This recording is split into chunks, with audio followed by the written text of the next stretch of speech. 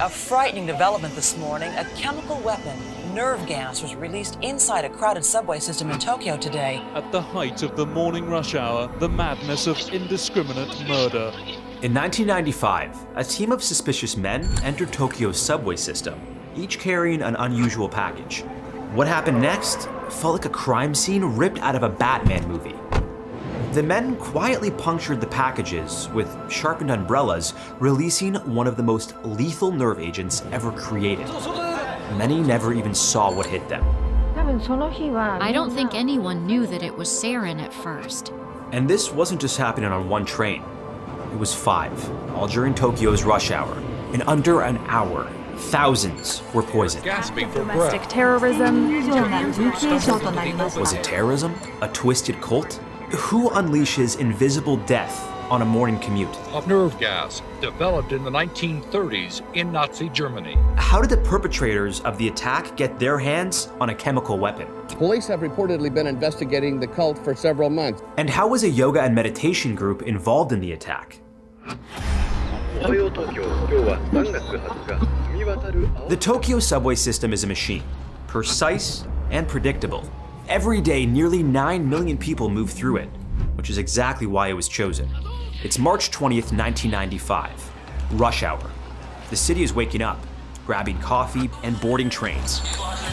At 7:46 a.m., Ikuo Hayashi boards the Chiyoda line at Yoyogi Uehara Station. He's a former heart surgeon. Now, he's carrying a chemical weapon. Another man, Kenichi Hirose, boards the Marunouchi line. He's carrying the same thing. So are 3 others, each on separate trains, all heading toward Tokyo's central government district. Each places their package, wrapped in newspaper, next to their feet. Inside, liquid sarin, a nerve gas 500 times more toxic than cyanide. Sarin gas is a type of nerve agent that specifically targets an enzyme that inhibits nerve function. A mild exposure would be headaches, maybe some nausea, even vomiting, but then the more severe would be paralysis and respiratory failure, and then death. It takes a small amount. It's a gruesome thing. It's a terrible way to die. Next, the men repeatedly stab the packages with sharpened umbrella tips. Then, get off their train. The poison takes effect almost instantly. Within seconds, passengers are coughing, vomiting, foaming at the mouth. One collapses, then another. Panic spreads.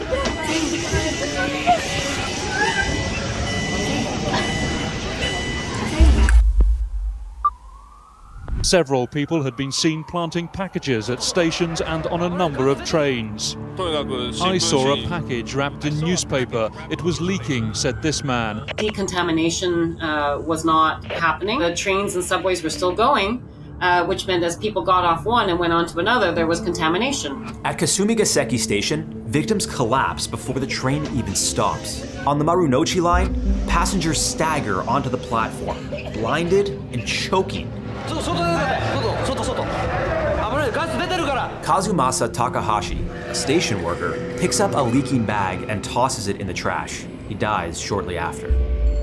Mr. Takahashi was wiping the platform with newspaper. I saw a trail of spots. It looked like oil. Then Mr. Takahashi collapsed.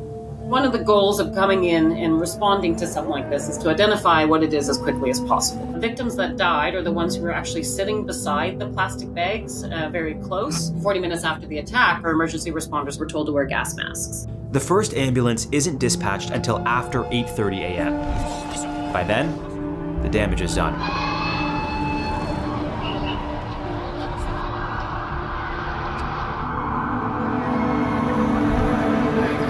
But it could have been so much worse. If you're ever caught in a chemical attack, cover your mouth, get outside, and move upwind. If you have a mask, put it on, right? And then just hope that it is an agent that dissipates quickly, and then the best thing, of course, then is being able to decontaminate. And if you can't decontaminate, Strip down. Invisible nerve agents like sarin can cling to clothes and skin. And do not pull it over your head.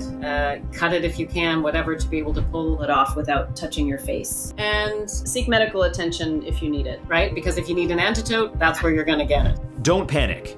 Use that fear and adrenaline to think critically. If not for a few brave station workers who made urgent calls, the death toll would have been astronomical. Like your survival stories a little toxic? Smash that like button and subscribe. We're just getting started. Deadly nerve gas was released during the rush hour this morning. It looked like a scene out of a science fiction movie. For hours, no one knew if the attack was over, or if it had just begun. The government activated emergency protocol. Police cordoned off stations. Military hazmat teams were called in. Before Tokyo, we had never considered sarin to be used by anyone but the military. It was only used in wars. From World War I to Iran-Iraq War. So that shifted quite dramatically. They choked and vomited. Some were blinded and paralyzed. Hospitals were overwhelmed. Staff had no idea what they were treating. Patients poured in by the hundreds. Some unconscious. Others barely able to speak. People's lungs were collapsing from the inside out. Shizuo Takahashi rushed to the hospital where her husband, Kazumasa, had been taken. By the time I arrived at the hospital, it was 11:30, and my husband's body was already cold. By the end of the day, 13 people were dead. Over 5,000 were injured. Many suffered permanent neurological damage. Public panic swept the country. It is sarin, he said. It is one of the worst of all poisons. Gas masks sold out. Subway ridership plummeted. Tokyo felt like it was under siege. The public wanted answers, and fast. Turns out, the police had already seen something like this. 1 year earlier, a mysterious gas attack killed 8 people and injured hundreds in Matsumoto, a quiet rural town in central Japan. Traces of sarin were found, and investigators uncovered whispers of a secretive group tied to the area. Police have reportedly been investigating the cult for several months and are more convinced now than ever that behind the subway attack. And just as the public was learning this, the police got the break they needed. One of the attackers turned himself in. Ikuo Hayashi, the former heart surgeon, cracked under the pressure of the news coverage. He gave the police the names, plan, and details about the man behind it all. Shoko Asahara, the leader of the infamous cult, Om Shinrikyo. People who want to reach a higher level first must have the right view, right? Hayashi's confession revealed something bigger than anyone expected. Om Shinrikyo wasn't just a cult. They had chemical weapons, fake businesses, and millions of dollars in assets. They were preparing for the end of the world. And somehow, it all started with a yoga class.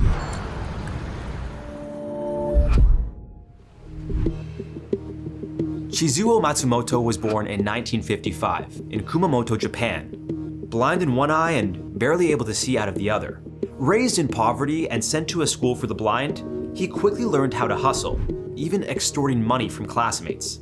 A skill that paid off later in life. In the early 1980s, Matsumoto made a fortune selling fake cures and miracle remedies. He was fined and ordered to stop because he wasn't a licensed pharmacist, but that didn't slow him down. Matsumoto simply rebranded as a spiritual healer. And just like that, he was back in business selling counterfeit miracles. He also opened a yoga studio to reel in new clients. To seal the image, Matsumoto renamed himself Shoko Asahara and launched a spiritual group called Om Shinrikyo, meaning Supreme Truth. Soon, clients started rolling in. He convinced them he could cure disease, improve intelligence, even levitate. Matsumoto claimed he had supernatural powers and could float in the air. You can tell from watching him on TV, reading his books, or looking at his history that he was a consummate conman. He had a charismatic power which persuaded people to do things. The group's beliefs were all over the place. A mashup of Hindu gods, Buddhist karma, Christian apocalypse, anime, and science fiction. Some of Om's promotional videos looked like cartoons, complete with spaceships and psychic battles. Many followers saw Om as an escape from the grind of modern Japan, a rejection of money, status, and the pressure to conform. They didn't fit in in the Japanese society. They didn't really fit in this kind of super consumerist type of society. They were attracted by Asahara being a very good teacher.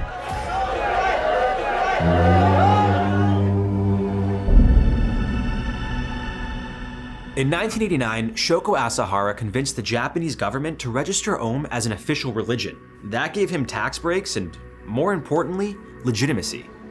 The group's popularity exploded. It wasn't just a cult anymore. It was a protected institution. 1945, when Japan surrenders, it comes under occupation government. A new constitution is developed, which has got embedded in it the concept of freedom of religious belief and the principle that the state cannot interfere in the religious world. Om drew in some of Japan's most educated and influential individuals: scientists, engineers, doctors, and police officers. It was branded a religion for the elite. Asahara took full advantage. Members handed over their salaries, homes, and lives. This made Shoko Asahara rich. Followers were told that only suffering could purify their karma, and they believed it. Families of members tried to convince their loved ones to leave the cult. They were worried relatives were being brainwashed and forced to turn over money and property to become full-time live-in members. Then it got darker. Asahara created a system of isolation and torture disguised as training, electric shocks, sensory deprivation. The followers were locked in soundproof cells and told they were leveling up. 朝原将校です。修行するぞ、修行するぞ、修行するぞ、修行するぞ、修行するぞ。この修行によって今の苦しみを打ち砕くことができる。He forced some to drink his blood. Others were beaten or starved. Leaving was nearly impossible. I thought he was like a little Hitler who used religious language. One of the first members to disappear was Shuji Taguchi. He tried to leave and was strangled. When another member threatened to expose the murder, he was strangled too. No one spoke out again. The more powerful Asahara became, the more delusional and dangerous he was. He preached that World War III was coming, triggered by the United States. Om began shifting into full-blown militant mode, stockpiling weapons, building secret labs, and training members for targeted assassinations. And nobody was going to stand in their way, especially their critics. In 1989 came a suspicious disappearance. Lawyer Tsutsumi Sakamoto, who had been helping families of cult members, went missing along with his family. We had nothing to do with what happened to the lawyer. You are saying things without investigating. Give the evidence and prove it.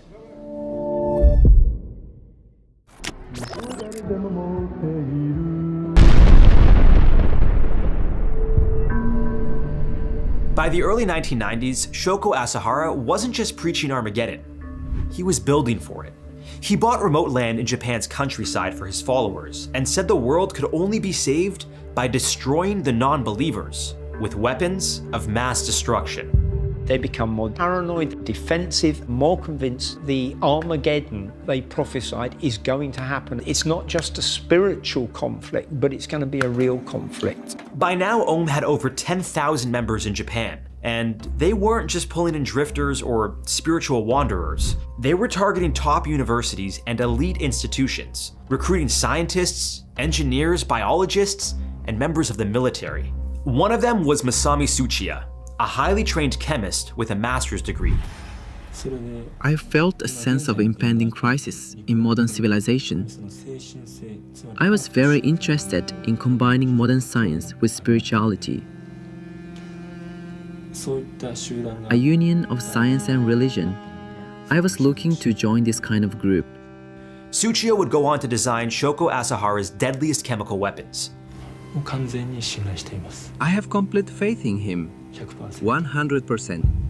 With thousands of followers and millions in funding, Om began experimenting with anthrax, botulism, and a VX nerve agent. What exactly does this stuff do? It can take out the entire city of people. They tested their formulas by secretly spraying them from vans around Tokyo. But nothing really worked until they had a breakthrough with sarin 1 year before the subway attack. In June 1994, Om tested sarin gas in the city of Matsumoto. aiming to kill 3 judges overseeing a land dispute that threatened the cult's assets. They released the gas from a van parked near the judge's apartments, but wind carried it into a nearby neighborhood instead. When they were first playing around with sarin, their first attempt actually malfunctioned because they sprayed it backwards. But when you're looking at an open air dispersal, you look at the wind speed, what was the direction of the wind, to be able to understand the coverage area. They used sarin gas in a residential part of Matsumoto City. 8 people died and over 140 were injured. They go up to the place where the judges are staying and they spray sarin, and it creates mayhem. After Matsumoto, things escalated fast. The police struggled to make progress while the cult ramped up sarin production. They imported military manuals from Russia, even explored building a nuclear bomb. After making connections with officials in Russia, Asahara gained access to various military weapons, personnel, and training. They also started carrying out assassinations. A journalist investigating the cult was stabbed in his apartment. There was also a failed hit on a rival religious leader. Ohm was becoming a shadow army. The government was starting to catch on. Despite this, there were whispers of cult infiltration within the Tokyo police. Rumors of a raid began to circulate, but before police had a chance to move in, Ohm struck first. Surveillance teams were now tracking Ohm Shirikyo's compound, and like a scene out of The Departed, Asahara caught wind of the raid. Police insiders tipped him off. It's unlikely police knew about the cult's sarin stockpile. If they had, they'd already be kicking in the front door. For Asahara, retreat or laying low wasn't an option. Not after sinking $50 million into a secret chemical weapons lab like a drunk Bond villain. He also couldn't afford to look weak in front of his flock. Asahara's apocalypse was going ahead, and in just 2 days, the target would be Tokyo's subway system. But with so little time, chemist Masami Tsuchiya managed to produce just 10 liters of sarin, and with no weapon system suited for the subway, they went with the fastest option they had. Plastic bags wrapped in newspaper, punctured with sharpened umbrellas. Not exactly the Hollywood doomsday device Asahara had imagined, but enough to kill. On March 20th, 1995, 5 Ohm members entered the Tokyo subway system on a mission that demanded blind loyalty and a willingness to kill. 2 things Iko Hayashi, the former heart surgeon, began to question as he stood on the platform holding his sarin package. He almost walked away, but Asahara would torture him, or worse. Hayashi boarded the train, made a single puncture with his umbrella tip, and got off at the next stop. Then he went home and turned on the TV. The truth hit him. He said it is one of the worst of all poisons. More than 3,000 subway passengers. 13 people were killed and some... During the rush hour. Chemical weapon. It is sarin. Hayashi realized he had taken part in the deadliest terrorist attack in Japan's history, and the first time nerve gas had ever been used on civilians in a public transit system. The next day, he surrendered to police and told them everything. I take full responsibility for my role in Arm Shinnichyo's Tokyo subway attack. Shoko Asahara is the person you are looking for.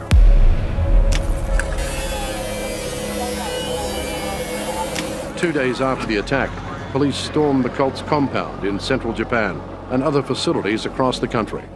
A massive investigation led to the indictment of about 200 people on a slew of charges, including carrying out both gas attacks and the killing of Sakamoto and his family.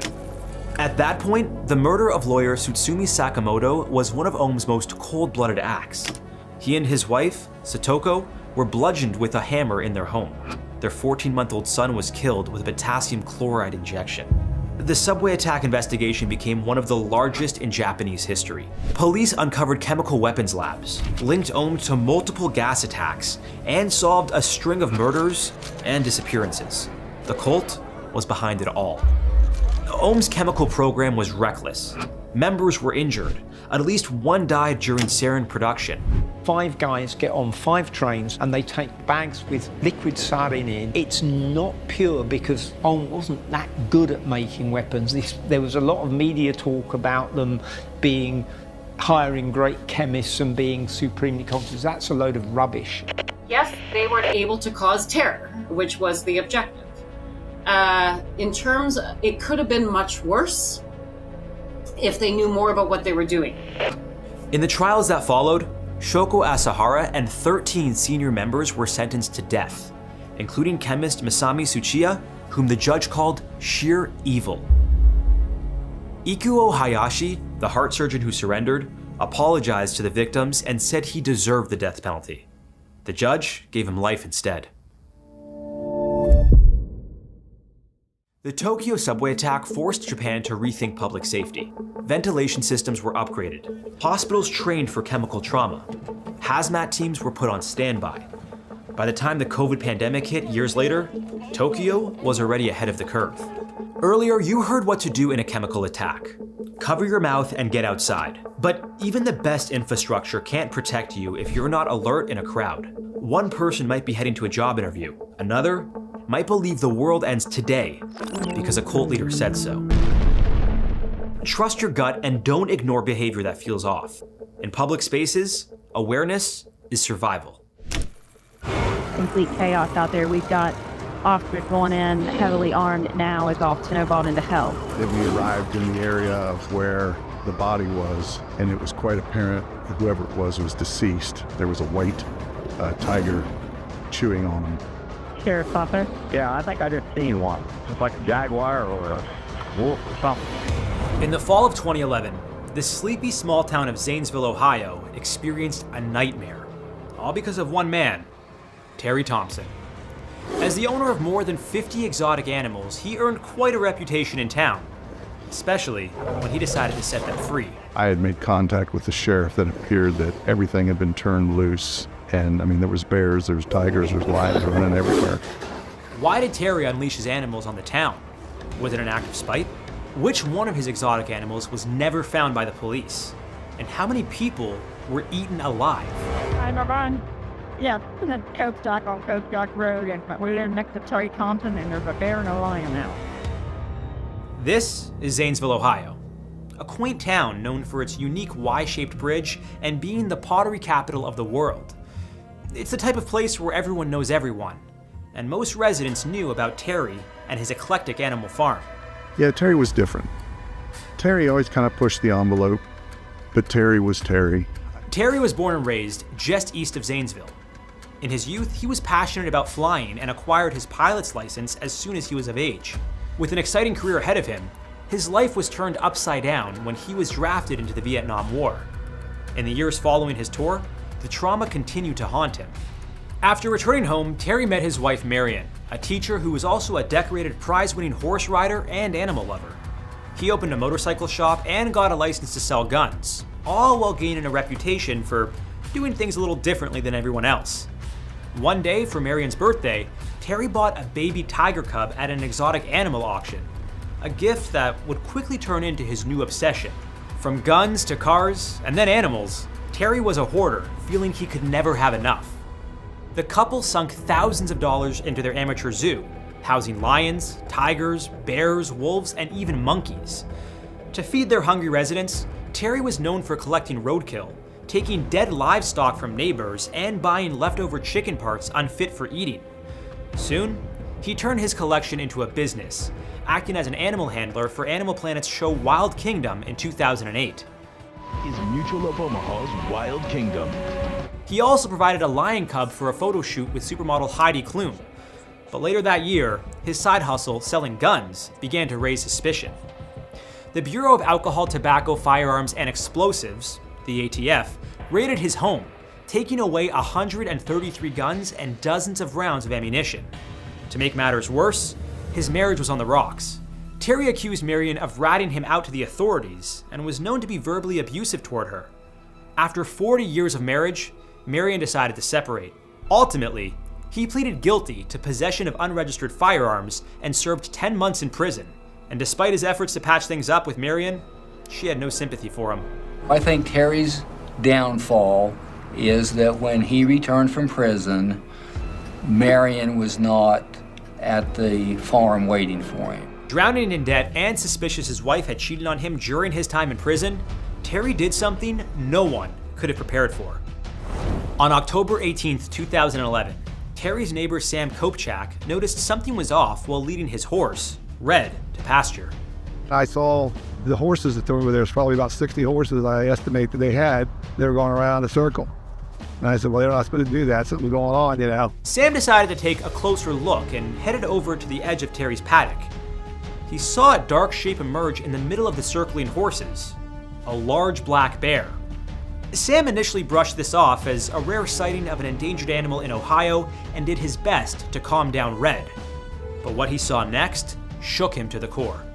I just felt like something was looking at me, and I kind of turned to the left, and big male African lion, he came down. This is about the spot he was setting. He just sat down right there. Sam knew it wasn't wise to run from a lion, so he slowly but briskly walked away.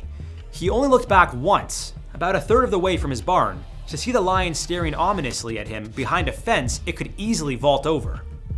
Sam first thought he needed to warn his elderly mother. She lived with him and was home all alone, an easy target for a hungry predator. He brought Red into the barn, locked the doors, and phoned his mom in a frenzy. Alarmed by the news, she quickly called the Thompson residence, but all she got was the answering machine. That's when she knew she had to call 911. 45 and 54 behind Coke Check Road. Complaint advised there is a bear and a lion loose running in the area. I was kind of skeptical right at first. I just thought maybe somebody had seen a big dog or something. Deputy Jonathan Mary, who was serving a court summons just a couple miles outside of town, received the strange call and acted immediately. He drove up and knocked on Mrs. Kopechek's door. A large gray wolf ran along the road behind him as he turned around. Mary hopped into his patrol car and followed the wolf. As it approached a nearby house, he got out, grabbed his rifle from the trunk, and approached it slowly. He radioed headquarters and was told to put the wolf down. With a well-aimed shot, the threat was eliminated. But just as he went to inspect the wolf's body, he got another alarming call. His colleagues were face to face with a lion near the Thompson residence, armed with standard-issued pistols. Not exactly the kind of firepower needed to deal with a full-grown lion. Meanwhile, Sergeant Steve Blake rushed to the scene and pulled up to the Thompson property. He and John Moore, Terry's animal caretaker, approached the Thompson house.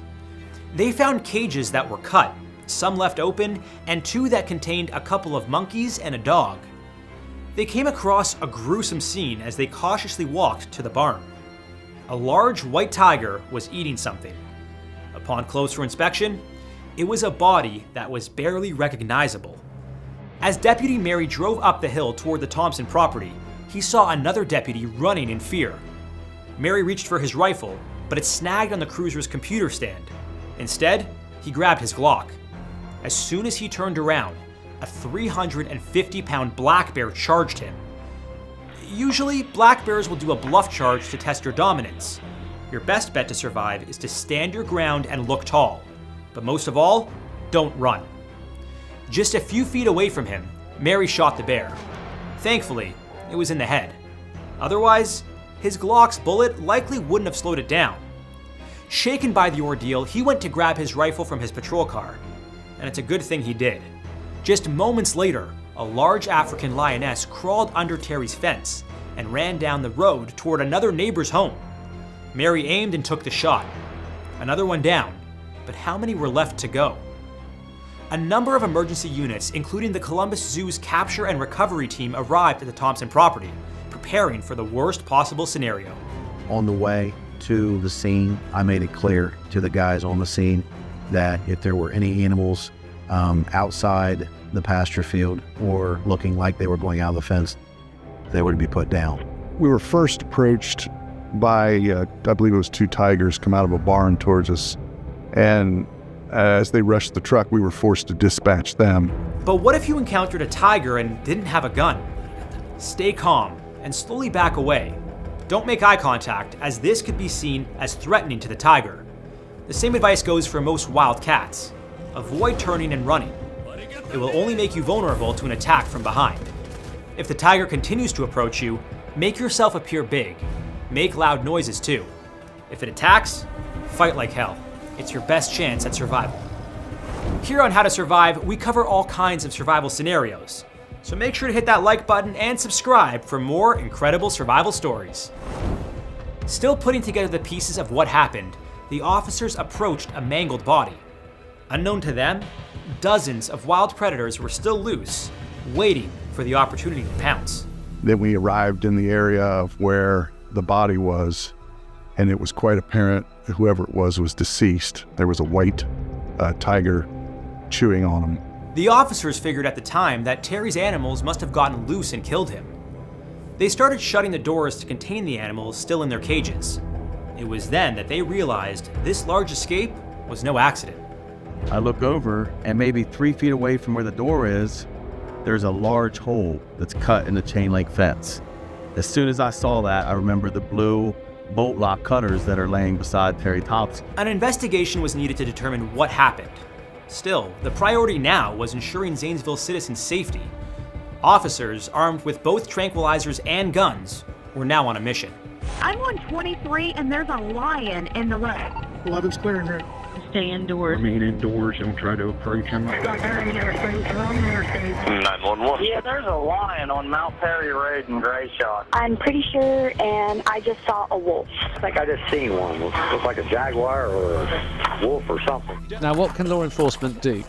You've got an immediate logistical problem in front of you, which is that you've got a lot of very dangerous animals in an environment that they're not familiar with and they're uncontained. So you have to do something. Your primary purpose here is to preserve human life, and you have dangerous animals out and about. As they began to lose sunlight, authorities grew more concerned about wild animals being loose at night, leaving unsuspecting victims in even more danger. After weighing over what to do next, the city's sheriff made the call, which they felt was necessary to protect everyone. There was no other option except to dispatch the animals. We started engaging the animals at different distances. The majority of the animals on Thompson's property were shot, but one cougar escaped and died after being hit by a car. With animal corpses littered everywhere, officers started to sort out the bodies by species to get a count. In total, 49 exotic animals were killed. This included 18 Bengal tigers, 17 lions, 6 black bears, a pair of grizzlies, 3 mountain lions, 2 wolves, and a baboon. 6 other animals were captured alive: 3 leopards, a grizzly bear, and 2 monkeys. But to this day, 1 has gone unaccounted for. A macaque was never located. Although there was fear it could have been carrying a disease like hepatitis B, authorities determined it was likely eaten by one of the other escapees.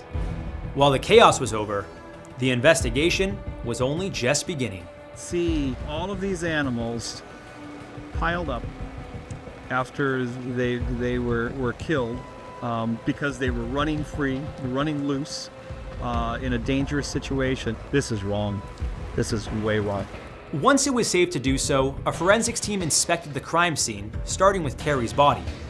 It was then officially determined that on October 18th, 2011, Terry Thompson opened all of his animal cages, allowing them to run wild and wreak havoc on the citizens of Zanesville.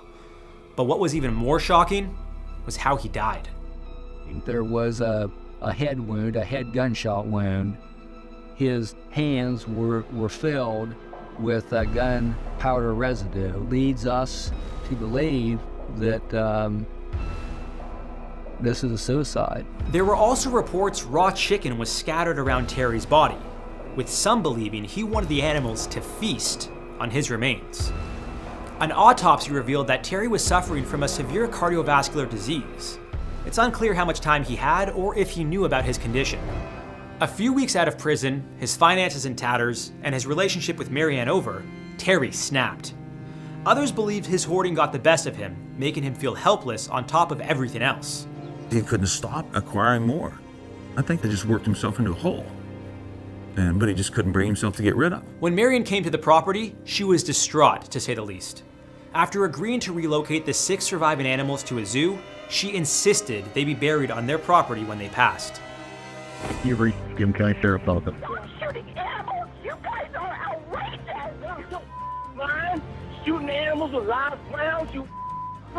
The backlash the authorities received from citizens and the world was swift. Many thought the deaths of the animals, including 18 endangered Bengal tigers, were unnecessary. I'm sorry to say that what the sheriff did had to be done, or else we would have had carnage out here this morning in Zanesville, Ohio. Now you could say, oh, they could have, I don't know, people said at the time, oh, they should have tranquilized them and relocated them. Well, where are these magic tranquilizers coming from? Some local vet happens to be fully kitted up to tranquilize 50-odd huge, wild, aggressive animals with the experience. Massively unlikely. Thinking about this, these animals are spreading out further and further. So, I mean, it's regrettable, but I think the law enforcement did exactly the right thing, and they probably should have done it sooner.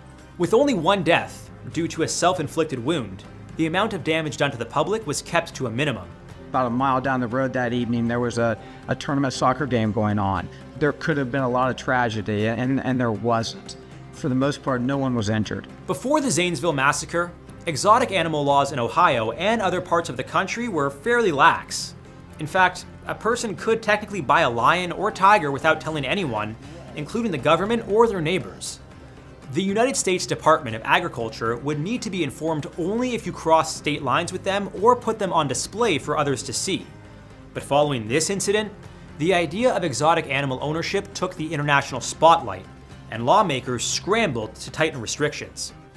It took 3 years, but as of January 1st, 2014, Ohio's exotic animal laws were made official, banning dozens of animals from being privately owned. We have vipers here, you have baboons, you have lions, tigers, everything. And you would never think it is here in America, but it is here and it is rampant and is running wild. The award-winning 2010 documentary, The Elephant in the Living Room, highlighted the sad state of exotic animal ownership across the US. There are just under 4,000 tigers in the wild, substantially fewer than the estimated 5,000 captive tigers in the US alone. Although some believe wild animals belong in their natural habitat, others, like Joe Exotic, aka the Tiger King, feel they're doing what's best for them. The only safe place for an animal in the United States is in a cage, in a zoo, or somebody's yard that can properly care for them. Joe's currently serving 22 years in prison for killing tigers and hiring hitmen. He's since changed his tune on animal captivity, saying no animals belong in a cage.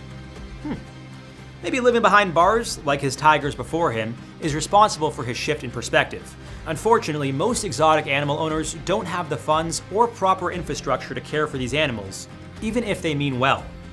As with Zanesville, they pose a risk to the owners and the general public.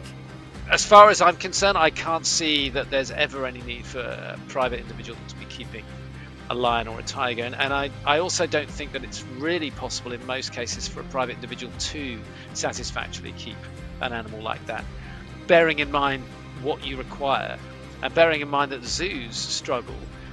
The idea that you can, as a private individual, keep them, I think is quite tricky, and I think if you want to, you probably should scale up what you're doing to the size of a zoo and apply to become a zoo. I feel like I didn't ask for this, so I think that it's time to show who I am now, and I can't be scared of it. Dog attacks can happen to anyone, anywhere. Sometimes a little scratch or bite will draw blood. However, more severe attacks can lead to reconstructive surgeries, years of therapy, and even death. Breeds are often at fault, which has led to several being banned in certain countries. And the one trait all of these banned breeds have in common, they're all large dogs with a history of aggressive behavior. Many argue that the dog is not to blame for attacks, but the owner. Yet, statistics show that dogs with wide, short heads and weighing between 66 and 100 pounds are most likely to bite. And today we'll look at some of the most unsettling dog attacks and how to survive one. What breed of dogs has killed the most humans? How did this woman lose both of her arms from a dog attack? And which dog has the strongest bite? You say you've had 18 surgeries? 18 surgeries. Since the attack? And do they have any estimate of how many more you'll have to go through? They don't know the number of surgeries, but they assume 1 to 2 more years. On December 23rd, 2021, just a day before her 22nd birthday, 2 dogs viciously attacked dog sitter Jacqueline Durand. She was hired to watch them while the owners were away and had no reason to believe they were aggressive. Days prior to the attack, Jacqueline had met the dogs with their owners present and felt they were well behaved. Jacqueline was also promised the dogs would be in a crate when she arrived to check on them. but she received a text from the owner claiming they hadn't had a chance to lock the dogs up before leaving. Their front door also had a sign that read, "Crazy dogs. Please don't knock or ring the bell. Call or text instead." Unfortunately for Jacqueline, the moment she opened the door, a boxer pit bull mix and a German shepherd lunged at her, knocking her to the ground. Within seconds, she was dragged from the front door to the living room by the ferocious dogs. Fearing for her life, she tried calling for help, but could barely talk after sustaining more than 800 bites during the 30-minute attack. Thankfully, the door alarm went off because it had been left open for so long. When the police arrived, they were greeted by the two highly agitated dogs and could hear faint whimpering inside. Ma'am, can you hear me? First responder body camera video shows the two dogs who attacked her, holding the police at bay, leaving Jacqueline agonizing for help. We can't make entry because of the dogs. It took 37 minutes before the paramedics felt it was safe enough for them to enter the home and get Jacqueline the help she desperately needed. They found her lying in a pool of blood with puncture wounds all over her legs. It was later determined the dogs had ripped off her jeans and shirt. What do you remember about where they were attacking you? My leg, my arm, my face the most. Especially when I felt the skin hanging from my face. I thought I was gonna die. Jacqueline ended up losing 30% of her blood. Sadly, her ears, nose, and most of her face were disfigured. After being rushed to hospital with multiple life-threatening injuries, Jacqueline endured a 7-hour emergency surgery where doctors reconstructed her face. Thankfully, her recovery is going well, having had over 24 surgeries since the attack. She continues to share her inspiring journey of perseverance with followers on her YouTube and Instagram channel. Jacqueline doesn't want to be seen as a victim, but rather an example. And that may be why she didn't hide the scars that showed the more than 800 bites on her body. As for the two dogs, they were taken into police custody and a judge ultimately decided they should be euthanized. Let Jacqueline's story be a warning for anyone interested in dog sitting. Do your research to learn about a dog's history, breed, and behavior before agreeing to anything. Even though Jacqueline met the dogs days before her attack, they felt comfortable with their owners around and threatened without them. But German Shepherds and Pit Bulls are statistically two of the most dangerous breeds that are known for biting people.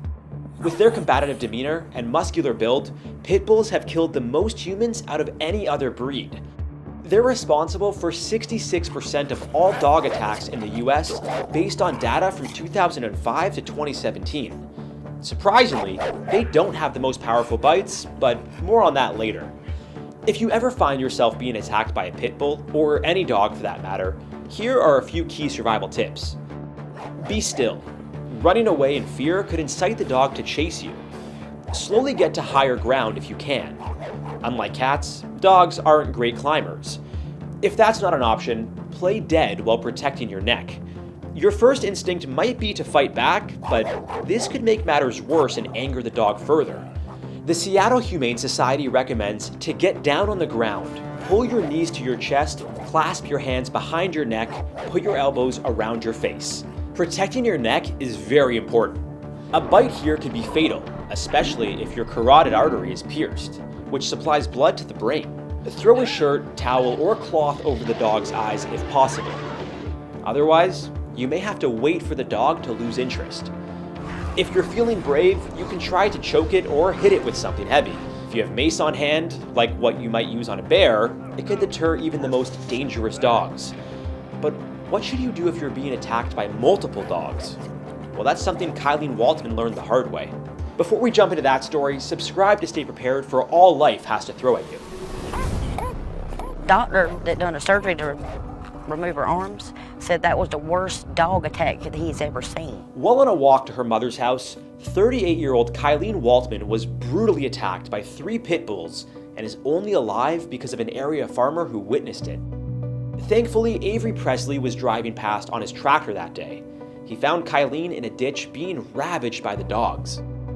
Avery grabbed his handgun and fired it in the air, which scared them off. Kylene was covered in bloody lacerations and had part of her tricep ripped off. She was so severely injured that she couldn't speak. The damage was so extreme that Avery, who had known her for 25 years, couldn't even recognize her. It wasn't until police pulled her ID from her pocket that Kylene was identified. After being airlifted to the hospital, she had both of her arms amputated, part of her colon, and a portion of her leg removed due to infection. It was one of the more gruesome animal attacks I've ever seen. Initially, doctors thought they were able to save enough muscle and tissue in her right arm to fit a prosthetic. Unfortunately, the damage done to both arms was so significant that prosthetics were ruled out as an option for either of them. After waking up from surgery, Waltman was unaware of her condition, constantly asking her mother to hold her hand while she was lying in the hospital bed. She spent 7 weeks in the hospital, enduring more than 10 surgeries, but has continued to struggle with the aftermath of the attack, physically, mentally, and financially. A GoFundMe was launched, raising over $360,000 to help with medical bills. A lawsuit was also filed against the county and the dog's owner, Justin Miner. He was arrested with multiple charges, including 3 counts of owning dangerous animals. The 3 dogs were euthanized following the attack, and 8 other dogs were taken from Miner's possession and sent to a shelter. If a group of dogs attacks you, the advice is more or less the same as dealing with a single dog. Protect your neck with your hands and curl into a ball. Call out for help if you can, while trying to stay still. If it isn't apparent by now, pit bulls aren't the safest pets. Whether in a group or alone, they can cause significant damage. Even well-trained pit bulls who are known to be affectionate. Just ask 20-year-old Brooklyn Corey. Skateboarder and model Brooklyn Corey was making strides in her career. From landing sponsorships to being featured in Vogue, she was building a large following online, focusing on being a voice for women in the skateboarding community. However, on September 3rd, 2020, while visiting her cousin in Arizona, her life changed forever. Brooklyn was a victim of a pit bull attack, and to this day, she has no idea why the dog she'd known for years lunged at her. I was literally standing in the kitchen and I was petting his head while he was sitting down, and I slowly looked back. I did not do it aggressively, I did not do it quickly, I just looked back at him, and that's when he sprung off the ground and latched onto my face. The pit bull, which weighed more than 100 pounds, clamped onto Brooklyn's lip for nearly a minute. It then started violently shaking and eventually released. That's when Brooklyn says she saw something peculiar. When he released, I saw something fling and hit the wall and fall down. I stood up and I was like, wow, this is the biggest breath of fresh air I've ever taken in my life. I didn't realize that the dog had taken off my whole upper lip. I went into the bathroom and I kind of grabbed the sink and I looked up. I just looked like a skeleton. She found everything from her nose down was completely ripped off. After being rushed to a hospital and isolated, as COVID-19 restrictions wouldn't allow Brooklyn any visitors, she began looking online for people who suffered from a similar injury. Once she realized no one had experienced the same trauma or documented their recovery online, Brooklyn decided to take action. She started to take photos and videos sharing her journey. This included posting to not only Instagram, but also YouTube, where she has done multiple vlogs and Q&As with followers. Brooklyn explained, "I genuinely wanted to share my story. I felt so alone in the hospital. I needed a community of difference in a world of perfect. So I just made sure to be super vulnerable and have it be a safe space to post what I wanted to post. I just wanted somebody else, if they were going through it, to be able to relate." I was attacked by a pit bull. Brooklyn has had 5 reconstructive surgeries, including the removal of a piece of flesh from her wrist to replace her upper lip, and a nose reconstruction. She's since been able to focus entirely on creating content full-time to inspire others like herself. I'll see you guys there. I think November 3rd is the day to choose to smile, choose to be happy, and choose to live with what you have and appreciate everything that you have at the same time. Although our stories have mostly featured pit bulls, they're not the only breed known for their dangerous behavior. This is the XL Bully, the largest breed of the American Bulldog, and possibly the deadliest. Following several vicious attacks on people, many of which have been fatal, the breed has either been banned or restricted in many countries. Sadly, the ban wasn't in place when an XL Bully nearly killed an 11-year-old girl who was running near a gas station. While out for a walk in Birmingham, England, the owner of an XL bully lost control of his dog as it broke free of its collar. It lunged at the young girl, biting her arm. Its owner was able to hold the dog down after the initial attack, but it broke free again and targeted 2 men who had rushed to help. You can see in the Texaco CCTV footage just how vicious the dog was as it chased them. Yusuf Ahadzai, who ran the car wash next door, was bitten on the leg. He says, "I saw the girl be attacked. She was bitten. I saw the dog and I came out. I was really scared." If it wasn't for nearby witnesses intervening, the dog could have killed the young girl. Thankfully, she was taken to the hospital and discharged shortly after. The owner of the dog, a 60-year-old man, was arrested on suspicion of possessing a dog dangerously out of control. Sadly, XL bully attacks appear to be a common issue in the UK, where in 2024 alone, 6 people, including children, have all lost their lives. The surge in attacks has led to a call for a ban on the breed, which some lawmakers have opposed. If you ever see a dog attack, call emergency services immediately for help. You should also avoid hitting the dog, as this may provoke it further and cause a more aggressive reaction. As I mentioned before, throwing something over the dog's eyes, such as a cloth, towel, or even a t-shirt, may help. You also don't want to pull the person being attacked, as this could lead to more severe injuries if the dog refuses to let go. Sometimes, though, dog attack victims get help from the most unlikely source: cats. In 2014, 4-year-old Jeremy was playing on his driveway when a neighbor's 8-month-old Labrador Chow mix escaped and attacked him. After biting Jeremy and dragging him to the ground, the boy's cat, named Tara, sprung into action. She quickly came to his aid by jumping on the dog, leading to a chase. Jeremy would end up requiring 10 stitches in his leg where he was bitten, and Tara the cat would go on to become a viral sensation for her heroic efforts. She even has her own Instagram page and website. Tara, we salute you for your bravery. While pit bulls and XL bullies have a checkered history, it's not always the breed to blame. Experts often say that a dog's behavior is learned, and it's the owner's treatment of the dog that leads to violent encounters. Even though pit bulls tend to be involved in the most attacks, their bite force is nothing compared to the Turkish Kangal. They pack a whopping 743 psi. That's more than 3 times stronger than a pit bull's bite. Still, they're only banned or restricted in Denmark, Ukraine, and Belarus. To avoid being a victim of a dog attack, you need to be aware of your surroundings and understand a dog's behavior prior to a potential attack. Often, their bodies will stiffen, and sometimes they'll growl and show their teeth. If any of this occurs, don't run. Just slowly back away and avoid eye contact, as this will make you appear less threatening. Not many people manage to escape from North Korea. I personally even experienced watching public execution. Millions of people died of starvation in 1990s, and many children actually were living on the street during those several years.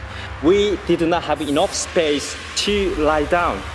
We slept sitting upright, leaning on each other's back. Few teenagers watched South Korean drama Squid Game, and 3 of them were executed publicly, 15 and 16-year-olds. I was 17.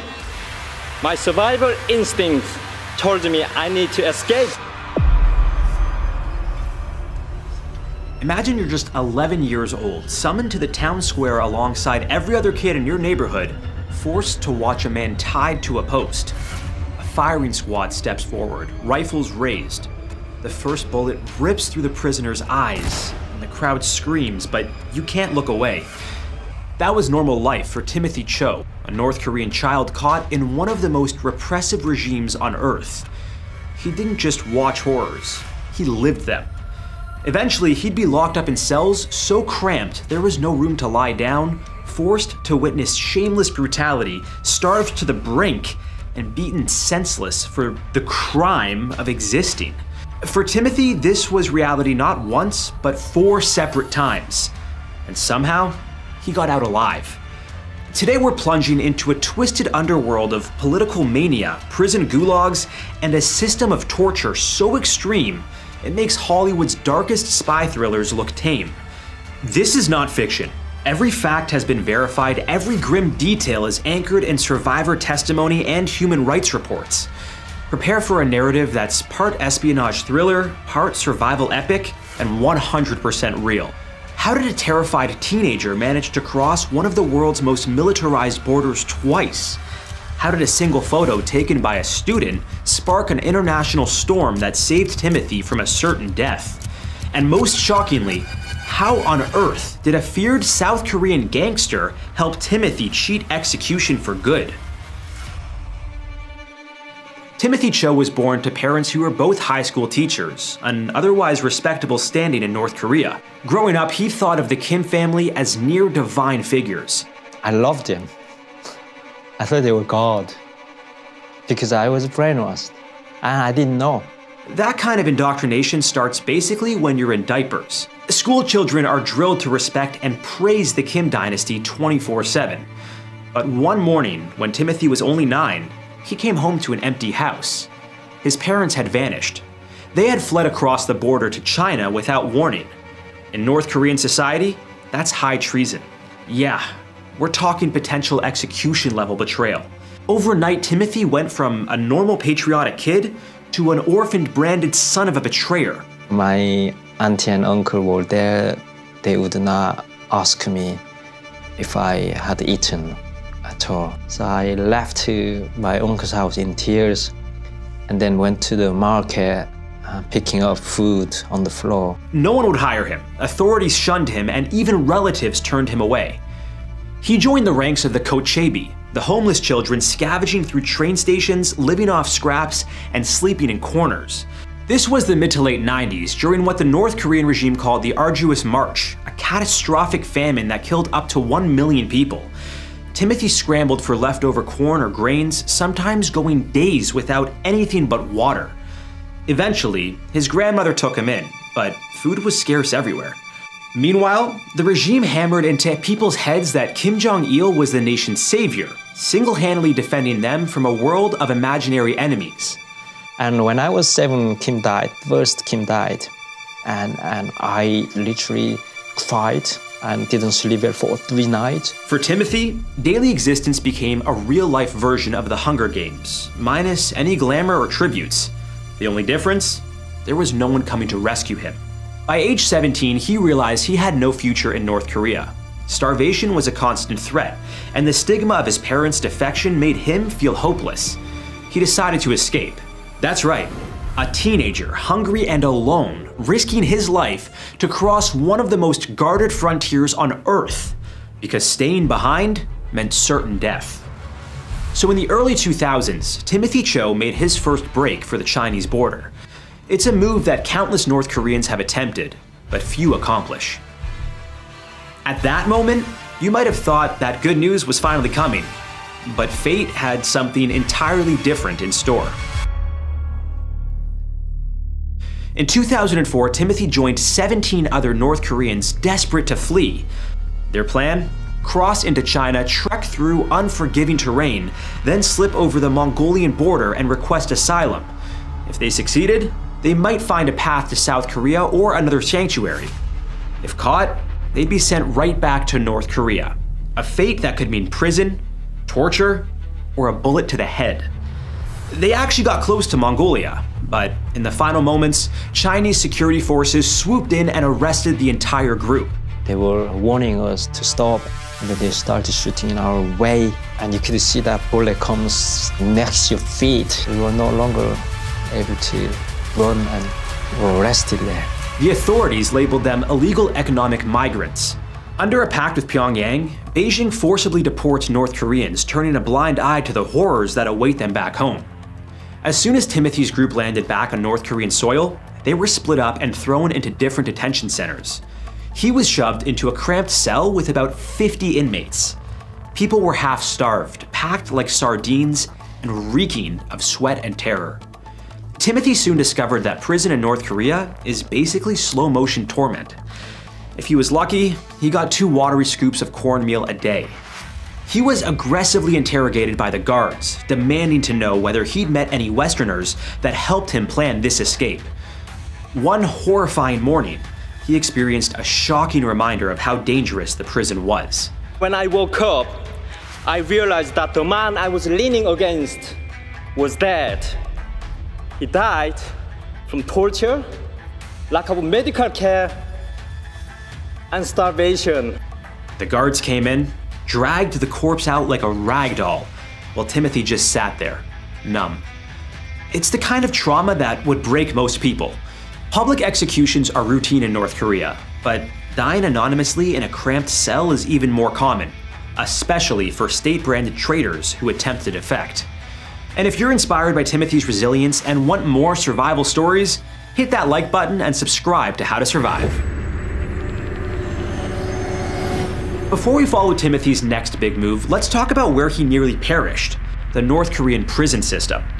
You've probably heard of gulags from your high school history class on the Soviet Union. Well, the North Korean version is still alive and kicking. An ugly network of labor camps, interrogation centers, and secret facilities.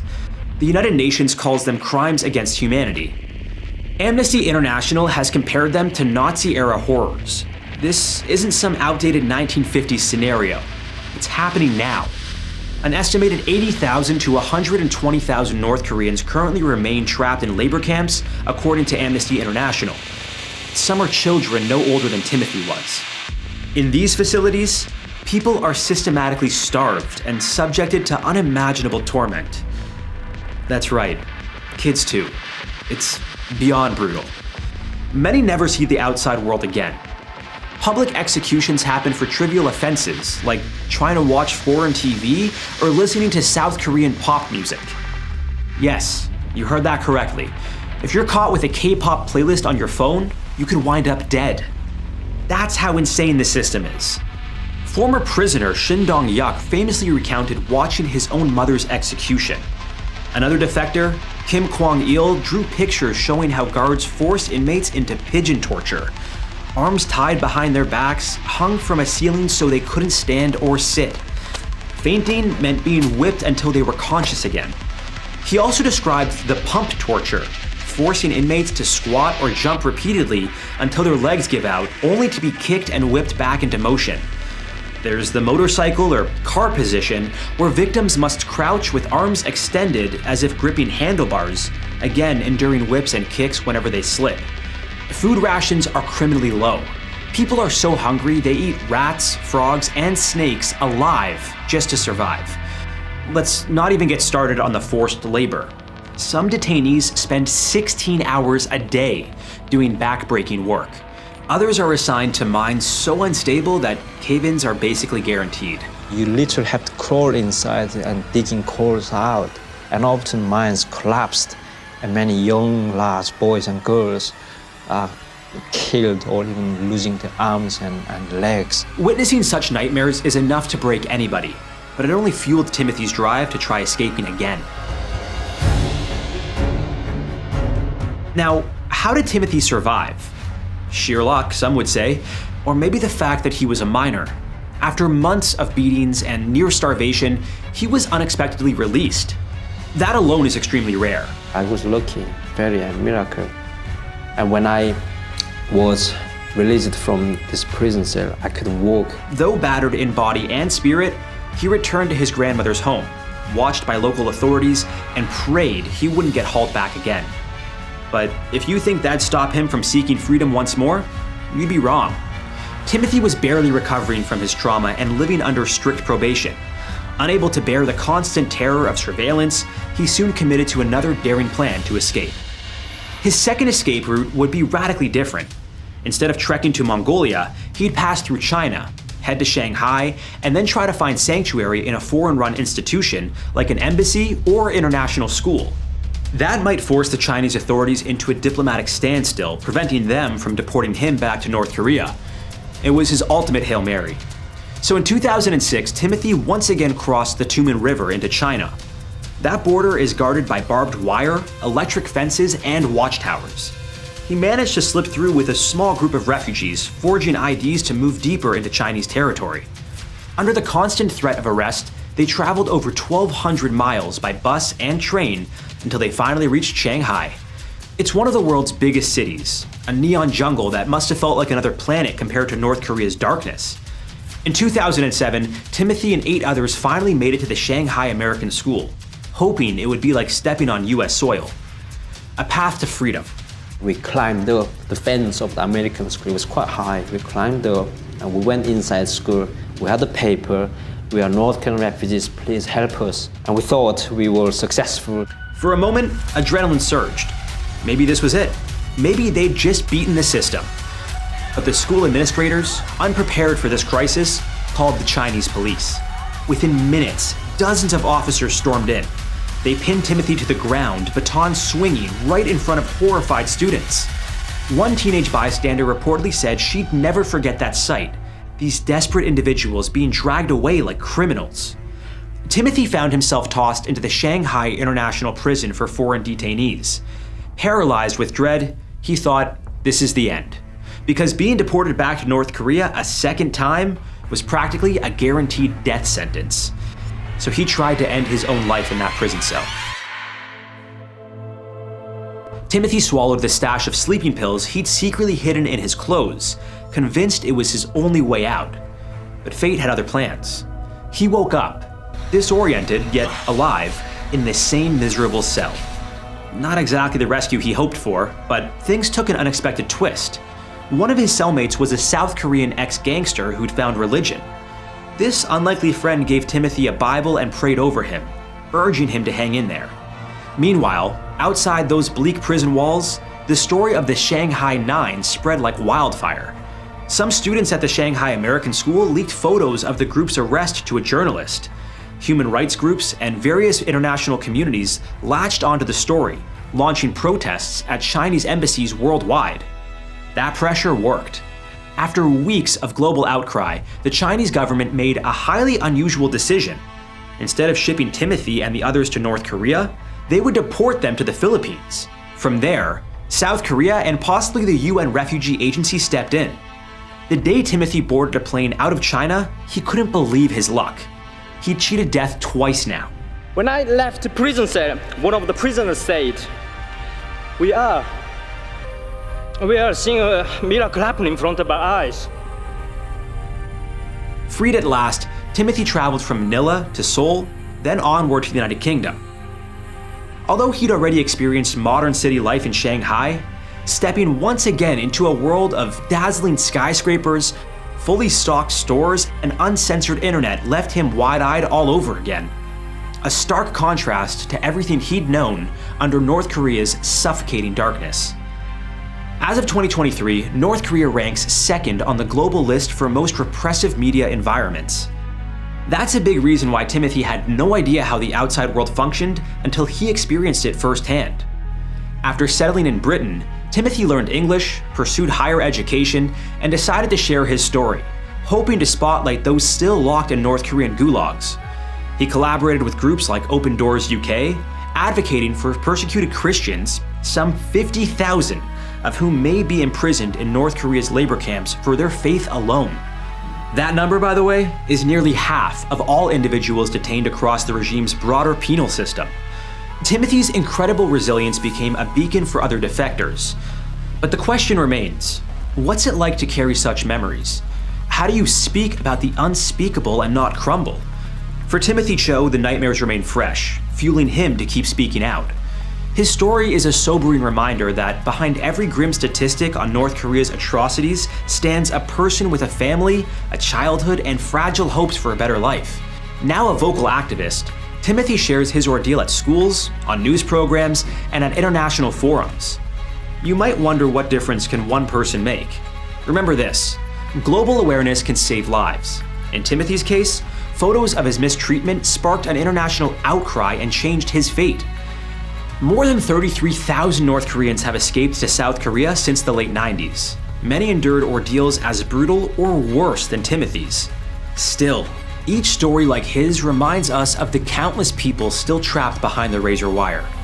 Let his journey stand as both a warning and an inspiration, showing us what unchecked tyranny can produce and how human resilience can fight back. If you found Timothy's story unbelievable, stay tuned for our next episode. Perpetrating a hostile I entirely beg you, people and government of the DPR Korea, for your forgiveness. Please, I have made the worst mistake of my life. Hey guys, Jared here.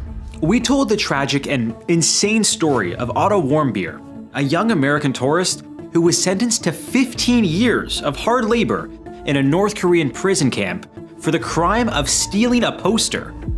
When he was finally returned to the US, he came back in a coma. He was put in a brain dead condition from torture, and they did nothing. But Otto wasn't the first, and he won't be the last. In this episode, we'll look at the harrowing true stories of Americans who've been held hostage in North Korea for seemingly innocent crimes.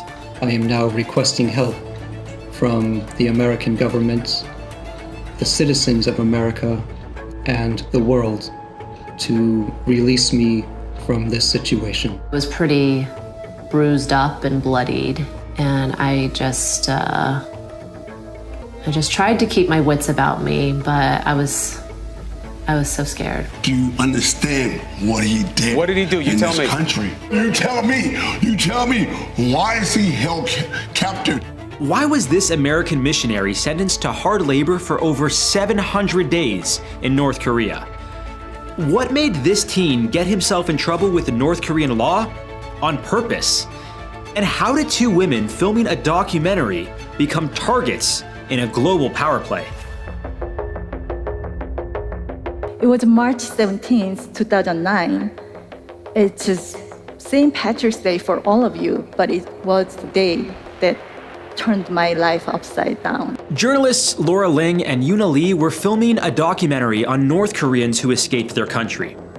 At 5 a.m. on a frigid March morning, Yuna, Laura, their cameraman Mitch Koss, and guide Kim Song-chul crossed the frozen Tumen River on the China-North Korea border. On the North Korean side, Kim pointed toward a village where defectors stayed in safe houses. After about a minute of filming, the group turned back.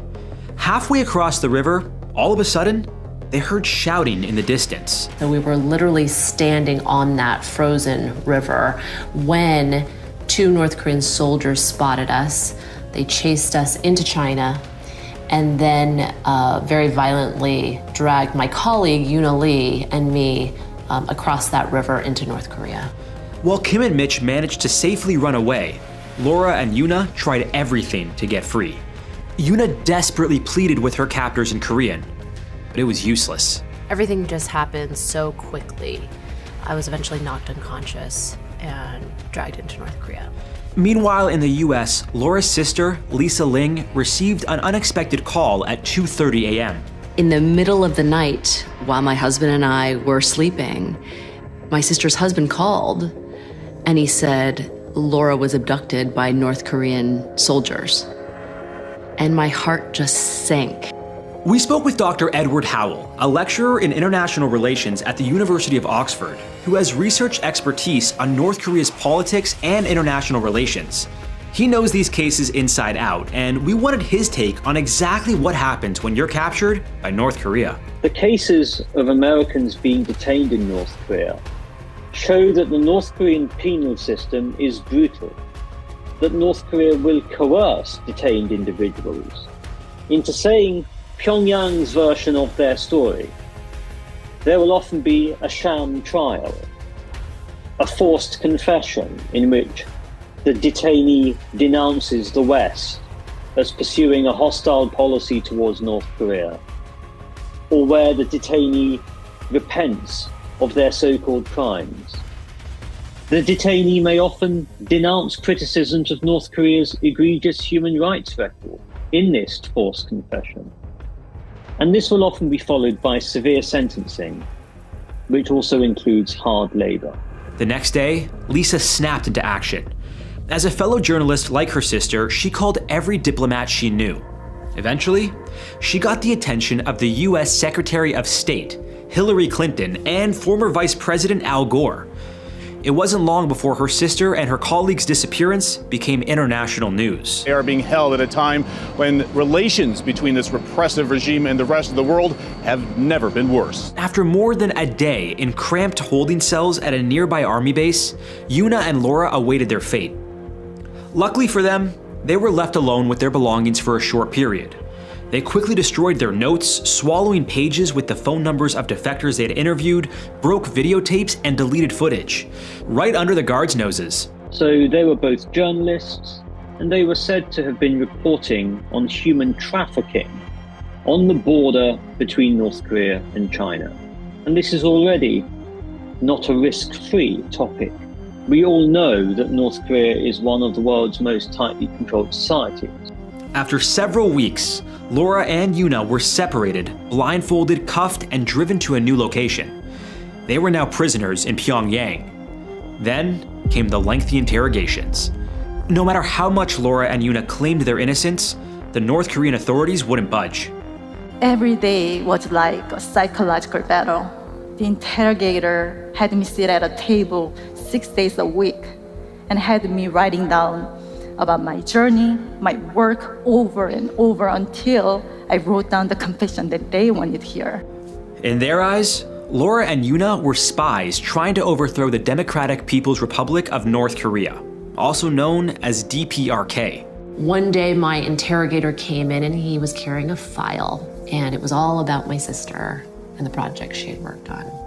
He was very upset, very suspicious, and he immediately accused both Lisa and me of trying to bring down the North Korean government. What is common across the vast majority of the instances we have seen thus far is that North Korea accuses these individuals of claiming to have engaged in subversive actions against the North Korean state. Laura was told, if you confess, there may be forgiveness.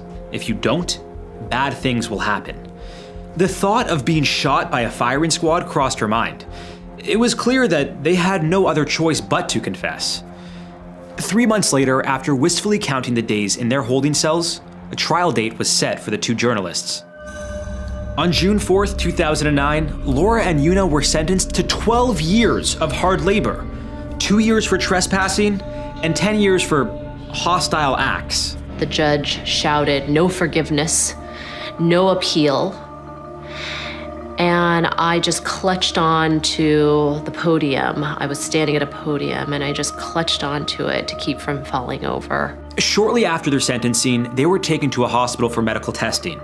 The reason? They had to determine if they were fit for labor. Laura had a history of painful ulcers, so the North Korean doctors gave her an endoscopy with no anesthesia.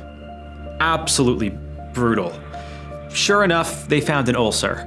They decided to keep Laura under medical detention until she got better. Yuna, on the other hand, passed the medical tests and was moved to a guarded guest house. Their communication with the outside world was limited, but they were both allowed a few phone calls and even got to read letters from home. Getting letters from my family, I memorized each and every word. Behind the scenes, the US was scrambling for a way to bring them home. There were no diplomatic ties with North Korea, and negotiations were delicate. One wrong move could make things worse. Both Laura and Yuna's families appealed to the regime that they should be freed on humanitarian grounds, emphasizing the fact that Yuna had a young daughter at home and that Laura was suffering from a serious medical condition with her ulcer. Then came a breakthrough. North Korea offered a deal.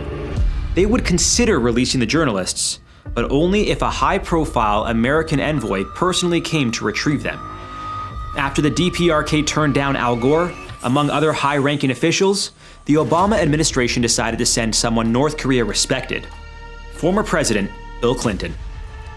On August 4th, 2009, 5 months after Yuna and Laura were captured, Clinton flew to Pyongyang on a secret mission. North Korea rolled out the red carpet. Clinton met with Kim Jong-il, had dinner, posed for photos, and was wise to not mention any politics like denuclearization. Meanwhile, Laura and Yuna had no idea what was happening, until one day, after what seemed like a hopeless eternity, they were told to pack their things.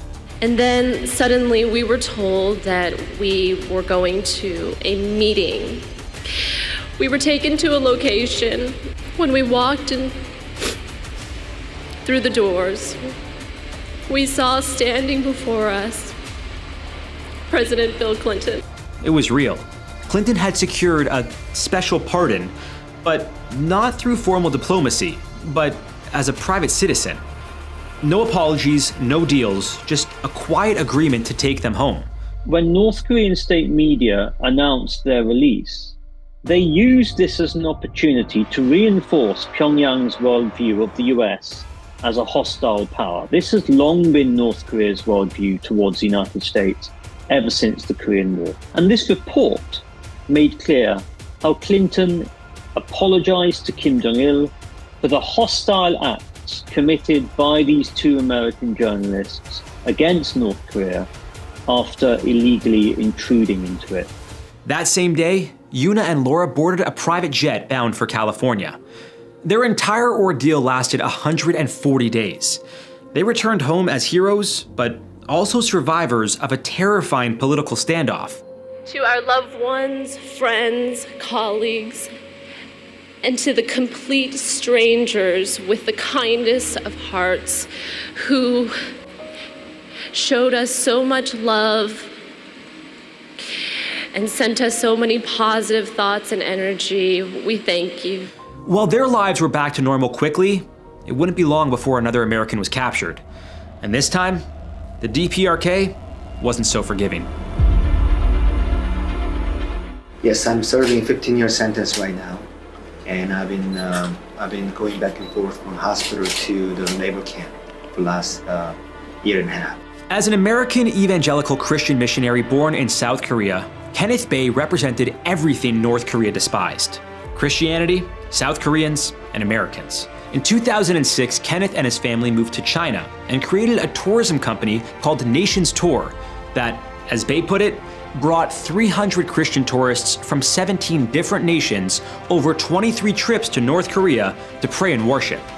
6 years of tours later, on November 3rd, 2012, Bae was arrested and charged with overthrowing the government. This seems to be a common theme. Now, technically, the North Korean Constitution does allow for freedom of religion. But in reality, the only true religion that was allowed at the time was worshiping the Kim family. When Kenneth was brought in by the authorities, they began torturing him both physically and psychologically. They beat him, threatened to cut off his head and bury him so no one could ever find him.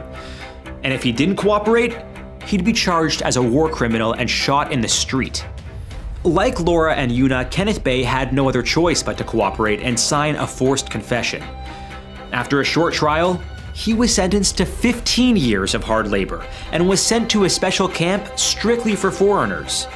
He was the first American prisoner to be sent to a labor camp since the Korean War. Bae was forced to work intense physical labor, from carrying rocks, shoveling coal, to tending the fields, all in 100-degree heat in the summer and 1.4 degrees in the winter. He did this 6 days a week, rain or shine, for over 10 hours a day. I had to sleep with the light on and got bitten by the mosquitoes and other insects all night long. My back and hand hurt severely. I woke up every hour. So I suffer terribly. His meals were meager: a bowl of rice and some broth, maybe a few vegetables if he was lucky, about 3 times a day. In just 3 months, Kenneth lost nearly 60 pounds. He was in and out of the hospital 3 times for malnutrition. What we see, crucially in the case of Kenneth Bae, is again typical of what we see with Americans detained in North Korea. The detained individuals make statements that support North Korea's narrative. On the 20th of January 2014, Bae actually said that he had committed a serious crime against North Korea. He admitted that the DPRK did not abuse human rights, once again supporting Pyongyang's narrative that the US and the West are liars. This is again part of North Korea's strategy when dealing with detained individuals. Oh, and to make matters worse, they said he owed them 600 euros per night at the hospital. My first bill for 4 months stay at the hospital came out to 100,000 euros. Luckily for Kenneth, he didn't have to pay the bill, but we'll get to why later. When he was back in the labor camp, guards would mess with him psychologically. Every week for a year, he was told that no one remembers him and that his government had abandoned him. But this wasn't the case. After a brief chance to speak to CNN News, Kenneth's story went viral. And your message to your family? Well, I'm sure they're very worried about my health at this time. More than 177,000 people petitioned President Obama to organize Bay's release. His family and friends reached out to representatives, and US diplomats worked night and day to get him home. Even former basketball star Dennis Rodman, a friend of Kim Jong-un at the time, got a little heated over Kenneth's situation.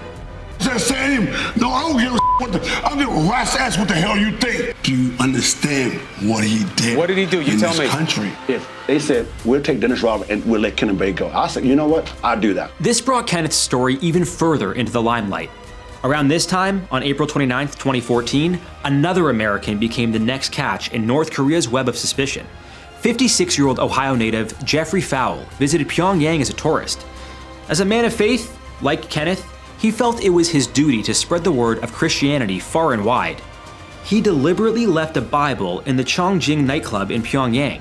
A pretty bold move if you ask me. If you haven't figured it out by now, the North Korean regime doesn't take too kindly to Christianity. One is forbidden from carrying a Bible or other religious materials, books about Korea, drones, satellite telephones, offensive movies. These are all forbidden. And the tour groups that have long arranged tours to North Korea make this point very, very clear.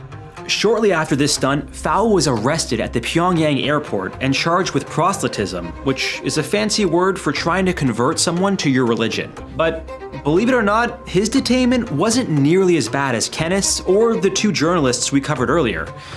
No hard labor, no abuse, just a relatively mild experience in a holding cell with decent food. Meanwhile, as Kenneth and Fowle served their sentence, a third American was detained. And this time, for whatever reason, it seemed that he wanted it to happen. I am now requesting help from the American government, the citizens of America, and the world to release me from this situation. On April 10th, 2014, 24-year-old American student Matthew Todd Miller was detained in North Korea while on a sightseeing trip organized by Yuri Tours. And for context, this was during a time when the Obama administration was coordinating sanctions on North Korea as it prepared its fourth nuclear test. Immediately upon arrival in Pyongyang, Matthew did something no one expected.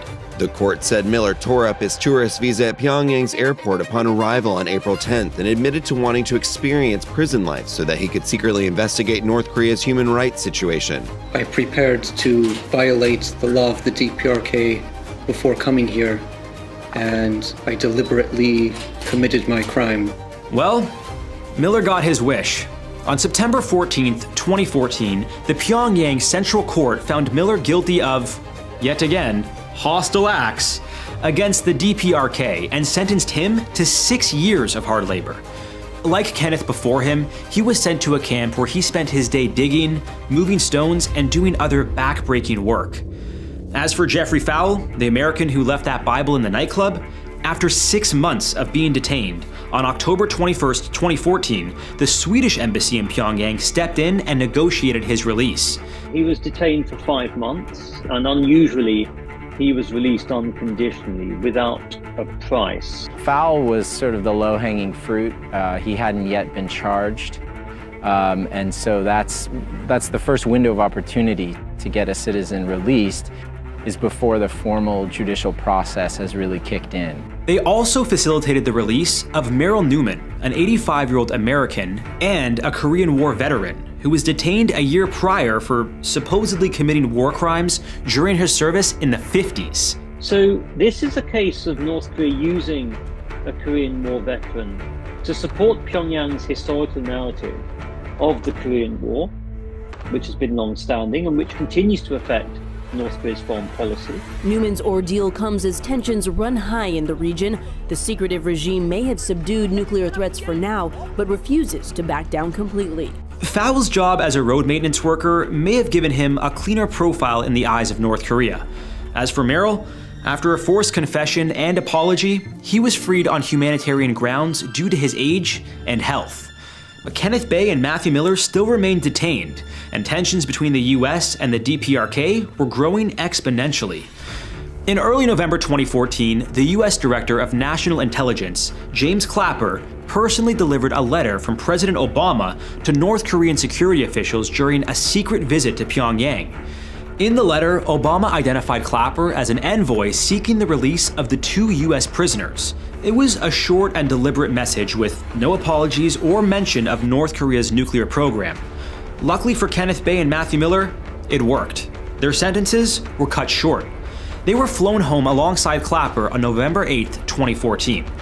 Miller had been detained for 212 days, but Kenneth suffered through 735 and took years to recuperate from the trauma. The big takeaway here? All of these Americans were used as political bargaining chips in some way during a tumultuous time in North Korea's nuclear weapons development. North Korea wants recognition as a sovereign state, as a legitimate state, but also as a state of equal status to the United States. And so this is one reason why hostage diplomacy can form some part of bargaining strategy. And with the recent support of Russia, things aren't looking good for any hope of diplomacy between the DPRK and America. Now, I think it's safe to say that your best course of action for avoiding being detained in North Korea is by not going there in the first place, especially if you're an American.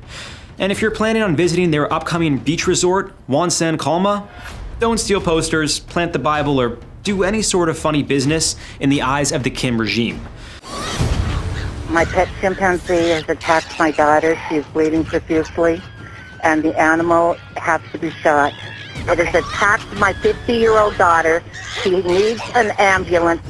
On this terrifying day, Tamara Bogatti and her daughter narrowly avoided death when their pet chimp, Buck, finally snapped. Okay, are you safe? Okay. For St. James Davis and his wife, what started as a birthday party for their pet chimp Mo turned into the worst day of their lives. And I got another chimp bite my fingers one at a time, and the other one was sitting on my back, eating me alive. My butt, my privates, just my neck, head, and it's a miracle that I'm alive. Others, like this young boy, are also lucky to be alive. Sadly, many apes are misunderstood and killed for their natural behavior. A 450-pound gorilla dragging around a 3-year-old boy like a rag doll. This morning, the Cincinnati Zoo defending its decision to put down the 17-year-old endangered silverback named Harambe. Today we'll look at 4 more of the most unsettling ape attacks and show you what you'll need to know to survive one. Why did a chimp owner blame the PETA organization for a horrific accident? Why was delivering a birthday cake to a pet chimp a recipe for disaster? And was Harambe the gorilla really trying to save the 3-year-old boy? You're both locked in the basement, correct? We're both locked in the basement, yes. And they've got to do a headshot on the ape. Don't say, oh, it's cute, or come here. It will attack them. Unlike dogs, apes don't make great house pets. People often adopt or buy a chimpanzee when they're babies, thinking they could imprint on them as parents. But while they may be cute and cuddly in their youth, they can quickly grow to 100 pounds or more. But it's not their size that poses a threat. When fully matured, chimpanzees can be 5 to 6 times stronger than the average human. They can also carry disease and dangerous bacteria and not even show symptoms. We're talking herpes, tuberculosis, and simian immunodeficiency virus. And if they lack a healthy social life with other chimps or feel threatened in any way, they're known for aggressive outbursts, sometimes fatal ones. Our first attack survivor got caught in the middle of one, leaving him with scars that will haunt him forever. St. James Davis, a NASCAR driver, traveled to Tanzania, Africa in 1967. Upon his return home to California, his girlfriend at the time, LaDonna, was greeted with a surprise that would change their lives forever. During St. James's Africa trip, he came across a mother chimp giving birth in the wild. Moments later, he witnessed something utterly shocking. I saw the poachers shooting chimps and I saw Mo's mom give them birth, and the poacher come up, chop their head off, her hands and feet. They saw me. Excuse me, I'm out of here. St. James couldn't sleep that night, and the next day he decided to return to the scene. He found an orphan chimp in distress, lying next to his dead mother. In that moment, he knew he had to do something. I took him, washed him up, and brought him home. Been with us ever since. 40 years ago. 40 years ago. LaDonna fell in love with the chimp, and the pair decided to name the cuddly little guy Mo. St. James and Mo formed a loving bond, and he would often carry him in a sling around his chest as he worked in his auto body shop. Mo the chimp wasn't treated like a regular house pet. Instead, Davis and his wife raised him like their child. From sitting at the kitchen table to sleeping in their bed, Mo even learned how to use the toilet. 2 years later, St. James and LaDonna got married, and Mo was both the flower thrower and St. James's best man. In 1977, when Mo was 10 years old and much larger, he bit a woman's finger. This incident inevitably led to a lawsuit, which included an attempt to remove Mo from the Davises' possession. But after seeing Mo's tame, human-like behavior, the judge dismissed the case. In 1998, Mo escaped from his cage, and it took numerous police and animal control officers to apprehend him. He was returned home, but not before he dented a police cruiser and mauled an officer's hand. A year later, Mo bit a visitor's finger after she put her hand in his cage, ignoring the Davises' warnings not to do so. Following the attack, Mo was moved to an animal sanctuary to live with other chimps. The Davises still visited him regularly, but on his 38th birthday, the unthinkable happened. When I looked around, I knew we were in trouble. Yeah. And they came after you first? Yes. I was between them and James, and they came at me first and got my thumb, and he pushed us apart, and I went backwards. And when I went backwards, they went after him. Otherwise, I probably would have got the blunt of the attack. On March 3, 2005, the Davises brought a cake for Mo to celebrate his birthday. Although Mo didn't share a cage with the other chimps at the sanctuary, they were all kept in the same area. So when his adoptive parents sliced him a piece of cake and handed it to him through the cage, the other chimps weren't too happy. So you have this thing that's not a dog, it's not a person. It's this weird in-between thing. It's an animal, but it's also intelligent. And so when you do something for someone else, but you don't do something for them, they get rage, like horrific rage. Before they knew it, 2 male chimps had broken out of their cage and started to attack LaDonna and St. James. St. James pushed LaDonna under a nearby table and saved her life, but at a significant cost to his own. He stuck his thumb in my eye and peeled off this side of my face over my other side, the face. Then he drugged me, bit off my heel, and he drugged me down a hill 30 feet. You know, so impacted with dirt and mud. It took him a long time to really clean me up. Upon hearing LaDonna's screams, a staff member quickly ran over. Shocked by the horrific scene, they grabbed a handgun. The sanctuary ranger managed to shoot one of the chimps, while the other pulled St. James's bloody body away in a frenzy. Moments later, the second chimp was shot dead. By the time the attack was over, St. James had lost his nose, right eye, 8 of his fingers, testicles, and even pieces of his lips, cheeks, buttocks, and foot. Thankfully, because of her husband's quick thinking, LaDonna only walked away from the horrific incident with a missing thumb. Craig Stanford, a professor of anthropology and biology at the University of Southern California, argued that the attack was to show Mo, the new male chimp, who was in charge. The 2 male chimps couldn't attack him, so instead, according to Stanford, they attacked the first individuals they came across who were in their immediate territory. Other experts claimed the chimps were jealous of the favoritism Mo was regularly getting, and it's possible both these theories are correct. St. James needed more than a dozen surgeries and stayed in hospital for 5 months. He was put in a medically induced coma and, at one point, was fighting for his life. Since then, he's been confined to a wheelchair and can't see out of his right eye. He also doesn't have full use of his hands. After his recovery, the Davises regularly visited Mo at his new home, a sanctuary in the San Bernardino Mountains.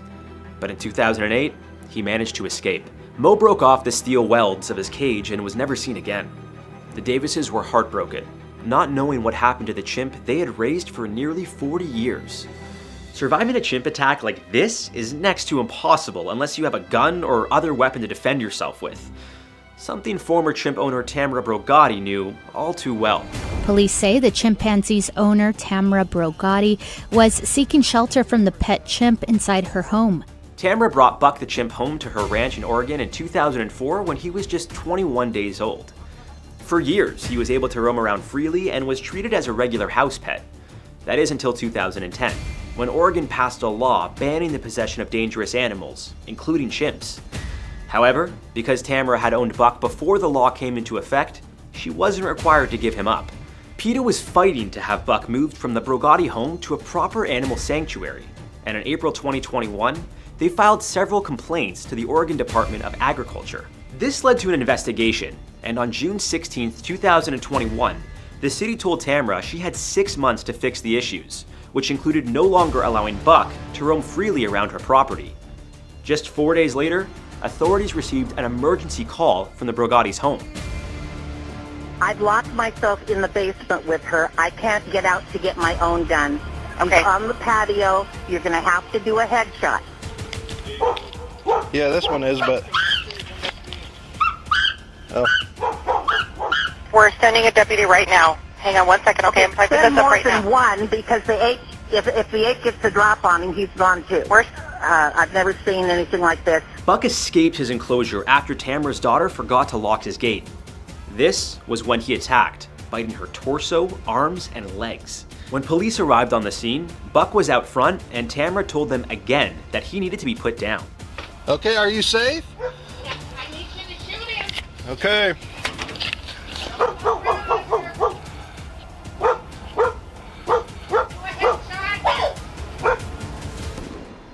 After Buck was shot and killed, Tamara and her daughter were taken to a hospital and treated for their injuries. PETA blamed Tamara for Buck's death, claiming she had violated the requirements of his permit and deprived the social animal of interacting with other chimps, which may have led to his outburst. Tamara took no responsibility, instead blaming PETA for filing the initial complaint and the Oregon Department of Agriculture for not allowing Buck to roam freely around as he did before, which led to his agitation. Often, human error or ego leads to the tragic loss of an animal's life in situations like these.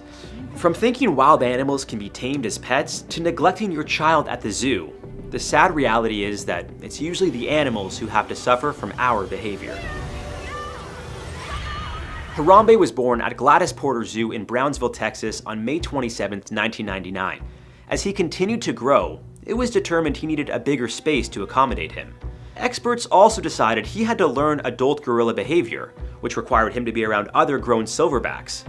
This led to his move to the Cincinnati Zoo on September 18, 2014. Just one day after his 17th birthday, Harambe became an internet sensation following an incident that should have never happened. A 450-pound gorilla dragging around a 3-year-old boy like a rag doll. This morning, the Cincinnati Zoo defending its decision to put down the 17-year-old endangered silverback named Harambe. While visiting the zoo, a 3-year-old and his mother went to see the gorillas. The child climbed over a 3-foot fence, through 4 feet of bushes, and fell 12 feet onto a moat, separating the gorillas from visitors. Zoo staff immediately tried to get the gorillas back into their enclosure, which 2 females obliged. The only male gorilla, Harambe, decided to check out what the commotion was all about. At one point, the primate stops and appears to hold the child's hand, later propping the boy out from behind and eventually dragging him all the way to the other side of the cage. After 10 excruciating minutes, officials made the decision to shoot and kill him, saying that a tranquilizer dart would have been too risky. Following the incident, Harambe became a name known around the world.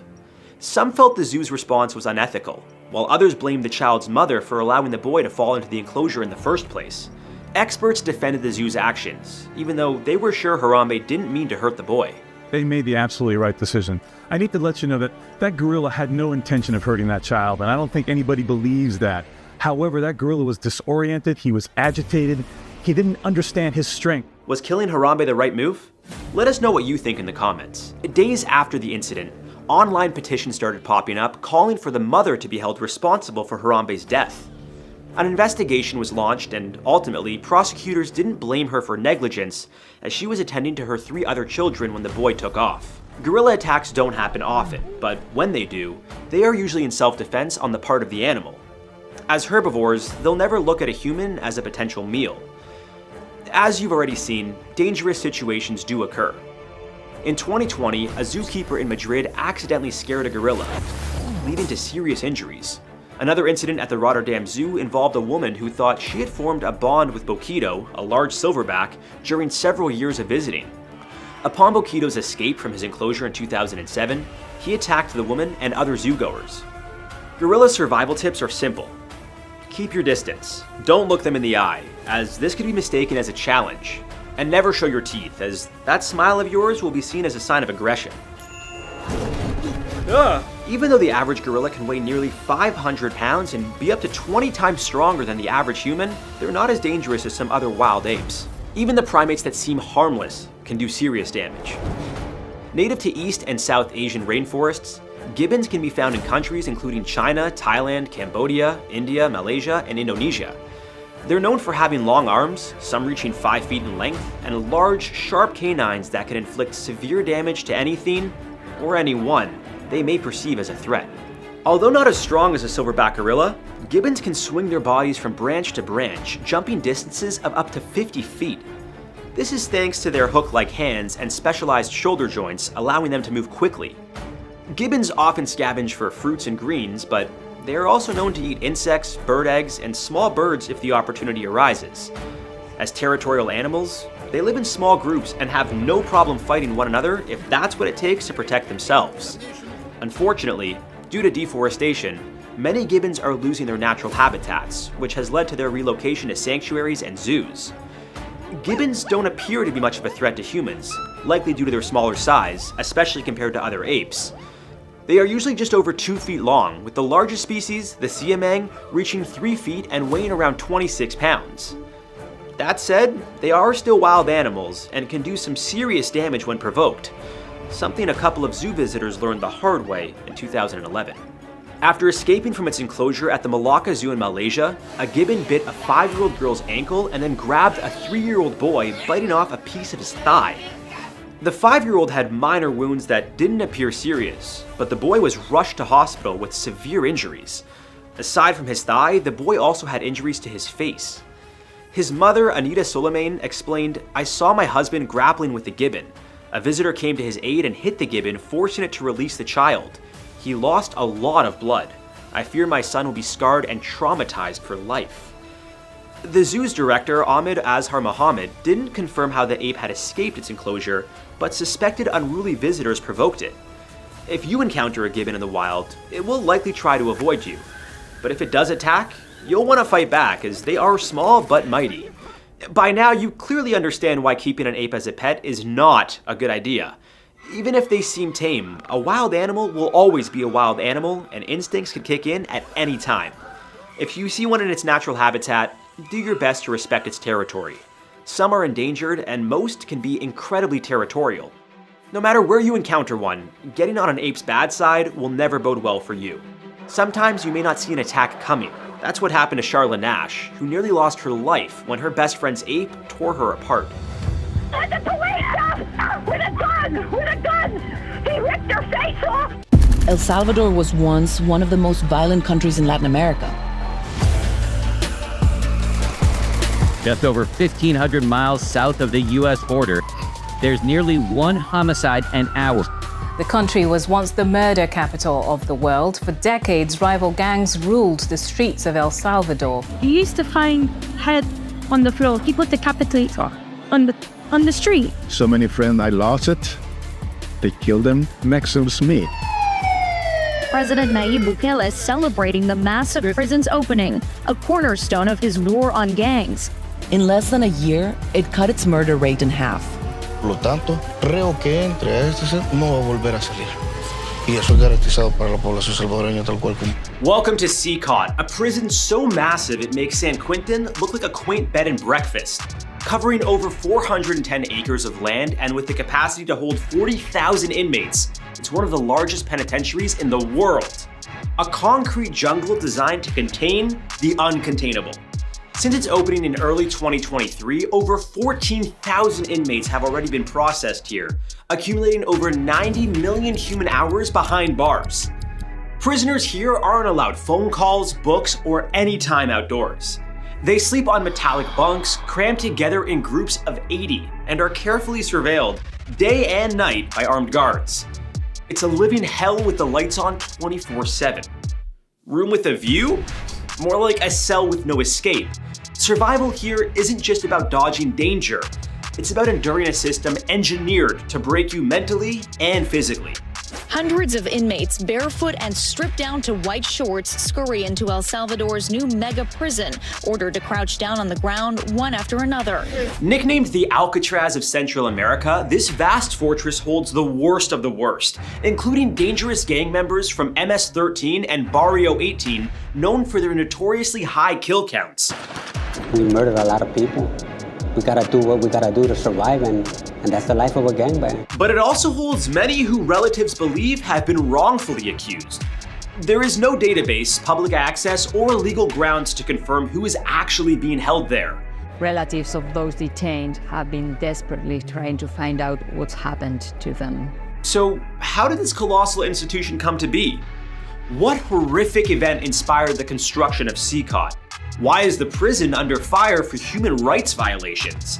And what makes this prison so high-tech and inescapable?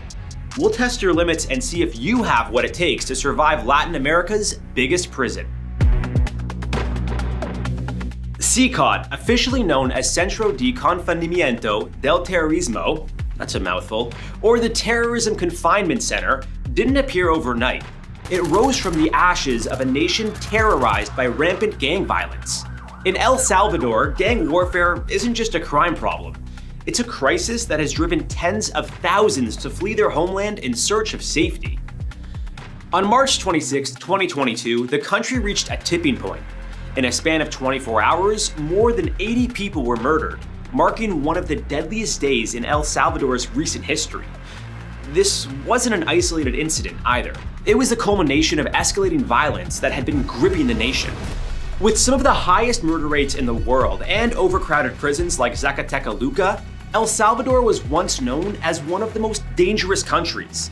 In March 2022, President Nayib Bukele, a leader with an approval rating soaring above 80%, decided enough was enough. He declared a state of emergency, leading to the arrest of at least 81,000 people in one fell swoop. Critics called it authoritarian. Supporters saw it as necessary. We literally doubled the army to fight crime. We equipped them, vehicles, drones, basic things that an operation of that magnitude would need. And then we went after them. On top of this, he denied basic constitutional rights like the freedom of assembly and the right to legal defense. This has allowed the Salvadoran government to hold and detain suspected criminals for up to 15 days, instead of the usual 72 hours. And if they are charged, they could spend months in detention before facing trial. Since the implementation of these stricter policies, it is estimated more than 3,000 children with suspected gang affiliations have been arrested and detained without a warrant. Disculpe, ¿a dónde llevan al muchacho? ¿Y qué hizo? ¿Pero qué hiciste, chico? ¿Ah? Bukele is a controversial figure both at home and abroad. De la Asamblea Legislativa no quieren ni siquiera aprobar dinero que no es de ellos. In February 2020, he deployed armed soldiers into El Salvador's Legislative Assembly to pressure lawmakers into approving a $109 million loan for his security plan. Armed police and soldiers with rifles and wearing body armor entered the chamber and stood guard, a move not seen since the end of the country's civil war in 1992. Well, that's one way to say please and thank you with a few extra firearms. Other reports allege that Bukele's administration had secret negotiations with gangs to reduce homicide rates in exchange for prison privileges and other rewards. While the government denies these claims, international watchdogs remain skeptical. With constitutional rights treated like optional guidelines, the blueprint for CECOT was drawn, a mega prison designed to house the country's most dangerous individuals.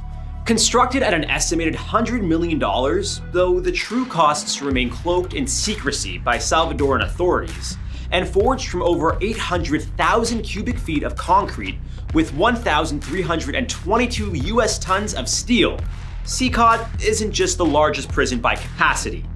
It's a fortress meant to send a clear message to the gangs that have terrorized El Salvador. Welcome to your first day at CECOT and the last day of your human rights. As you arrive, the intake process is exhaustive. You're stripped of personal belongings and subjected to the usual fingerprinting, along with retinal and facial recognition scans. If they could scan your thoughts, they probably would. New inmates are often forced to march into the facility shackled and barefoot, with heads shaved as a form of immediate dehumanization. As you walk through the facility, you're always under watch. Guards stand in front of the cells at all times, and even above you, the corridors are lined with security personnel. You're herded into a group cell designed for 80 inmates, but often holding up to 100 due to overcrowding. The only furniture is tiered metal bunks without sheets, pillows, or mattresses. Talk about back pain. There's an open toilet in the corner and a cement basin with a plastic bucket for washing. Your drinking water is shared from one large jug. Dehydration is a constant threat, especially considering El Salvador's tropical climate. Is it just me, or does this kind of look like Squid Games minus the cash prize? Locked inside for 23.5 hours a day, you have no educational programs, no books, and no letters from home. The isolation is total. The 30 minutes outside your cell are spent in tightly controlled activities. Sometimes it's group exercises under the watchful eyes of armed guards. Other times it's mandatory Bible readings, regardless of your faith or beliefs. But even these moments are riddled with tension. Inmates are required to maintain silence during activities, and any deviation can result in immediate punishment. When one of the inmate prisoners does a mistake and misbehaves, or they have a fight between them, they have to enter one of these doors and rooms, and they have to stay there 15 days in pure dark, pure isolation. Meals slide through a cold steel slot. Every single day, it's the same grim routine. A scoop of rice, a dollop of beans, and a flimsy tortilla. Not once is there a hint of meat. Not even a whisper of it. I guess that's one way to become a vegetarian. The food is prepared by prison staff under strict security measures to prevent tampering or smuggling of contraband. Eating is done in your cell, surrounded by dozens of other inmates, making mealtimes chaotic and stressful. There are no special privileges. Everyone is treated equally harshly, regardless of gang rank or affiliation. The lights remain on 24/7, disrupting your circadian rhythm, your body's natural day and night cycle, leading to sleep deprivation.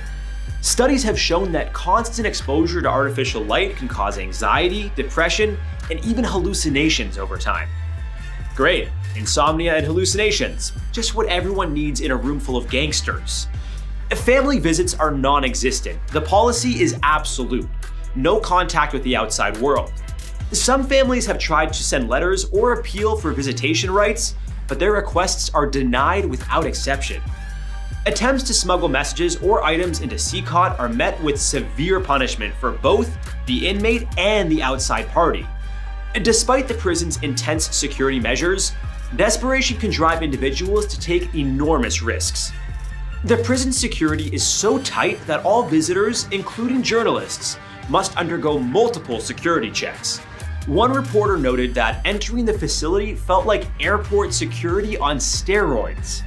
All electronic devices are confiscated, and cell signals vanish upon approaching the main gate.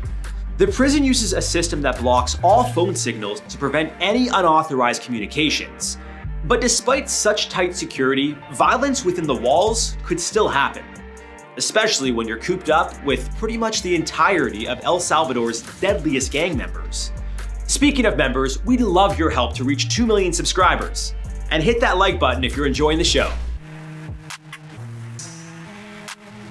So, how do you survive in a place designed to erase your identity? First rule, know the power dynamics. The prison is dominated by two major gangs, MS-13 and Barrio 18. These rivals have a long history of violence against each other, both inside and outside prison walls. MS-13, also known as Mara Salvatrucha, originated in Los Angeles in the 1980s and is known for its brutal tactics and international reach. Barrio 18, or 18th Street Gang, is equally feared and has its own complex hierarchy and codes. In CECOT, gang affiliation can mean the difference between protection and peril. Inmates are often segregated by gang to prevent violent clashes, but tensions run high. Knowing their codes, tattoos, and symbols is crucial. Certain hand signs, slang, and ways of dressing can indicate gang affiliation. Misreading these signs can lead to fatal misunderstandings. Wow, I'm gonna need a gang signs to English dictionary stat. The gangs also have their own cliques, or cliques, with specific names and tattoos that identify their rank and role within the larger organization. New inmates must quickly learn the unspoken rules. Respect the hierarchy, don't interfere with gang business, and never snitch. Violations can result in beatings, isolation, or worse. While official numbers are tightly controlled, human rights organizations estimate that several deaths have occurred within CECOT since its opening, often under suspicious circumstances. The volatile mix of overcrowding and rival gangs means a simple misstep can be deadly. In CECOT, respecting the prison guards isn't just a necessity, it's essential for survival. A chilling 2023 report documented that at least 261 inmates died in custody during President Nayib Bukele's unyielding anti-gang crackdown. Some of these deaths were attributed to torture and the deliberate denial of medicine and food. In one grim example, inmates who misbehaved were reportedly forced to stand for hours, sometimes days, without sleep, a form of punishment that could lead to serious physical and mental health issues. As for the prison itself, escape is virtually impossible. The facility is secured by over 600 guards and police officers, with support from military units.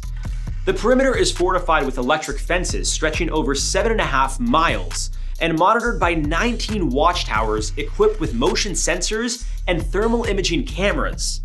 Advanced surveillance systems track every movement within the prison. Facial recognition cameras are installed throughout. Every vehicle entering the grounds undergoes a rigorous inspection. Identities are verified multiple times through biometric scanners. Supplies are delivered under armed escort, and the staff are subject to random searches. Even the guards live on site for 5 days at a time, sleeping in quarters within the prison to ensure a constant security presence. They undergo intensive training and are equipped with non-lethal weapons that fire rubber bullets. This place makes escaping from Alcatraz look like child's play. But all this raises a question. At what point does strict become inhumane? Human rights organizations have condemned CECOT for its harsh conditions. Amnesty International and Human Rights Watch have called for investigations into allegations of torture, overcrowding, and denial of due process. Importa lo que digan los organismos internacionales, que vengan a proteger a nuestra gente. Since the 2022 state of emergency order, over 70,000 people have been arrested, including individuals with no gang affiliations. Critics argue that mass arrests without proper legal procedures violate fundamental human rights. While the US is struggling with issues in its own prison system like overcrowding, they pale in comparison to CECOT's severe practices. Lawyer and human rights defender Juan Carlos Sanchez from the Due Process of Law Foundation warns that inmates may emerge from their time at CECOT physically and mentally broken, fueling a cycle of violence rather than ending it. Another Juan Carlos, this one a former inmate, found himself trapped behind those unyielding walls for 5 months without cause. He says the poor conditions led to an infection in his leg. He said he was lumped in and assumed to be part of a gang, and he said in part because of how he looked. He had long hair, he said he had a long beard, and he says he has tattoos, but he points out that for him these are just artistic expressions. They have nothing to do with being part of a gang. Yet, many Salvadorans feel safer. According to government-kept records, homicide rates have dropped dramatically, from 6,656 murders in 2015 to only 154 in 2023. Once known as the most dangerous country in the world, El Salvador now ranks among the safest countries in the Western Hemisphere. The streets that were once controlled by gangs are now patrolled by police and military. Businesses are reopening, and citizens who once fled the country are returning. In addition to this, migration from El Salvador to the US has decreased by 50% since 2020, as people feel safer staying in their homeland. I was robbed from the opportunity of living in my country, and now you can walk the streets. safely. It's been amazing. I mean, there's been so much change. Families that once lived in fear are now reclaiming their neighborhoods, and some expats are returning to invest in the local economy. But at what cost? The ethical dilemma is as massive as the prison itself. CECOT stands as a paradox, a fortress built to incarcerate the worst of the worst. Yet it raises profound questions about justice, human rights, and the true cost of security. Is this the future of incarceration? A place where rehabilitation is abandoned in favor of indefinite detention? It's like the most twisted episode of Black Mirror, but this is reality. We're safer than any other country in the Western Hemisphere, which is, it was, if I would have said that 5 years ago, they would say that I was crazy. As we grapple with the ethics of such a place, one thing is clear. CECOT is more than just a prison. It's a reflection of the extremes to which a society will go to reclaim safety and order. CECOT forces us to confront uncomfortable questions, including, does the end justify the means? Can peace built on such controversial practices be sustainable in the long term? While the prison has been effective at curbing crime rates and creating peace for citizens, it also sets a precedent that challenges democratic principles and the rule of law. The prison stands as a stark reminder that the pursuit of security must be balanced with human rights and dignity. So what do you think about CECOT? Is it a necessary evil? Let us know in the comments below.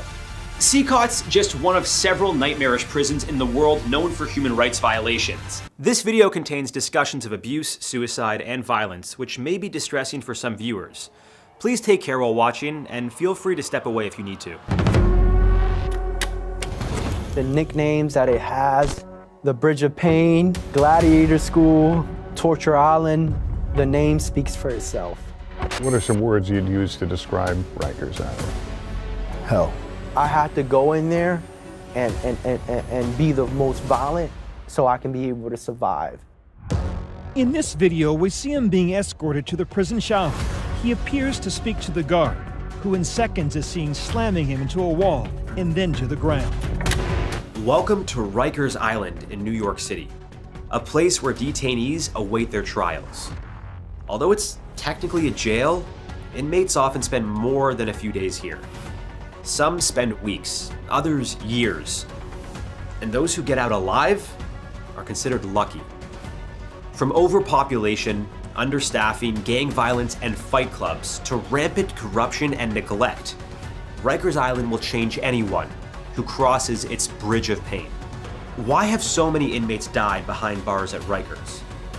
What is the program, and why are so many guards giving inmates special treatment? Basically, it's this like power structure on Rikers Island that had people that fight for these positions to be good. To not worry about somebody taking their stuff, but not worry about somebody attacking them. And will Rikers Island close for good in 2027? Think you have what it takes to survive in a hellhole like this? Let's find out. You freeze. Oh, shit. After getting picked up and handcuffed, you're brought onto a bus with other detainees. You cross the bridge of pain, and you're escorted to your new home for the foreseeable future. You walk in, and the first thing that hits you is the smell. It's a very odd smell of I didn't know what I was smelling, but people would say that's just blood and just chemicals that they clean the blood with. First, you wait to be processed and are held in the intake units, which can sometimes be crammed with dozens of detainees. And although you're only supposed to be there for 24 hours at most, you may spend days inside a crammed holding cell with a bed made of cardboard and an overflowing toilet. Consider yourself lucky, because in 2021, detainees had to use plastic bags for toilets while waiting to be sent to their cells. Feces all over the wall, unoperable restrooms, toilets would not flush, the sinks would not work. It was disgusting. Your cell isn't much better. It has an iron toilet, a rock-hard bed, and no heat, which means freezing temperatures during the winter. But you'd better get cozy, because there's no guarantee you'll even get an hour of recreation time outside of your new home. We spoke with Bryce Peterson. He's a CNA research scientist who leads major projects to help improve policing and correctional systems focusing on safety, technology, and support for families affected by incarceration. We got his take on the systemic issues jails like Rikers Island are facing. Rikers is a unique jail in so many ways. It more resembles a prison system than a jail system. It's run by a city, which is one of the few jail systems operated at a city level, not a county level. It has its own Department of Corrections that operates it. It's just a geographically challenging, dilapidated buildings. There's a lot of challenges with Rikers Island. You can't do nothing. It's the same shit all day, every day, day in, day out. Rikers Island, you're stuck in the house all day, bro. But fights, stabbings, or staff shortages can cancel your fun time without warning. NBC News recently obtained more than 100 hours of surveillance video from inside Rikers.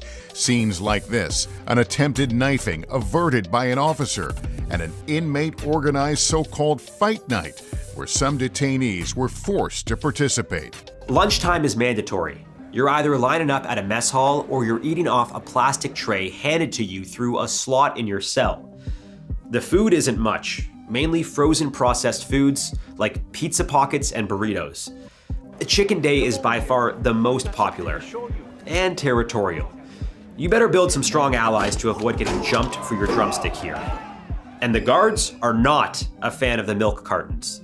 And as the officers serve lunch, through a cell opening, a milk carton. The carton becomes a projectile, a giant spray of urine and feces. I'm supposed to feed a guy that's throwing stuff out of the cell at me. I'm supposed to feed him, you know, but gotta still remain professional and do a job.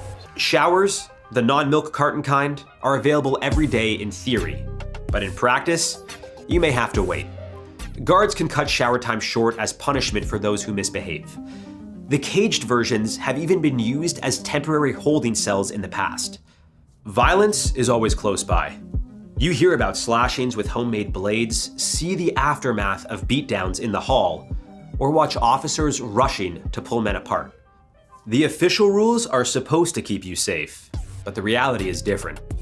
At any moment, a fight can break out and cost you your life. If you want to survive here, keep your head down, avoid eye contact, and figure out quickly which crews run your unit. I started slowly learning that if I want to live and survive here, then I really got to lose a piece of myself that I try to hold on, right?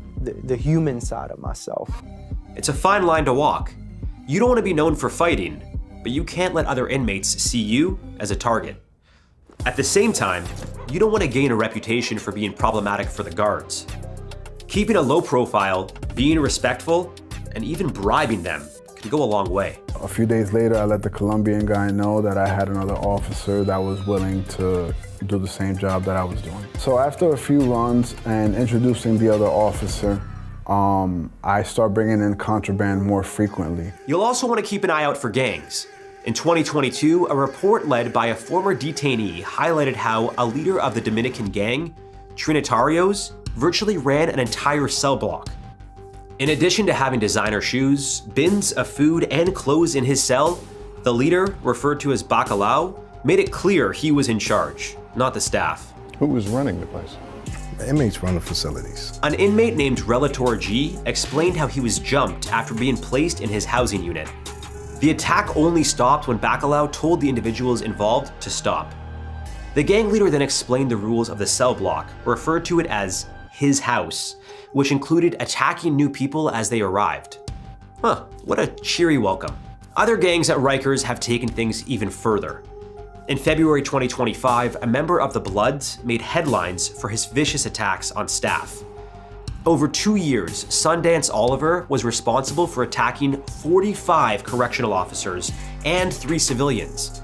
At the time, a law implemented in 2024, limiting an inmate's time in solitary to just a few hours per day, made it hard to keep guys like Oliver locked down. However, those laws have since been overturned, to the officer's relief. Whoever thought getting rid of solitary confinement was a good idea, you need to pack your stuff up and you need to go. If you've managed to make it through the day, well done. At night, when the lock-in happens, the noise doesn't stop. Men shout, bang on doors, or scream threats. Here, sleep is a rare luxury. My first night in jail, when that door closed, I probably cried hysterically. Try to get as much shut-eye as you can. Trust me, you'll need it. But it might be easier said than done, considering Riker's dark and haunted past. Before becoming America's most notorious jail complex, Rikers Island was farmland owned by the wealthy Dutch Riken family. The city originally bought it in 1884 to be used as a dump. Fitting. After relying on forced labor by inmates from other NYC jails to build it, Rikers Island opened in 1932. Within its first decade, watchdogs had branded it inhumane. From the 1950s through the 70s, Rikers exploded in size and violence. Overcrowding, hunger strikes, and riots became routine. Not an animal, you know, like the way they make you feel like you're an animal, the way they throw your things around, you know? It was even immortalized in Marvel Comics as a prison for supervillains. By the 80s and 90s, the chaos only escalated. Suicides among youth soared. Because it was my birthday in June, and I had nobody to be with. I took this here, my wrist. So you tried to commit suicide? Exactly, and I've been shot too. Gangs ruled cell blocks, and guards themselves rioted in protest. At its peak, more than 20,000 people were crammed inside, making it the largest jail in the US. Unless you've been inside of a prison or jail, it's really hard to talk about the scope of overcrowding. I mean, like we talk about crowded situations, like if you go to a mall or something like that, inside of a prison, you're talking about sometimes 8 people inside of a 4x8 cell, right? So you have multiple bunks in a room where you can touch the walls on both sides. So it's just a very different situation than what you're used to. And that's their living quarters that they're often confined in for hours and hours every single day. And then when they're out of their cells, they're also in situations where you're shoulder to shoulder with people while you're trying to exercise. You're directly next to people on either side of you while you're trying to have a phone call with a loved one, a family member, things like that. They're on top of each other in some of the most difficult living situations any of us could imagine. By the 2000s, Rikers was in the spotlight regularly for all the wrong reasons. At that time in 2007, there was so many youth. I had to go in there and be the most violent so I can be able to survive. And it wasn't only violent inmates causing problems. Jail staff and correctional officers were being exposed for their criminal ways too. From stolen artwork and smuggled drugs to officers forcing themselves onto incarcerated women, the staff had a lot of issues. Officers were accused of turning a blind eye to fight clubs and even encouraging inmates to attack each other. Investigations revealed the use of excessive force, a lot of it. One of the more established findings is really crowded facilities are more prone to violence, right? Not surprisingly, we have people on top of each other. They create these conditions where there's lots of tension, strain, you have staff involved. It just creates, it's a breeding system for violence, both against staff and against each other. If it's way too crowded, it's really hard for staff to manage that population effectively, which means people get away with more things, right? Staff aren't going to do as good of a job of searching them when they need to. They're not going to do as good a job searching cells, screening stuff that's coming in, monitoring their phone calls, monitoring visitation. Staff get away with more things because, again, there's less oversight. When there's fewer staff per inmates in the facility, we call staff to inmate ratio. When that's lower, there's less oversight for staff too. So staff want to get away with things like staff bringing in contraband, those kinds of things. So it leads to a whole host of issues. With a lack of training, medical support, and inhumane living conditions, Rikers Island continues to be a problem for both inmates and jail staff. Sadly, many inmates with pre-existing mental health conditions have not been given the care they deserve. They have been victims of abuse and sad reminders of a corrupt system that has historically targeted minorities and ignored basic human rights. When you have, again, such a large prison population, it's a drain on your resources and then people aren't getting the services they need. So then it's this like self-perpetuating cycle where people don't get the services they need, they're released, they're inadequately prepared for release, they return to prison, and it keeps going and going. In this video, we see him being escorted to the prison shower. He appears to speak to the guard, who in seconds is seen slamming him into a wall and then to the ground. In 2010, Khalif Browder was just 16 years old when he was arrested for stealing a backpack. He couldn't afford bail, so he was placed on Rikers Island, awaiting trial. While maintaining his innocence throughout his time there, Browder was offered plea deals, which he refused. The judge told me that if I plead guilty, I would release from jail that same day. But I didn't do it. You're not gonna make me say I did something just so I could go home. In 2013, Browder was released with all the charges dropped, but the damage was irreversible. He had spent over 1,100 days in jail, the majority in solitary confinement, and claimed both guards and inmates regularly beat him. The risks of solitary confinement for individuals range from a number of psychological issues, right, like increased issues with mental health, depression, anxiety, suicide risks, suicide ideation. There's some physical issues associated with it as well, because oftentimes you don't get access to exercise, and so you can have sleep deprivation, atrophy, other things like that. You can have social issues, like you're not interacting with people on a daily basis, so it can, especially for adolescents, can interrupt their kind of social development. What did Rikers do to your son? It destroyed him. It destroyed him mentally. In 2015, at 22 years old, Browder took his own life. Calls for Rikers to close down were reignited. Shut it down! Lawsuits were created and policies were changed. But the ultimate goal was to close Rikers once and for all. Unfortunately, it remained open, and the mistreatment of inmates continued. A transgender woman's death on Rikers Island is leading to calls for an investigation and a rally today in her name. In April 2019, 27-year-old Laylene Extravaganza Polanco was arrested on an assault charge for allegedly biting a cab driver. She was taken to Rikers Island and was meant to be released a few days later, but remained in jail due to prior drug and prostitution charges from 2017. She couldn't afford her $500 bail. While being processed, Polanco told authorities about her epilepsy and history of seizures. On May 15th, she was taken to a psychiatric ward after what was described as radical changes in behavior, such as hallucinations, shouting, and suicidal thoughts. Despite her psychiatrist's recommendation, just 9 days later, Laylene was placed in solitary confinement for 20 days. On day 9 of 20, she was found dead in her cell due to a seizure that went unchecked. Even though regulations require officers to check on inmates in solitary confinement every 15 minutes, there was a 47-minute gap between checks on Polanco. At 2:46 in the afternoon, when officers finally did check on her, she was unresponsive. Video footage shows one of the officers laughing while another calls out to her. After failed attempts to revive her, a bodyboard was brought in at 2:56 p.m. The city of New York eventually paid $5.9 million to her family in a wrongful death lawsuit, but no amount of money can make up for the neglect Polanco faced. Between January 1st and November 30th, 2013, there were 129 cases in which inmates needed medical attention so extensive that the jail's doctors couldn't provide adequate treatment. All of those cases involved correctional officers, and 77% of the cases involved inmates who were deemed mentally ill. We know that in general, the correctional population, especially in the United States, but this is true across the world as well, correctional populations have disproportionately high levels of people with mental health issues and other kinds of health issues. Fractured bones, wounds requiring stitches, it was clear that the officers were using excessive force. The majority of inmates claimed to have been beaten by officers after being handcuffed, leaving them defenseless. These assaults also resulted in 5 inmates attempting to take their own lives. One example is Jose Batista, who was arrested following a family dispute.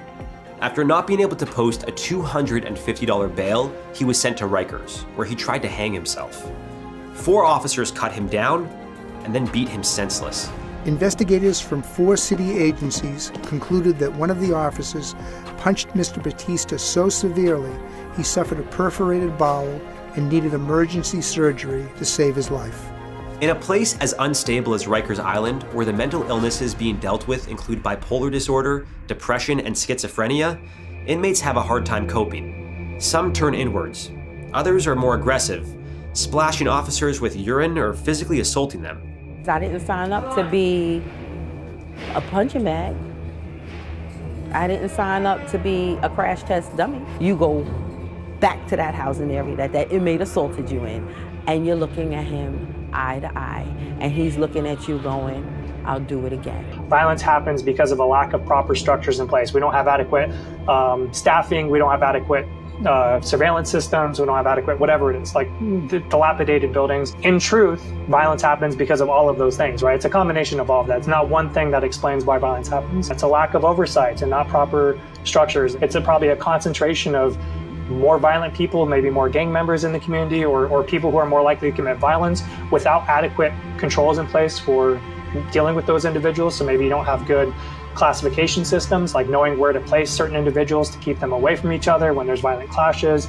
You might have staff who are overzealous or don't have proper controls in place to stop them from engaging in uses of force and abuse and other things.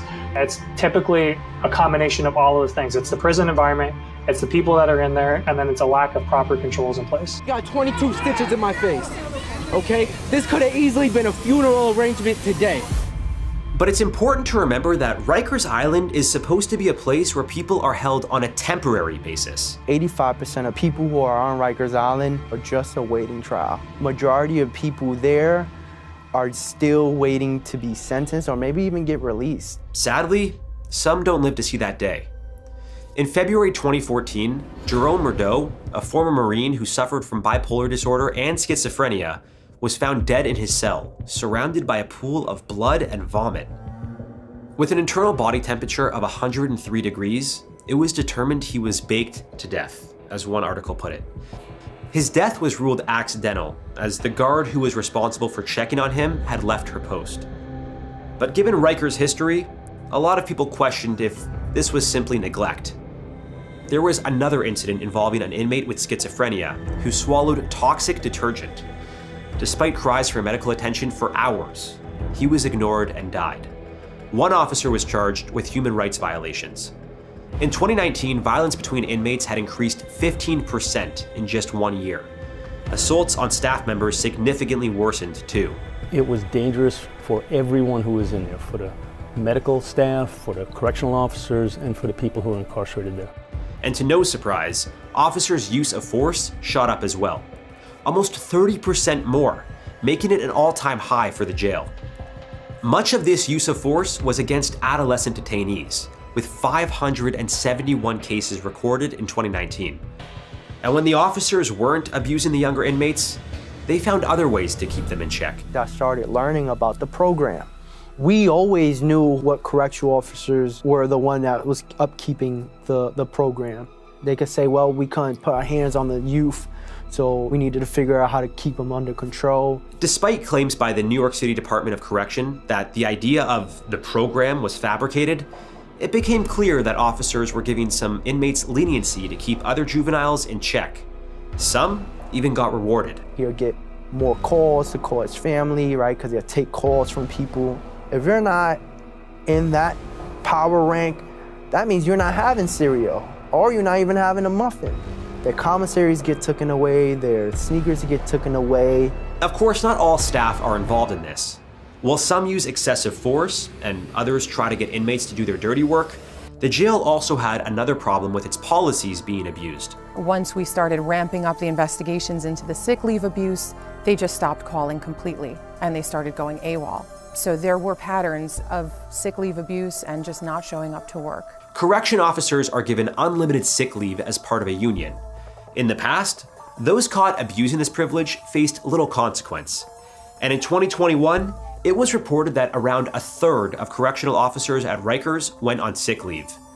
In 2019, there was an average of 645 absences without leave per month. In 2021, that number jumped more than 200% to over 2,300 per month. This led to the jail being understaffed, putting both inmates and staff at risk. We as a society should be thinking more about what we can do in prisons. Again, for everybody in there, right? It's like prison conditions suck. People don't want to work there, right? If we can improve conditions, I think we'll get more people who want to work inside prisons and jails, and getting a bigger applicant pool is only a positive thing, right? Like I think you can get better applicants, more committed applicants. If they're enjoying their job more, they have job satisfaction. Research shows that they'll have better interactions with incarcerated people. Having incarcerated people with staff who are better is better for them. Like it's a mutually beneficial thing. Violence increased, and naturally, so did the jail's death toll. In total, 15 inmates died either by suicide, overdose, or from COVID-19. It's also important to note that all were men of color.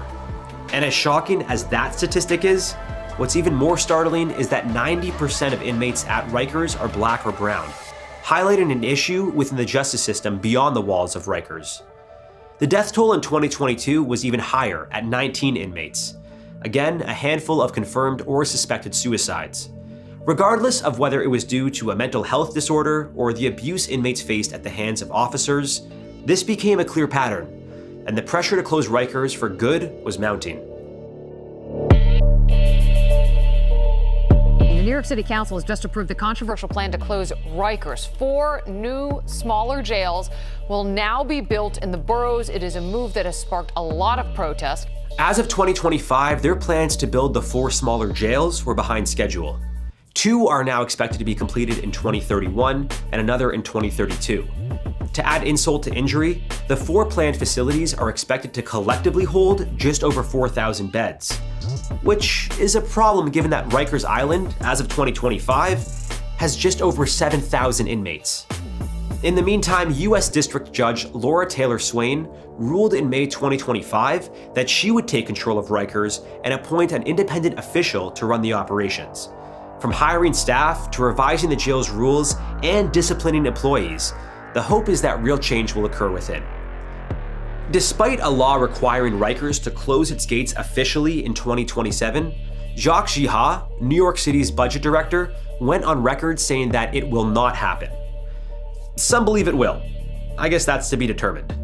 Ultimately, Rikers Island isn't about reform, but rather figuring out how to stay alive in a system that was built to destroy you. The Black Lives Matter and some other movements that happened in the mid-2010s, I think, made people more generally aware of criminal justice issues. When we talk about uses of force and these high-profile incidents that happen with police officers, and then we see it day in and day out in correctional facilities, and it's barely a blip on the media's radar, right?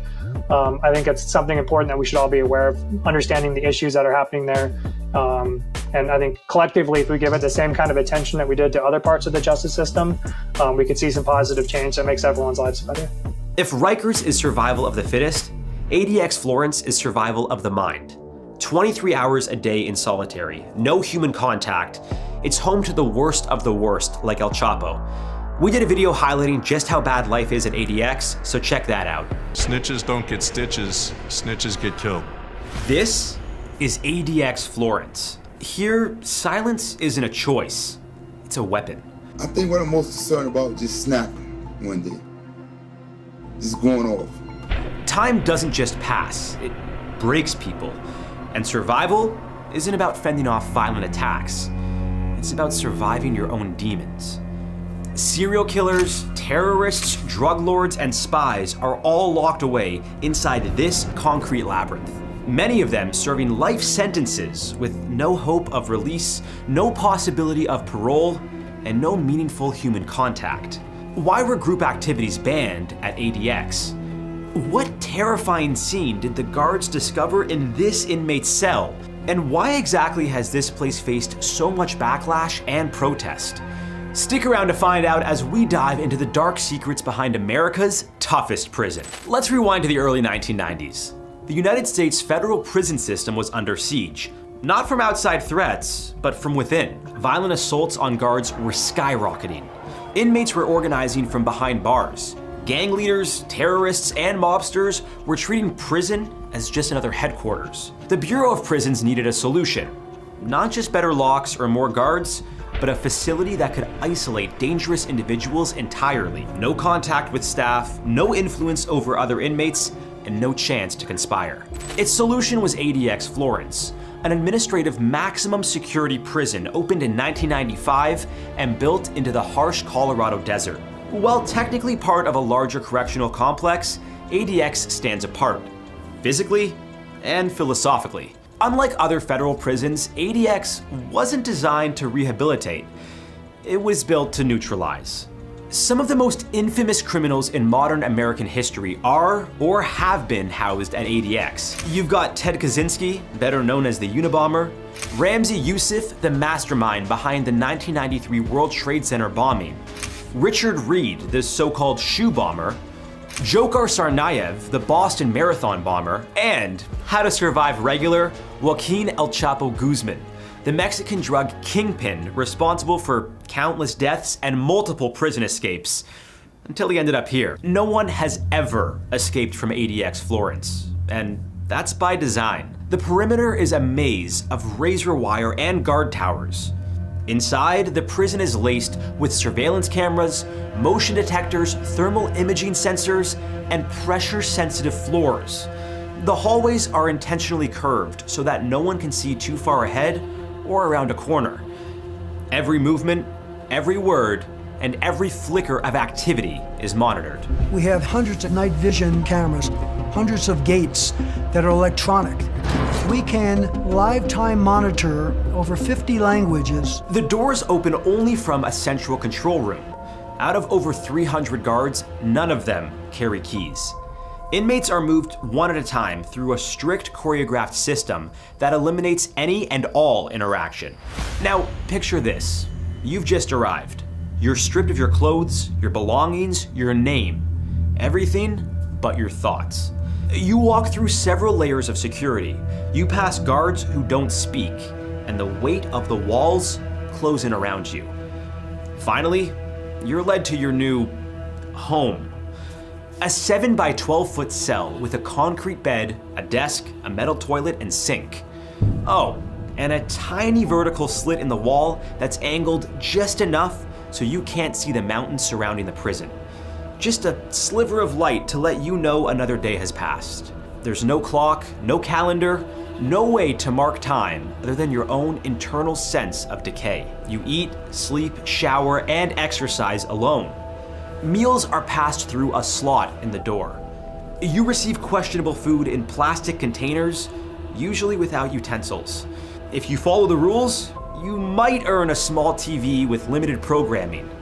Mostly religious broadcasts, educational content, or prison-approved news. You might get books, but nothing that shows you the outside world. Nothing that makes you feel connected to anything or anyone.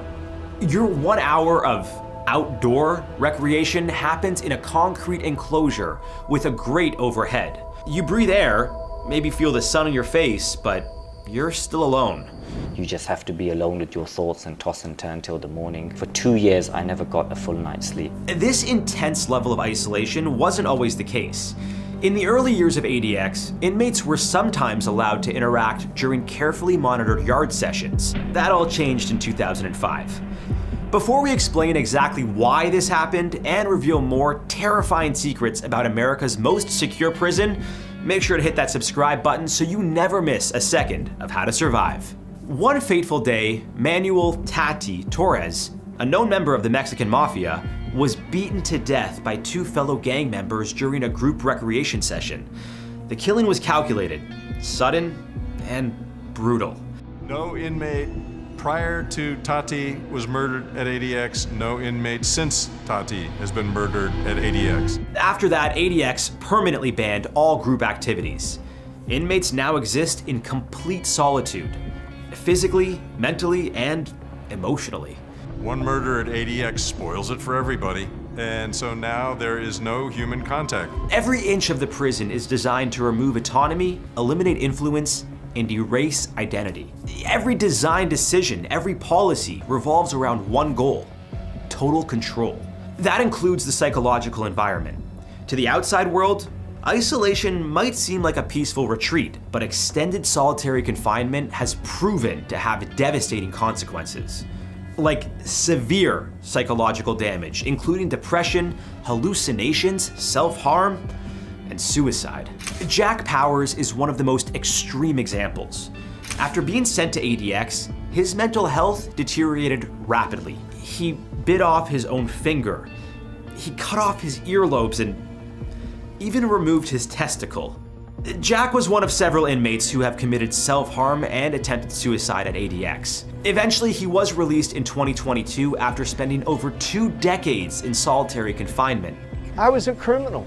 There's no question about it, no doubt about it. Yeah, I stole, I robbed. Did I deserve to be arrested and stopped from criminal activity? Yes. Did I deserve to be kept in a cage for almost 33 years of my life? I would have to say no. Another inmate, Travis Dusenberry, spent 10 years in nearly total isolation. He said the only thing that kept him going was watching the snowfall through his window. That tiny moment of natural change was the only reminder that the world still existed. But peace like this is hard to come by. Loud screams, banging on doors, and feces being thrown at the guards were all commonplace in ADX's darkest days. So how do inmates at ADX survive? They create routines. Wake up, stretch, meditate, read, write, repeat.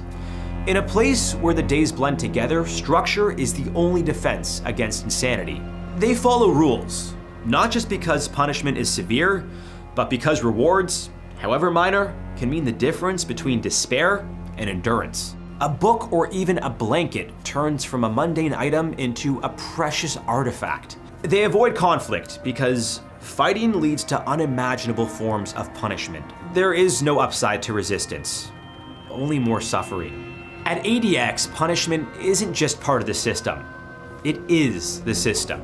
Inmates like Manuel Rodriguez and Mohamed Salame have both been strapped into restraint chairs for minor altercations involving the guards. The guards have an absurd amount of power over the prisoners. From restricting food and hygiene privileges to literal torture, they've abused the system, and the inmates have almost always paid the price.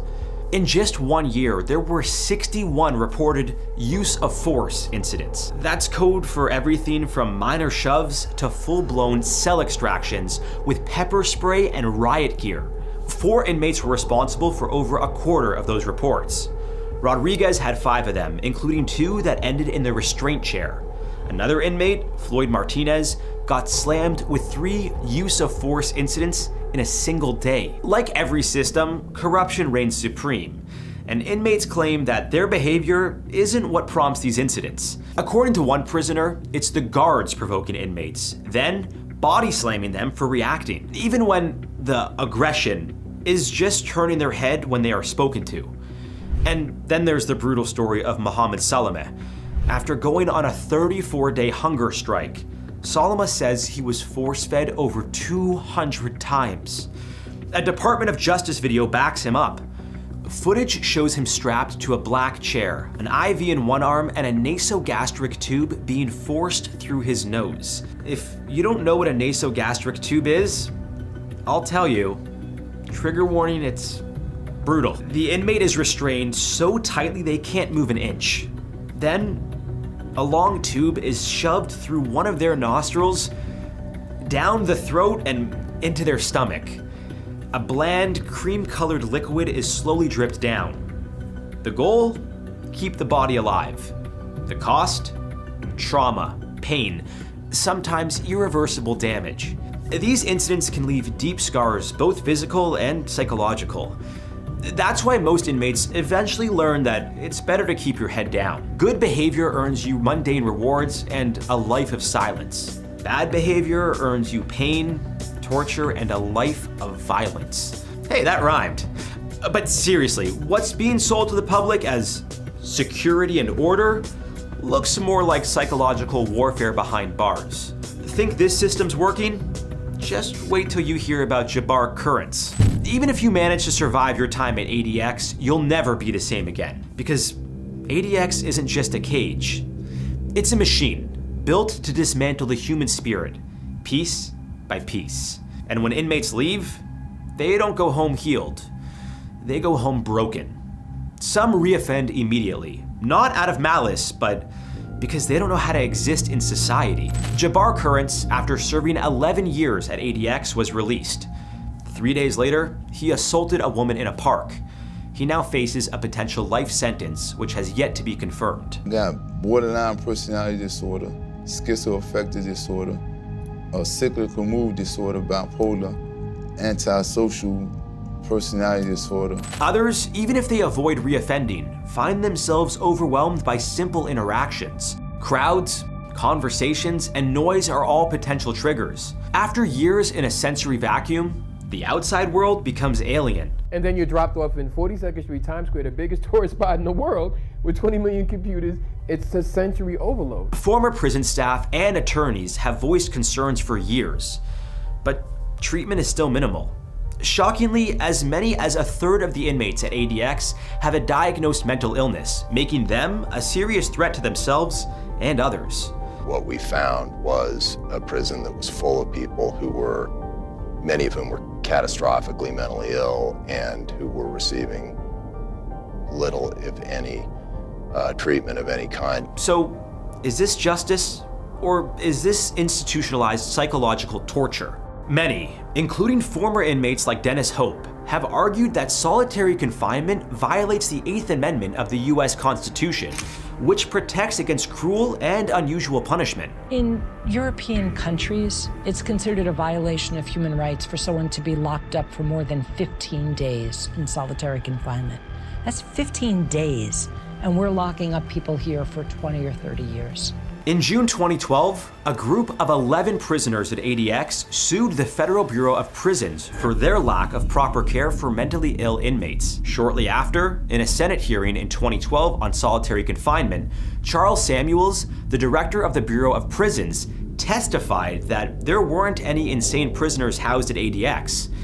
But this simply was not the case. As ADX prisoner Jesse Wilson wrote in 2012 for the online publication Solitary Watch, this is what should be thought of as a lie. I have not slept in weeks due to these non-existing inmates beating on the walls and hollering all night, and the most non-insane smearing feces in their cells. The lead plaintiff in the lawsuit, Harold Cunningham, who had spent over a decade in solitary at ADX, also spoke of the abuse he faced. In a statement, he explained, "I was treated and lived like an animal for years, stripped of all my clothes for weeks at a time.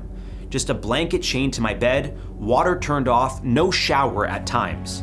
No food, and when they did feed me, it was bad food. Stale bread and cheese, rotten apple, I was beaten while handcuffed. All this on and off throughout 5 to 6 years." Wow. Pretty brutal. A settlement was reached in 2016, and ADX instated better mental health screenings by licensed professionals, and over 100 mentally ill prisoners were transferred to other facilities. Since then, the Bureau of Prisons has also introduced STAGES, a treatment program for inmates with borderline personality disorder. It stands for Steps Towards Awareness, Growth, and Emotional Strength. The goal is to help participants manage their mental illness, learn new skills, and ultimately rehabilitate. Nowadays, ADX's new mandate is to keep prisoners no more than 3 years in solitary confinement, and then be transferred to a less restrictive prison for the remainder of their sentence.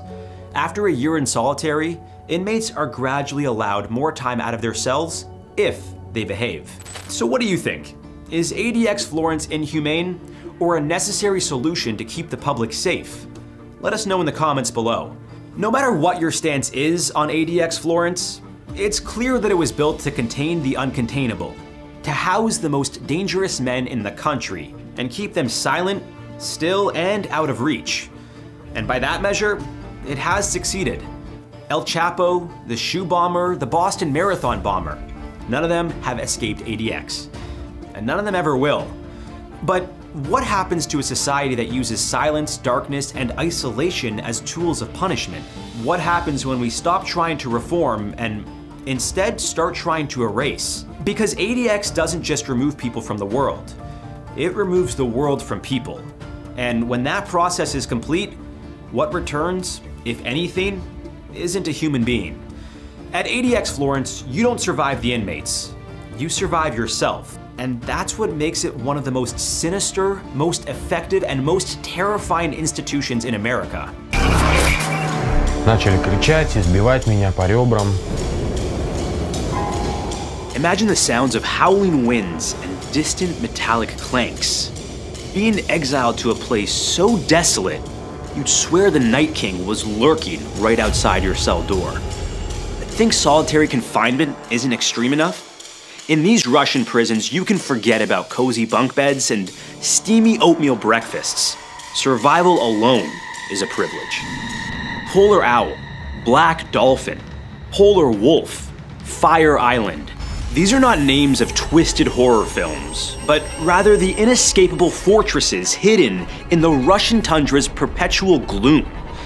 And if you think you're tough because you endured one winter without a decent heater, well, you haven't faced minus 60-degree Fahrenheit blasts that can freeze your eyelashes off in seconds.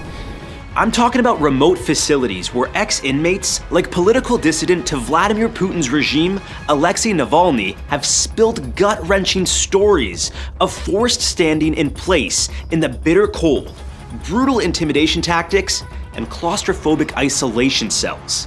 And yes, in these places, your daily to-do list might include try not to get frostbite and avoid getting hosed with ice water. Even the guards seem haunted by the shadows that linger behind razor wire fences. Whew. Today, we're plunging into Russia's deadliest prisons, where even a minor slip can lead to an unmarked grave. Buckle up and keep your wits about you.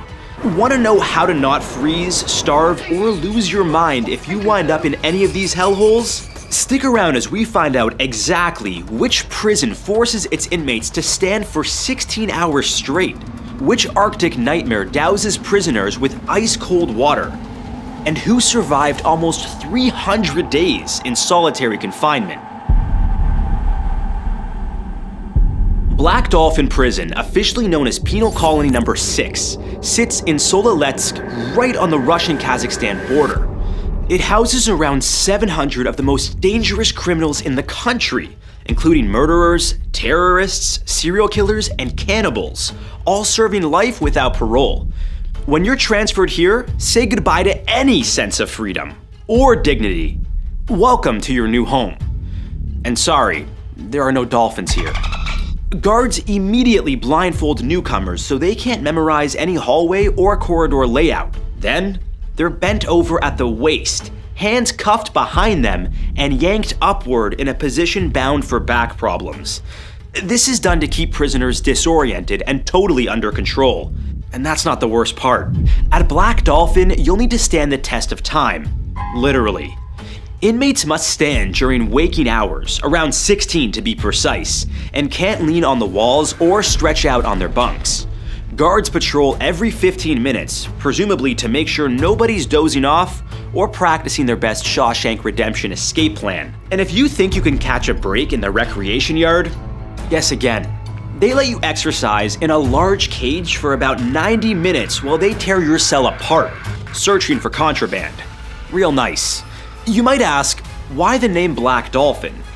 Rumor has it that a sculpture of a black dolphin stands at the prison entrance, greeting you with a cheery, abandon all hope vibe. Honestly, Flipper has never looked so menacing. But it's the inmates you'll really need to worry about. Let's introduce Exhibit A of pure nightmare fuel, Vladimir Nikolaev, the cannibal killer of Novocheboksarsk. In 1997, he killed 2 men, one of them after a drunken argument that escalated into lethal violence. What followed veered into downright horror. As he dismembered his victim, he decided on a whim to boil and fry the flesh. Initially sentenced to death, his punishment was later changed to life in prison when Russia issued a moratorium on capital punishment in 1999. Technically, you can still be put to death, but why waste all that prisons like this have to offer? During an interview with National Geographic, Vladimir candidly recounted how he first tasted human flesh. He claimed he disliked it boiled, so he turned to frying it in a pan. Even more disturbing, he slipped this gruesome kangaroo meat to his own family, feeding dumplings laced with human remains to his unsuspecting wife and children. Believe it or not, it gets even worse. He reportedly sold around 5 kilograms of flesh at a local open market. His reign of terror finally ended when a suspicious customer took the odd-tasting meat to a doctor for testing, discovering it was undeniably human. Being locked up with a man like that is about as comforting as a roommate wanted ad from Hannibal Lecter. If you want to stay sane and uneaten here, then here are some survival tips. Stay physically active. In a place where you're forced to stand for most of the day, you don't have a choice. But try to maintain some core strength. That might help you endure the constant strain. Be observant and respect personal space. In a high-tension environment full of violent offenders like Vladimir Nikolaev, the slightest perceived disrespect can trigger conflict. Avoid confrontation unless it's absolutely necessary. I'd tell you to keep your head down, but with the blindfold transfers, that's mandatory anyway. And if you're hooked so far, be sure to hit like and subscribe to our channel for more gripping survival stories. Now, if you thought Black Dolphin was as close to hell on Earth as you could find, how about being locked away north of the Arctic Circle, where the average winter day feels like you're trapped in an industrial freezer? Yes, the official name is FKU-IK3, but inmates call it the Polar Wolf. This prison in Karp can hold over 1,000 convicts, and it specializes in taking harshness to another level. You'd expect a maximum security gulag in sub-zero conditions to at least have decent heating, right? Think again. Temperatures can plunge as low as minus 50 degrees Fahrenheit, yet inmates are often forced to stand outside in thin clothing for 30 minutes or more, forbidden to so much as clasp their hands for warmth.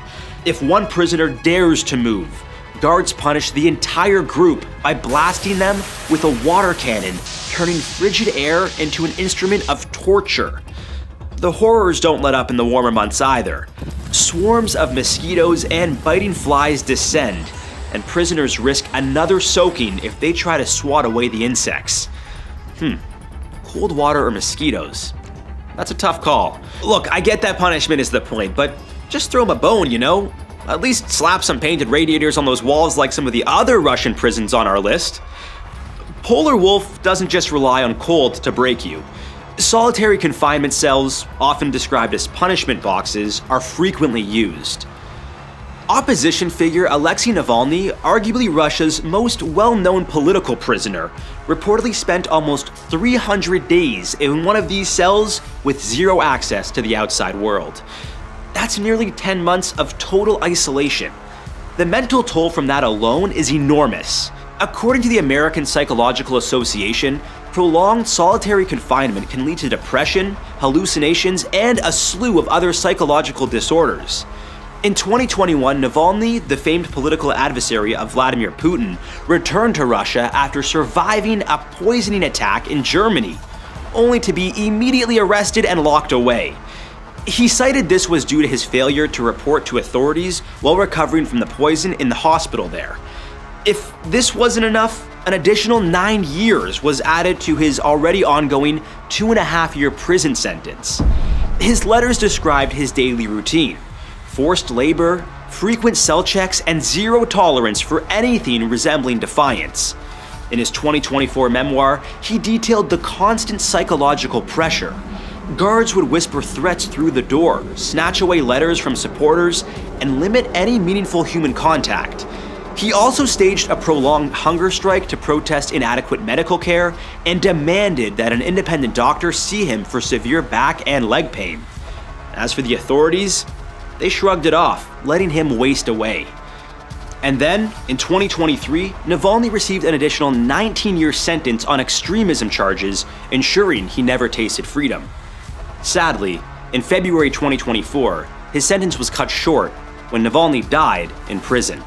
His diaries, later smuggled out and published in his book Patriot, exposed the prison's relentless psychological assaults. The diaries mention everything from guards screaming at random intervals throughout the night to freezing showers used as intimidation. The chilling part? Navalny revealed that guards would use sleep deprivation tactics on prisoners for weeks on end. That alone is enough to break even the toughest minds. Imagine trying to hold a hunger strike in sub-zero temperatures. That's like playing extreme hardcore mode in real life. Talk about willpower. Surviving here is about adapting to constant surveillance. Accept that you're always being watched. Practice mindfulness to manage stress. Slow, deliberate breathing can keep panic attacks at bay. Also, a little respect towards guards, without crossing the line into betrayal with fellow inmates, may earn you the occasional courtesy. Like an extra blanket.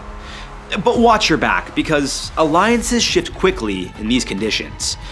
Trust me, in the polar wolf, an extra blanket could go a long way.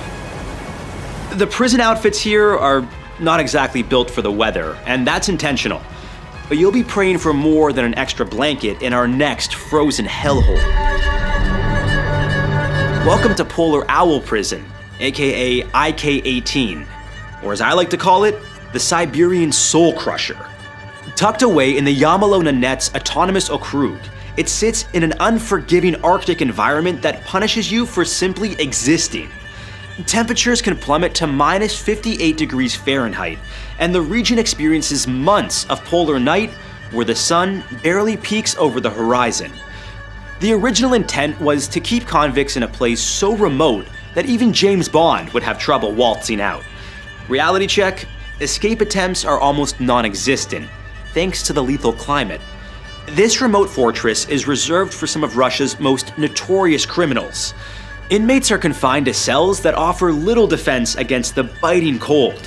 While some rely on small floor radiators that barely cut through the chill, others are left with nothing but mock radiators painted on the walls, visual illusions against a very real freeze.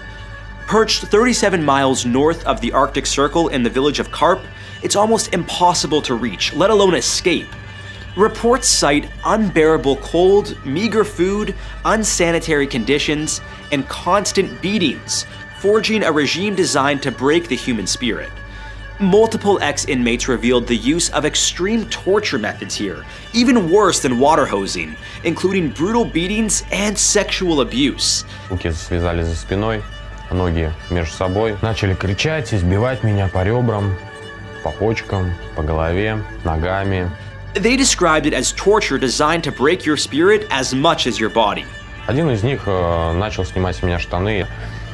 Я, соответственно, сразу сказал: остановитесь, мне еще сидеть, не ломайте мне жизнь. Я все подпишу, все, что вы от меня просите. Только не делайте этого и все.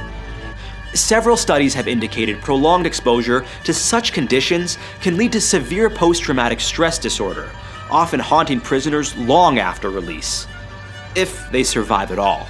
An incident exposed in 2018 from a Yaroslavl penal colony provided a haunting glimpse into a broader pattern that may well exist at isolated facilities like Polar Owl. 18 prison officials tortured Yevgeny Makarov, triggering investigations, suspensions, and arrests. Activists warn these abuses are hardly confined to one colony, especially where reports of torture often go unheard. Lawyers who dare challenge such cruelty, like Irina Biryakova, who had to flee Russia with her daughter after receiving death threats, risk severe reprisals. Though the Yaroslavl case sparked official outrage, many fear that at prisons like Polar Owl, hidden acts of brutality remain shrouded in Arctic isolation.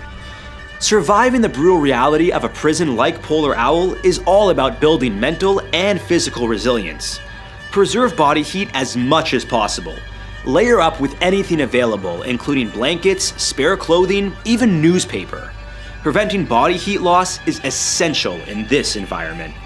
Equally as important is the art of mental survival. Establish a routine, push-ups, simple chores, counting bricks, to fight hopelessness. As Maslow's hierarchy of needs suggests, a sense of control, however small, helps you maintain sanity. This is Russia's Alcatraz, but officially, it's Volgodsky Piatak. It's a high-security penitentiary where terrorists, crime bosses, and other dangerous inmates serve life sentences. Encircled by icy waters, it's been nicknamed Fire Island. A cruel twist given the frigid reality. Escaping here is about as likely as winning the lottery twice. Originally a military detention site, this prison was later converted into a holding pen for criminals too volatile for mainland facilities. During winter, the lake freezes over, forcing guards to use snowmobiles and specialized transport for supplies.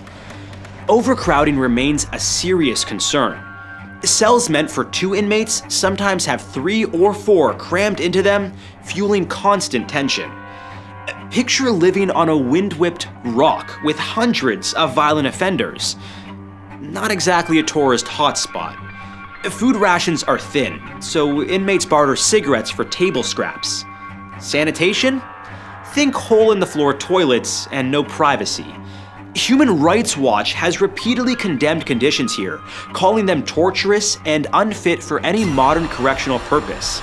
Even the toughest can't ignore a perpetual sewage stench when you can't flush your cell toilet. But it's who you'll end up with that you should be really worried about.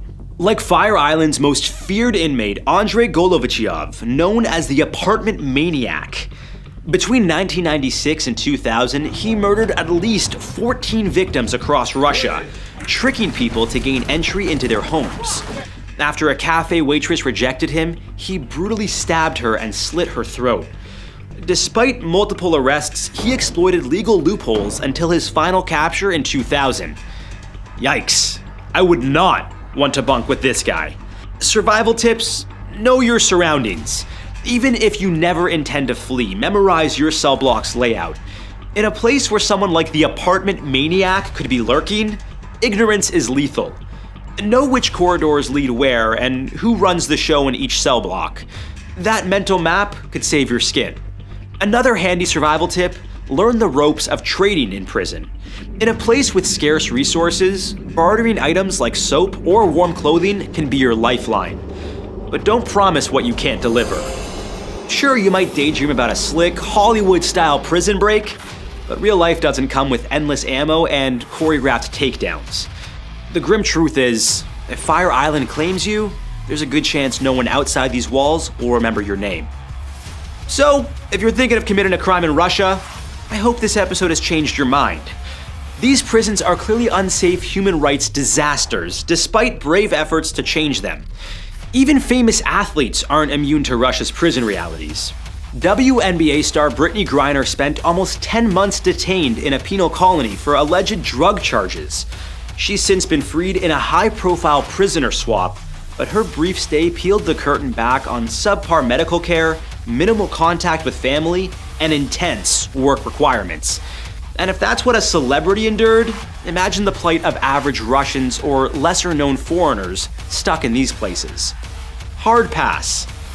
If you thought these prisons were bad, imagine bunking with a room full of El Salvador's most sadistic gangsters. I'll send a big guy in to tackle you, wrap your legs up, and hold you down on the ground while the other three stab you. You can't win. You don't have to like it. I may not like it, but whatever it is, you're gonna do it.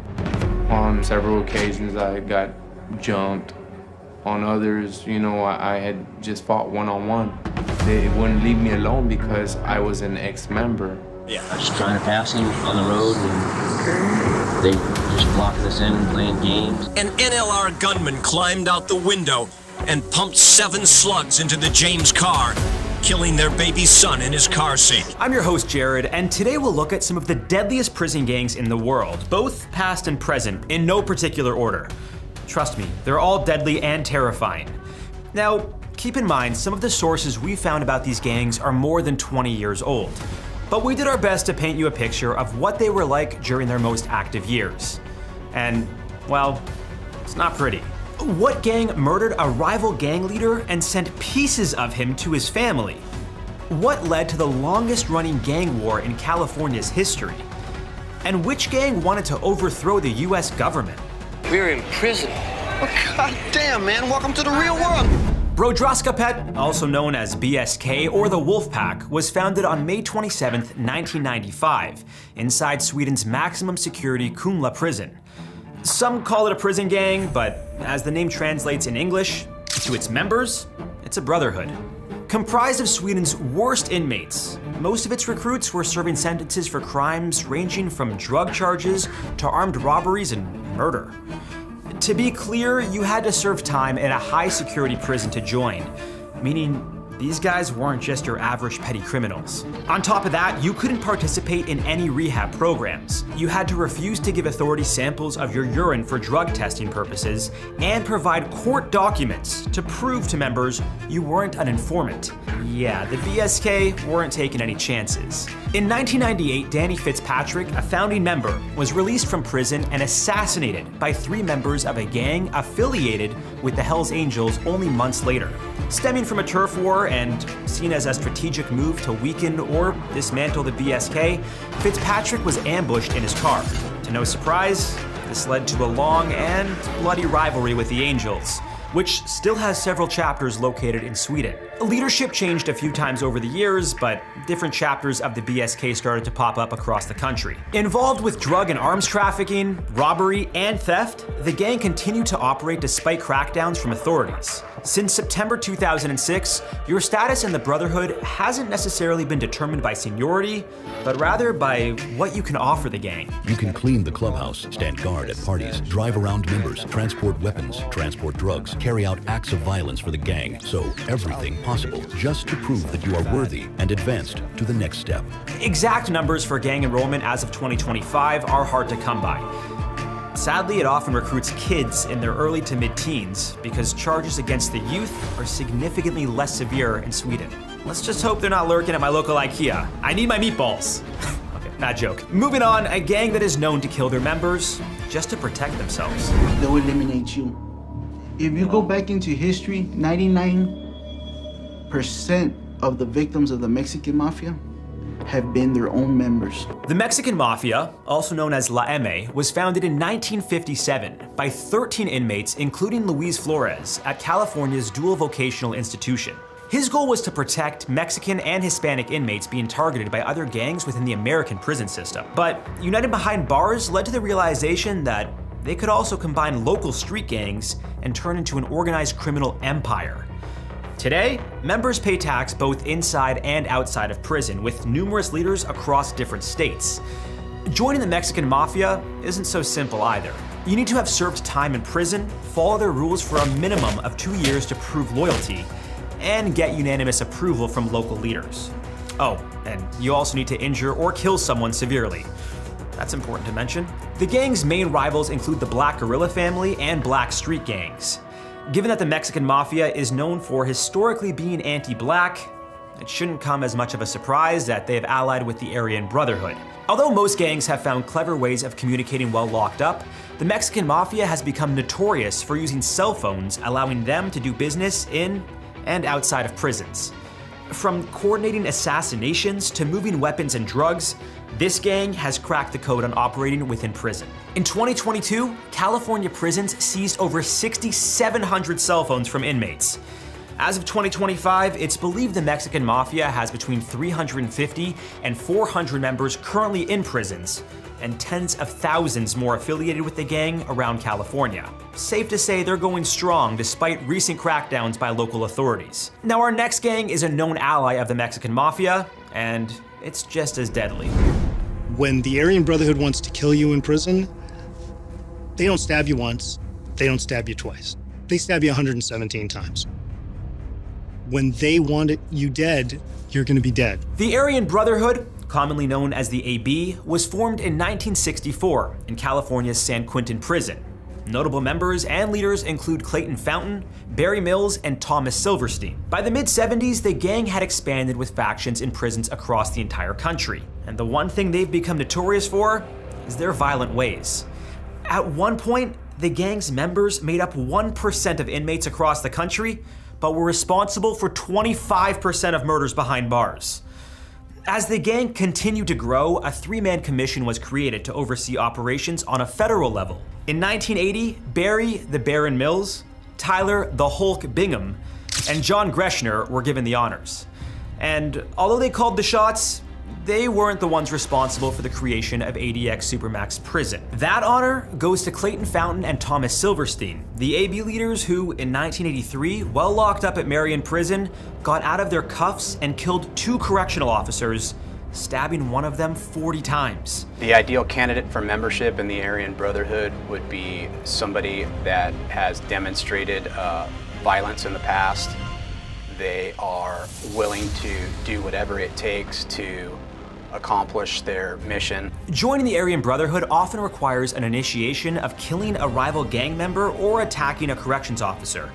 Notable rivals of the AB include the Black Guerrilla family, the DC Blacks, and the Bloods and Crips. Inside a prison, there is a hierarchy with leadership at both the state and federal levels. On the streets, there are usually leaders in charge of cities or regions, and like most gangs on our list, They're involved in weapons, drugs, and murder. All right, fun stuff. In the 90s, the gang was hired by famous mob boss John Gotti for protection, and at one point, to kill an inmate who attacked him. Although they worked together briefly, Gotti died in prison in 2002, and the hit was never made. Sources claim there are up to 20,000 members of the Aryan Brotherhood on the streets and in prison. With the US government constantly trying to crack down on leadership, it's tough to know for sure who the shot callers are. One thing is for sure, the gang isn't going anywhere anytime soon. Our next gang was actually created by the AB, serving as middlemen for their operations. And they love motorcycles and mayhem. The Nazi lowriders, aka the NLR, were established in the 70s at Preston Youth Correctional Facility in California. It started when another Aryan Brotherhood leader, John Stinson, began to recruit younger inmates with similar ideologies to the AB to help the gang with their illegal operations. Although it started in California, the gang has since grown significantly, with members both inside prisons and on the streets across the United States. Similar to the Aryan Brotherhood, the NLR's ideology is white supremacy. To no one's surprise, their rivals are predominantly black gangs, including the Bloods Crips and the Black Guerrilla family. But according to the Southern Poverty Law Center, in the 1970s, they allowed a small group of Hispanic members to join, mostly to do their dirty work like trafficking drugs into prisons. The gang follows a 3-tier system, with seniors at the top running the show, followed by juniors, and what they call kids. The NLR elect seniors after being members for at least 5 years. Juniors are less seasoned but help find new recruits. And the kids usually come from gangs like Public Enemy No. 1 and are mentored by the seniors. They can be anywhere in their teens to early 20s. Inmates who don't follow the gang's rules are often met with a grim fate. You can think all of this. You can be as big as you want. If I send one guy and he can't do it, I'll send 3. If I send 3 and they can't do it, I'll send 5. Your safest bet to avoid having a similar fate is just not going to prison in the first place. I'm just saying. The NLR is, of course, allied with the AB and Public Enemy No. 1, but has also been known to work alongside the Hells Angels and the Mexican Mafia. Unlike other gangs on our list, the NLR managed to keep a low profile for nearly 20 years before being detected by authorities. Their criminal activities included assaults, murders, weapons trafficking, and anything to do with drugs. Some members were known to use the drugs as well.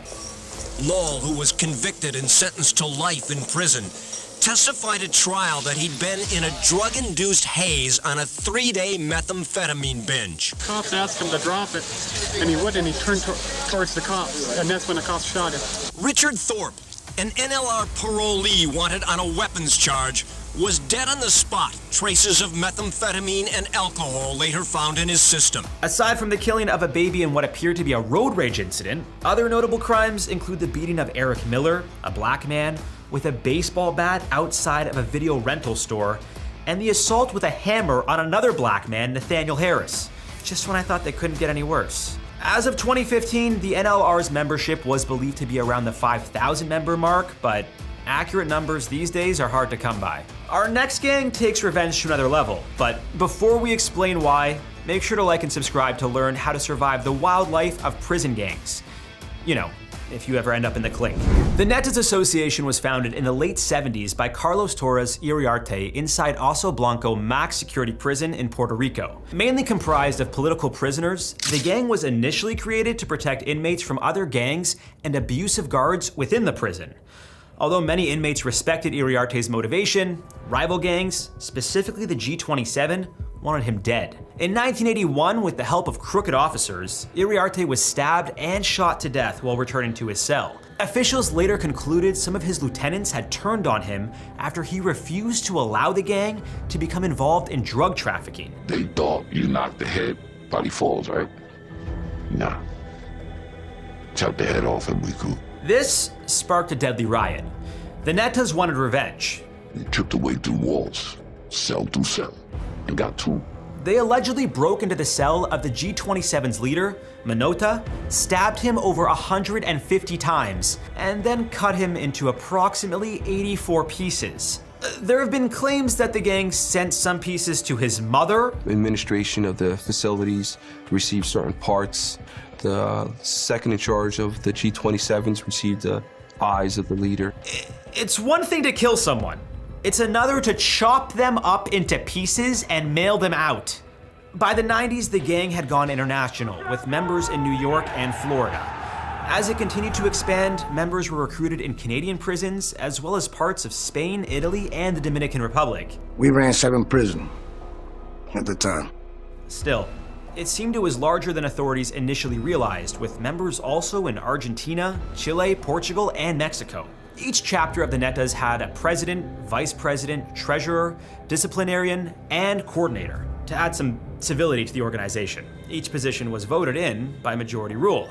A 2005 report by the National Drug Intelligence Center, now known as the DEA, stated the gang's main source of income was the distribution of drugs, most notably crack, heroin, and marijuana. Naturally, this led to tension among other gangs involved in the drug trade, specifically across the US. Their main rivals were street gangs, notably the Latin Kings, as well as MS-13 and the Bloods and Crips. I say were because in 2019, 40 of the Netas' top members and leaders were convicted of various charges that pretty much gutted its ability to compete in the brutal world of organized crime. Up next, a gang that is a part of the longest running gang war in the state of California. And they're all about family. When you see us out there on the yards and we're doing burpees and we're doing exercises out there, we're not out there doing that because we're just trying to get karate bodies and just trying to look nice, right? We're training for a war. That's what it is. La Nuestra Familia, or NF, was founded in the mid-60s at Soledad State Prison in California. Inmates initially created the gang as a form of protection against the Mexican Mafia, but have since grown into a deadly gang both behind bars and on the streets. Back then, NF was comprised of Mexican Americans from Northern California, while the Mexican Mafia was predominantly Mexican Americans from the southern parts of California. In 1965, a Mexican Mafia member allegedly stole a pair of shoes from an NF member, which led to the longest running gang war in California. These guys clearly take their kicks very seriously. Without one true leader, the gang instead relies on a council of senior members, the majority of whom are incarcerated, to make big decisions. Joining the gang requires members to put the gang above everything else. When you make a commitment to the NF, it's a lifetime commitment. I was asked things like, are you willing to kill your own flesh and blood? You know, are you willing to put the organization first before everything else in your life? Murder, robbery, drug trafficking, and money laundering are all a part of the gang's ways of making money. And given that they sell meth, naturally, they're rivals with the Aryan Brotherhood and, of course, the Mexican Mafia. Since the 90s, authorities have increased attempts to take down the NF, and although they've been able to arrest many of the highest-ranking members over the years, the gang is still going strong. Up next, a gang that is considered one of the most politically motivated prison gangs of all time. The Black Guerrilla Family, or BGF, was founded in 1966 by George Jackson, George Lewis, and W.L. Nolan, while all three were locked up in San Quentin State Prison, California. Initially inspired by the Black Power movement, the gang refers to itself as an ideological African-American Marxist-Leninist revolutionary organization composed of prisoners. Their goals were to promote Black Power ideologies, ensure Black inmates were treated with respect and dignity, and to overthrow the US government. To no surprise, in the 60s and 70s, Black inmates were constantly dealing with racial injustice at the hands of other inmates and correctional officers. What initially started as a political movement behind bars quickly turned into a violent gang after Nolan and Jackson were killed by correctional officers in 1970 and 71. Nolan was actually killed along with 2 other inmates by a racist guard during a riot when he was trying to defend himself from a coordinated attack by the Aryan Brotherhood. It's no surprise that the 2 gangs are still rivals. And the guard? His murder of Nolan was ruled a justifiable homicide. Although the majority of BGF members are located in California prisons, the gang has since expanded beyond bars and state lines, with affiliates in Maryland, specifically Baltimore. The gang is involved in trafficking drugs and weapons and is known for being violent. But they're also still fighting for equal rights for Black inmates, staying true to their political roots. It's believed that as of 2025, the gang has hundreds of members in prisons across California and Maryland, and thousands of associates. Believe it or not, some of those associates work in prisons with BGF members. In 2013, 25 members were indicted on racketeering charges, 13 of them being correctional officers working in Maryland. Aside from the charges brought against them, investigators revealed members of the gang had illicit affairs with female officers. Look, I'm just saying, a pretty lady like you shouldn't be spending all her time in here. Some of which resulted in the guards becoming pregnant. Surviving any of these gangs requires loyalty and a willingness to do what is asked of you without question.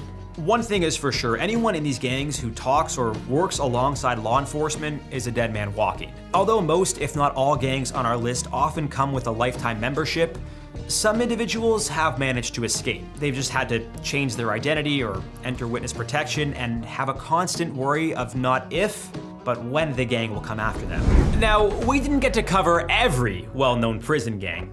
That's for part 2. While our show is all about survival, sometimes in some unfortunate scenarios, that's simply off the table.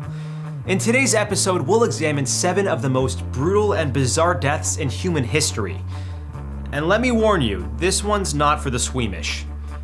What tiny mistake led to one of the most gruesome diving accidents ever? How did a Disney attraction become a rotating death chamber? And what horrifying fate was waiting for an Arby's manager? Death, death, death, death, death, death, death, death. Hisashi Ouchi, the most radioactive man. For a nuclear plant worker in Japan, sadly, his claim to fame was becoming the most radioactive man ever. And no, he didn't get any cool superpowers. It all started on September 30th, 1999, when 35-year-old Hisashi Ouchi went to work at a nuclear fuel processing plant in Tokamura, Japan. He and 2 other workers were tasked with purifying uranium oxide to produce fuel rods for an experimental reactor. What could go wrong? Ouchi stood by the large fuel tank holding an industrial-grade funnel while his co-worker poured a little too much uranium oxide into it. Suddenly, there was a blinding flash of blue light, a sign of a nuclear reaction gone wrong. Just moments later, Hisashi absorbed more radiation than possibly any person before him, around twice the lethal dose in humans. He arrived at the hospital with a swollen red face and bloodshot eyes. 一気に日焼けをしちゃったぐらいの赤さを帯びてて、手がすごい腫れてて、でそっちが痛いっていう風に言ってて。But just a day later, things started to get ugly. Hisashi's stomach was swollen, his body ached with pain, and he was having trouble breathing. By day 6, a specialist had examined his bone marrow and determined he was no longer generating any new cells. His DNA was literally disintegrating. A week later, Ouchi was given a blood stem cell transplant courtesy of his sister, but it didn't help. He began developing blisters all over his body. His skin started falling off, and he had to be fed intravenously. At this point, most doctors would consider Hisashi a lost cause. But because he was such a unique case study, they kept him alive with constant blood transfusions and tried many experimental treatments. Through all this, his pain only got worse. Poor guy, really living up to the Ouchi name. Sorry, I couldn't resist. All jokes aside, after 83 excruciating days, just a few days before Christmas, Hisashi died of cardiac arrest due to multiple organ failure. The Japanese government ruled that a lack of regulatory oversight and safety training at the nuclear plant was to blame. Speaking of blame, our next story shows why being a failed leader in the 17th century had gruesome consequences. Johan de Witt, the Dutch dinner of death. If you think politics are messy today, well, you're not wrong. But they're nothing like the late 1600s in the Netherlands. For the ruler of Holland at the time, Johan de Witt, life was good. The Dutch Empire was one of the greatest powers in Europe, and the money from their booming trade empire was pouring in. Like his father before him, Johan gained the respect of his people for his political skills. He negotiated peace talks with England and other European countries, keeping conflict at bay. That was until 1672, when Louis XIV of France declared war against the Dutch. Despite having England by their side, the Dutch were quickly invaded, and things weren't looking so hot for Johan's political career. Every conflict seems to find a scapegoat, and the Dutch people picked Johan. Yearning for a better leader, citizens embraced de Witt's rival William III of the House of Orange-Nassau. Meanwhile, Johan's brother Cornelis was arrested and tortured for conspiring against William. Johan went to visit his brother in The Hague to try to settle the matter, but little did he know that a large crowd was waiting for him outside. With no guards around, an angry mob dragged the two brothers out and began literally ripping them apart, piece by piece. Mangled and torn, the townsfolk stripped them naked and hung their bloodied bodies up by their feet. And this is where things really went south. While details are murky and have been debated by historians, it's been said that their bodies were cut into pieces and eaten, with one member of the mob swallowing an eyeball. This is why you invest in good security, folks. This next story brings a whole new meaning to breaking under pressure. It's been said that offshore oil rigs are one of the most dangerous places to work. It's high risk, high reward, but if you're considering it as a career, this story might make you change your mind. On Saturday, November 5th, 1983, in the Norwegian sector of the North Sea, 4 deep-sea saturation divers were routinely servicing underwater equipment on the Byford Dolphin oil rig. Saturation divers have a pretty unique job. They descend to depths of up to 500 feet or more and can spend up to 28 days on a job, living in a cramped, highly pressurized chamber where they eat and sleep. It takes a whole crew to pull it off, from a team operating the crane attached to the diving bell, a crew to monitor the divers, and even cooks to prepare them meals. However, the most crucial role in the operation is that of the tenders. These guys unspool the air supply tubes and communication wires, called the umbilical, connecting the divers to the surface, their literal lifeline. For William Crammond, it was a job he had performed many times. Part of his duty was to help the divers safely depressurize in living chambers on the rig's surface. That morning, Crammond safely escorted 2 divers to one of 2 pressurized living chambers by carefully connecting and disconnecting the highly pressurized diving bell. To avoid decompression sickness, commonly known as the bends, saturation divers have to slowly acclimatize to normal pressure over a long period to prevent gas bubbles from forming in their bloodstream. Crammond and another tender, Martin Saunders, prepped the other 2 divers to enter the first chamber. To do this safely, the diving bell was meant to be detached only once the chamber doors were completely shut. But sadly, whether it was poor timing or an equipment malfunction, the door wasn't fully closed. Instantly, 9 atmospheres of pressure, over 130 pounds per square inch, exploded outward. The diving bell pummeled Crammond to death and seriously injured Saunders. But they got off easy. Inside the chambers, 3 divers, Edwin Arthur Coward, Roy P. Lucas, and Bjorn Bergerson, were soda streamed from the inside. The nitrogen in their bloodstream rapidly formed gas bubbles and killed them instantly from the explosive decompression. But the diver who had it the worst was Truls Hellevik. He was standing right in front of the door of the diving bell when the pressure was released, immediately sucking his body through the narrow opening. It was broken into several pieces and spewed out on the deck as if he had been thrown into a life-sized meat grinder. Thankfully, the accident led to sweeping reform in commercial diving safety. Nowadays, saturation divers are slowly being replaced by remotely operated vehicles, or ROVs. Now, that's a job that actually makes sense for a robot to take. Speaking of, this next story justifies my crippling fear of animatronics. Ugh. Deborah Gale Stone, the last trip to Disneyland. Disneyland is full of adrenaline-pumping rides like Space Mountain and the slow but spooky Haunted Mansion. They say it's the happiest place on Earth. Well, that may be true for some people. For 18-year-old Deborah Gale Stone, it was the scariest. The beloved theme park has had its fair share of tragedies over the years, but nothing compares to this one. It was a sunny summer day in July 1974. Deborah was working as a hostess at the Disneyland Resort in Anaheim, California. The perfect job to save up for college. Deborah greeted guests and welcomed them to the hot new attraction, America Sings, a rotating carousel of animatronic animals singing about US history. Guests would sit in one of the 6 seating areas surrounding the turning platform. These were split up using divider walls, turning every 4 minutes as the show continued. The show was a big success, but just 9 days after its grand opening, it became Deborah's final destination. After the 24-minute show, there was a 45-second interval during which the carousel stopped, allowing guests to leave. Then, the machine kicked back into gear.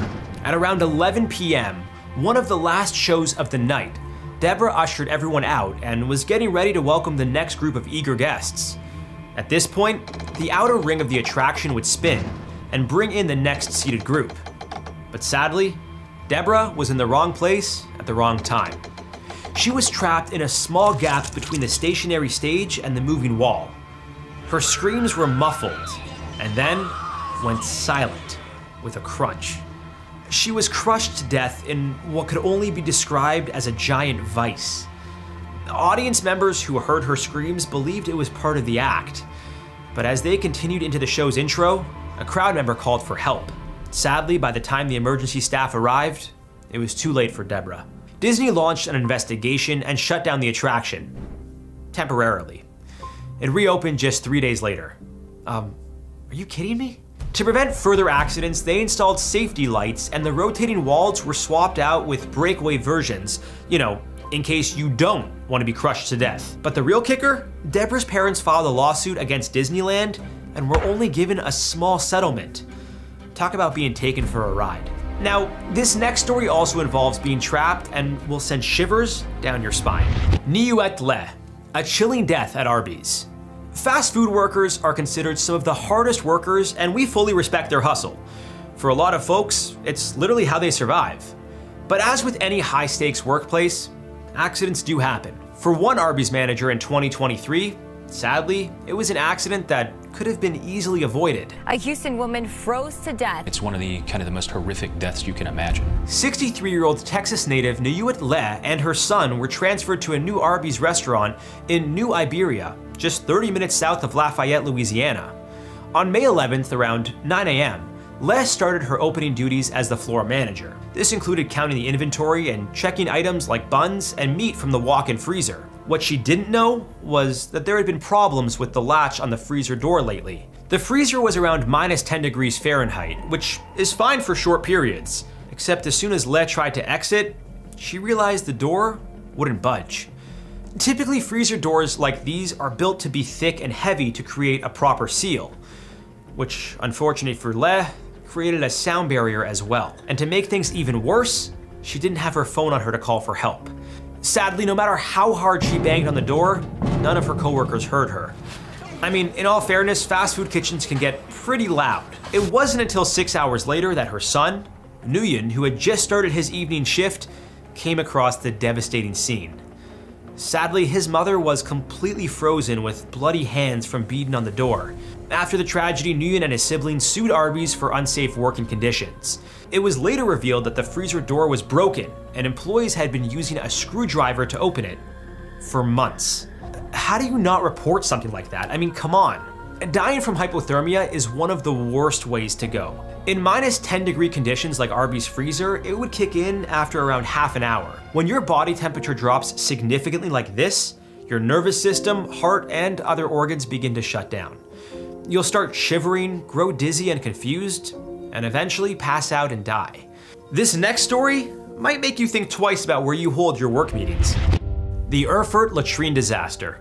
In July of 1184, in the medieval city of Erfurt, now considered central Germany, a meeting was set to resolve an ongoing land dispute between Landgrave Louis III of Thuringia and Archbishop Conrad of Mainz. On his father's orders, 18-year-old King Henry VI was brought in to mediate with the help of several nobles. Henry VI decided the meeting should take place on the upper floor of a 2-story building next to the Erfurt Cathedral. Whether it was for the view or his lofty ambition, it's hard to say why. What he didn't know was that right under the ground floor was a sewage pit. Not exactly the modern plumbing we're used to. Think of it like the bottom of a giant outhouse. Everything was going fine in the meeting. Members of Henry's court arrived, along with many nobles and bishops. What Henry and the others failed to realize was the poor condition of the upper floor's rotting wooden support beams. With one noble too many on it, the floor collapsed, and the impact broke through the ground floor beneath it. Between 60 to 100 people fell directly into a cesspool of human waste. Most died from injuries from the fall or by being crushed by debris. But even those who survived the fall could not escape to safety and suffocated in a vat of excrement stew. Okay, wow, new nightmare unlocked. Luckily for Henry and Archbishop Conrad, they were sitting on a stone alcove by a window and avoided the fate of the others. As for Landgrave Louis, he wasn't so lucky, but was eventually rescued. After the incident, Henry ditched town to resume his military campaign and left Louis and Conrad to settle the dispute. Let's just say Henry didn't take shit from anybody. This next story turns up the heat and might change your perspective on kayaks. Alan Catterall, kayak factory of fear. For 54-year-old Alan Catterall, what started as a typical day at Piranha Moldings, a kayak factory in Cheshire, England, turned into a living hell. Alan had been with the company for 12 years and had worked his way up to senior supervisor. Just a couple days before Christmas in 2010, he was tasked with cleaning out an oven where plastic was molded to form new kayaks. This oven was hotter than your typical home variety, reaching 536 degrees Fahrenheit. Alan's coworker and future son-in-law, Mark Francis, was planning on proposing to his daughter that week. Mark's job was to operate the oven that Alan was cleaning. Sadly, he failed to notice that Alan was inside. He pushed the button to turn it on, and the door automatically closed shut. As the temperature began to rise, Alan banged on the door and screamed for help, which wasn't much use considering how noisy the factory floor was. In a matter of minutes, black smoke filled the factory and alerted workers nearby that something was horribly wrong. When they opened the oven door, they found Alan's roasted corpse burnt to a crisp. Melted skin was also found on the door, likely from Alan grabbing it in desperation. His devastated wife Pearl, who also worked for the company, blamed Piranha Moldings for the accident.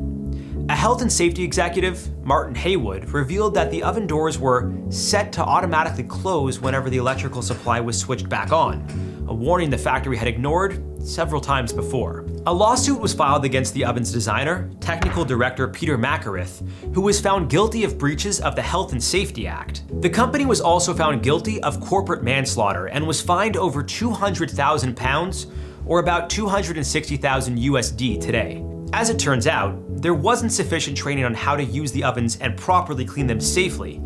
Since then, escape hatches have been added. What an absolute tragedy. And once again, this just goes to show how a simple oversight can lead to unthinkable horrors. Our heart goes out to all the families and friends of the victims we mentioned today. Hopefully, with better safety guidelines, more accidents like these can be avoided. So what did we learn? Safety first, always. Read the manuals, wear your helmets, and know the risks. This poor guy getting dragged away is Mike Hodge, a lion conservationist and sanctuary owner who never would have expected his friendly lion, Shamba, to turn on him. And as all I can remember was a big paw in front of my face. And I passed out. Mike's just one of many victims of wild cat attacks around the world. Lions, tigers, cougars, and leopards all have one thing in common. They love to hunt. It's in their nature, and you could be their next breakfast. I mean, he just reached up and grabbed my back and just brought me down. Whether it be their strength, surprise attacks, or killer instinct, facing any of these beasts is a recipe for disaster. While many encounter these big cats safely at a zoo or on safari, this isn't the case for everyone. In some areas of India, leopards are an everyday threat, even in densely populated villages, and they are not afraid of us. Or if you live on the West Coast in North America, cougars have been known to show up in people's backyards, going after pets, and even children. Unfortunately, many have fallen prey to these masterful hunters, surviving more than just a scratch. So his upper fangs, one broke my nose, the other went into my upper lip, and the lower fangs went into my cheek. And as he closed down his grip, it was like a hot knife through butter. Where his teeth went into my neck, it grazed the main artery in my neck. Today we'll look at some of the most unsettling wild cat attacks and tell you what you need to know to survive them. What big cat has killed the most people? What should you do if you encounter a cougar on your bicycle? And why shouldn't you turn your back on a tiger?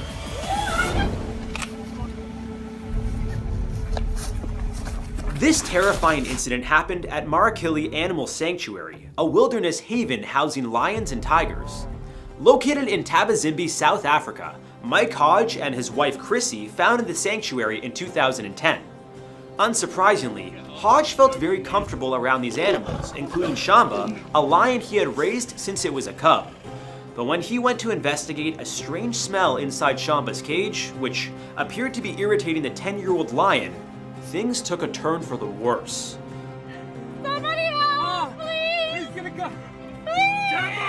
While Mike looked around, a fellow ranger did their best to distract Shamba so he could leave the lion's enclosure safely, a standard protocol.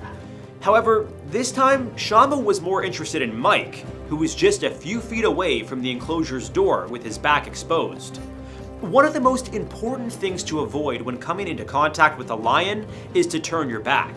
This puts you in a vulnerable position and is a prime opportunity for the lion to strike. Unfortunately, that's exactly what Shamba did.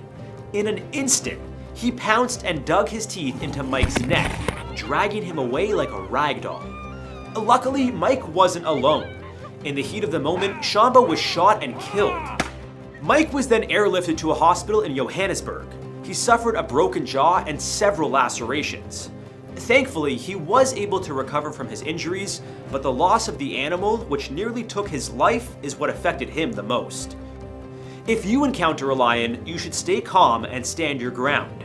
As you can see from Mike's situation, running away will increase your likelihood of being pounced on. And given that lions can run up to 50 miles per hour, you won't stand a chance in this race. In a situation where a lion does attack, you'll want to protect your neck, as they tend to go for the kill before eating their prey. Fighting back and attacking their face is your best bet. But grown lions can weigh up to 570 pounds, so good luck. On average, lions kill between 200 and 250 people every year. And that's based on the deaths we know about.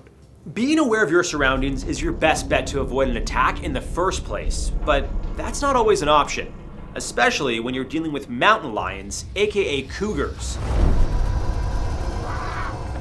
Right away, things started to go black, and I knew, this is basically the end of my life. I remember working at Debbie, basically saying goodbye to my friend, this is it, and I blacked out.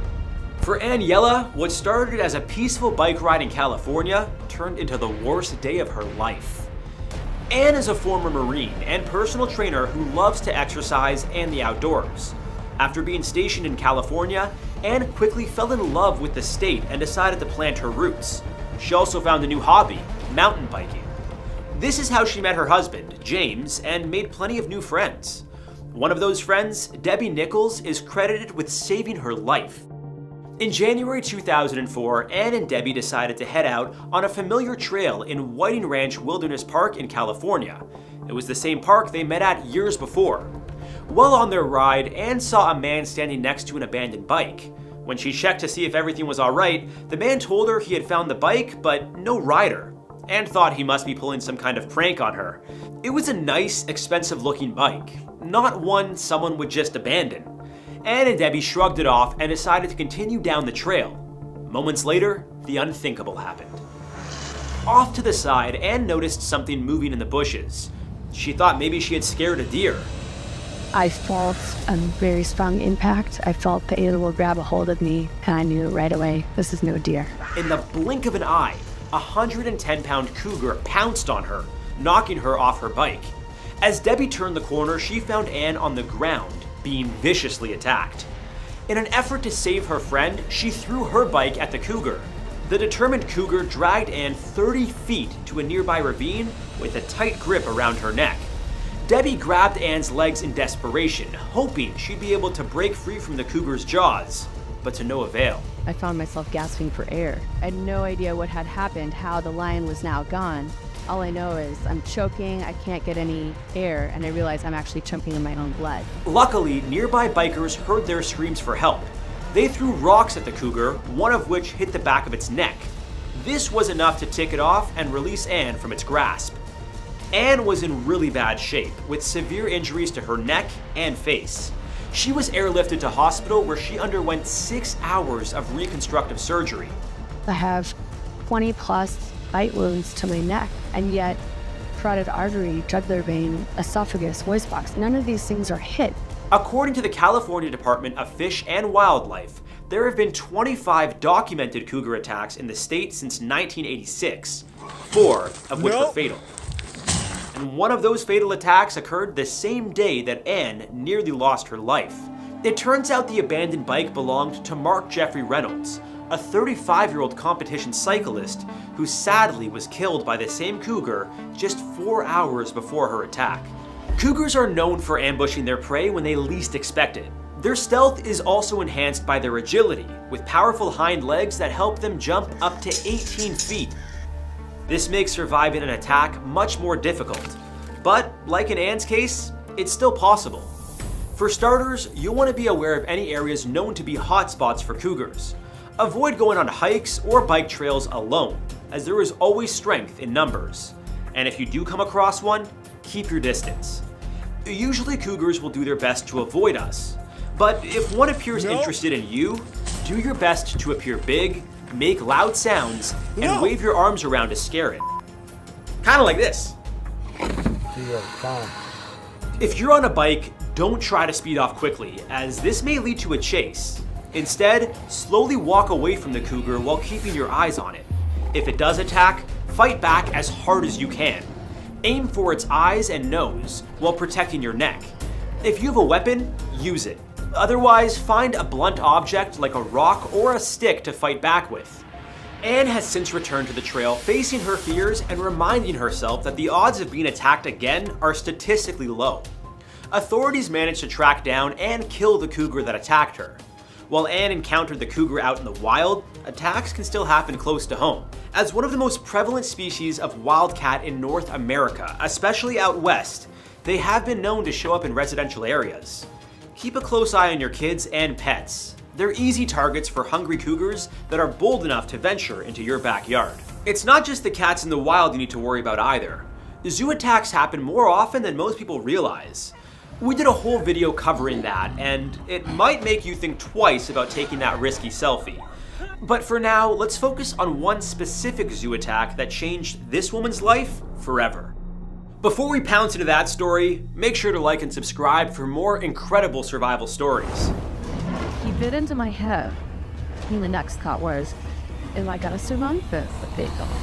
While attending the Feast for a Beast fundraiser at Zoo Boise in Idaho, Jan Gold got closer to a tiger than she expected. As a Friends of Zoo Boise board member, Jan had a special place in her heart for animals. So she was more than happy to help set up the fundraiser, an event to raise money to upgrade the zoo's facilities. While the fundraiser was wrapping up, Jan was part of a group that received an exclusive invitation to witness a tiger feeding. Understandably, they were excited. But as she entered the feeding area, she noticed something strange. The last cage, the gate was wide open, and we noticed that. We just kind of, well, obviously they must know it's open. As they got closer, Taiga, a male 600-pound Siberian tiger, walked in from outside. Jan tried to close the cage door quickly, but before she knew it, Taiga was right in front of her. She started to back away, trying not to startle him, but it didn't help that the other group members ran away screaming.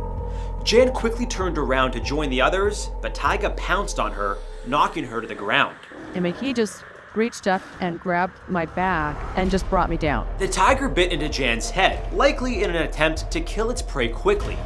After hearing screams, Sergeant Rich Schnebley, who was also at the event, quickly came to Jan's aid and fired his pistol to spook Taiga. At first, he backed off, but when the officer and zoo manager David Wayne approached Jan, Taiga started to move forward again.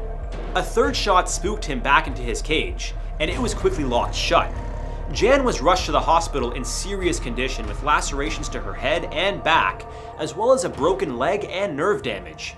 Not to mention that the officer who came to Jan's rescue nearly killed her after one of the bullets he shot ricocheted and went right into her hip. I'm laying on the ground and I can't move from the waist down, or I can't feel anything. They didn't know if I'd walk again. I had so many nerves that were damaged because that bullet, when it hit my bone, it exploded. And so I still have lots of shrapnel in there. Following the attack, the Boise City Council voted to pay for Jan's medical expenses, including rehabilitation for her injured leg. Jan has no hard feelings, saying it was a mistake and mistakes happen. So what did Jan do wrong in this situation? When she turned around, she provided the framework for the tiger to see, aha, this is prey. When facing a tiger, you'll want to try to distract it by throwing things away from you and appearing big to scare it off. carefully step away and do not turn your back. For tigers, this is an open invitation for a chase. Unfortunately for Jan, had she not turned around at that moment, it's possible that she could have closed the cage safely. While this tiger attack happened in captivity, there have been hundreds of fatalities out in the wild. Between 2014 and 2022, nearly 500 people were killed in India alone. An even more frightening statistic is that the number has been consistently rising since 2018. Sadly, they are often due to a lack of food and humans encroaching on their territory. As for Siberian tigers, like the one that attacked Jan, they suffer more attacks from us than we do from them. Poaching and deforestation are two significant factors in the decreasing number of Siberian tigers, with humans responsible for up to 80% of their deaths. Running into a wild Siberian tiger is incredibly rare, as the endangered species is only found in Russia, China, and Korea. And with their numbers dwindling, the odds of seeing one outside of a zoo are slim to none. The same can't be said for leopards, which are known to wreak havoc on anything and everyone they can. The hunt for a leopard terrorizing a village in India was underway after it took the lives of 3 children in 4 days. The first victim was 15-year-old Munir Ahmad, who was found mauled to death on Saturday, June 11th, 2022. The next evening, a 12-year-old boy, Shahid Ahmed, went missing while he was out working with his family's cattle. Shortly after, his body was discovered with injuries consistent with a wild animal attack. Just days after the 2 boys' bodies turned up, a 10-year-old girl, Rutba Manzoor, was playing in her garden when a leopard pounced on her. Following the attacks, a team of 50 was created to find the animal and tranquilize it. If that failed, fatally shooting it was the next best option. They ventured into the woods nearby where the 2 boys were found dead. That's when they also discovered poor young Rutba's body on the forest floor. Unfortunately, leopard attacks have increased in India. There were over 2,300 between 2006 and 2022. Of those, 234 people lost their lives. As populations grow and leopards lose their natural habitats, their inability to adapt has led to more human conflicts. Whether attacking livestock or humans, when the opportunity presents itself, leopards are known for striking when their prey least expects it. With their ability to climb trees, blend into their surroundings, and agile movement, they can be a threat to anyone. To avoid being a victim of a leopard attack, plan ahead for any regions you might be visiting. They're commonly found in India, China, and parts of Africa. If you spot one in the wild, keep your distance. As always, don't run, as this signals to the predator that you're prey. If it starts to attack, aim for the eyes, nose, or other sensitive areas. Now, I know I'm repeating myself, guys, but wildcats be wildcattin'. Regardless of whether they've been raised as cubs in captivity or not, these big cats will always have a killer instinct within them. And although some of these animals like to hunt us down, the majority of the time, it's because they feel threatened. Between poaching and the loss of their natural habitat, human-animal conflicts will continue to rise.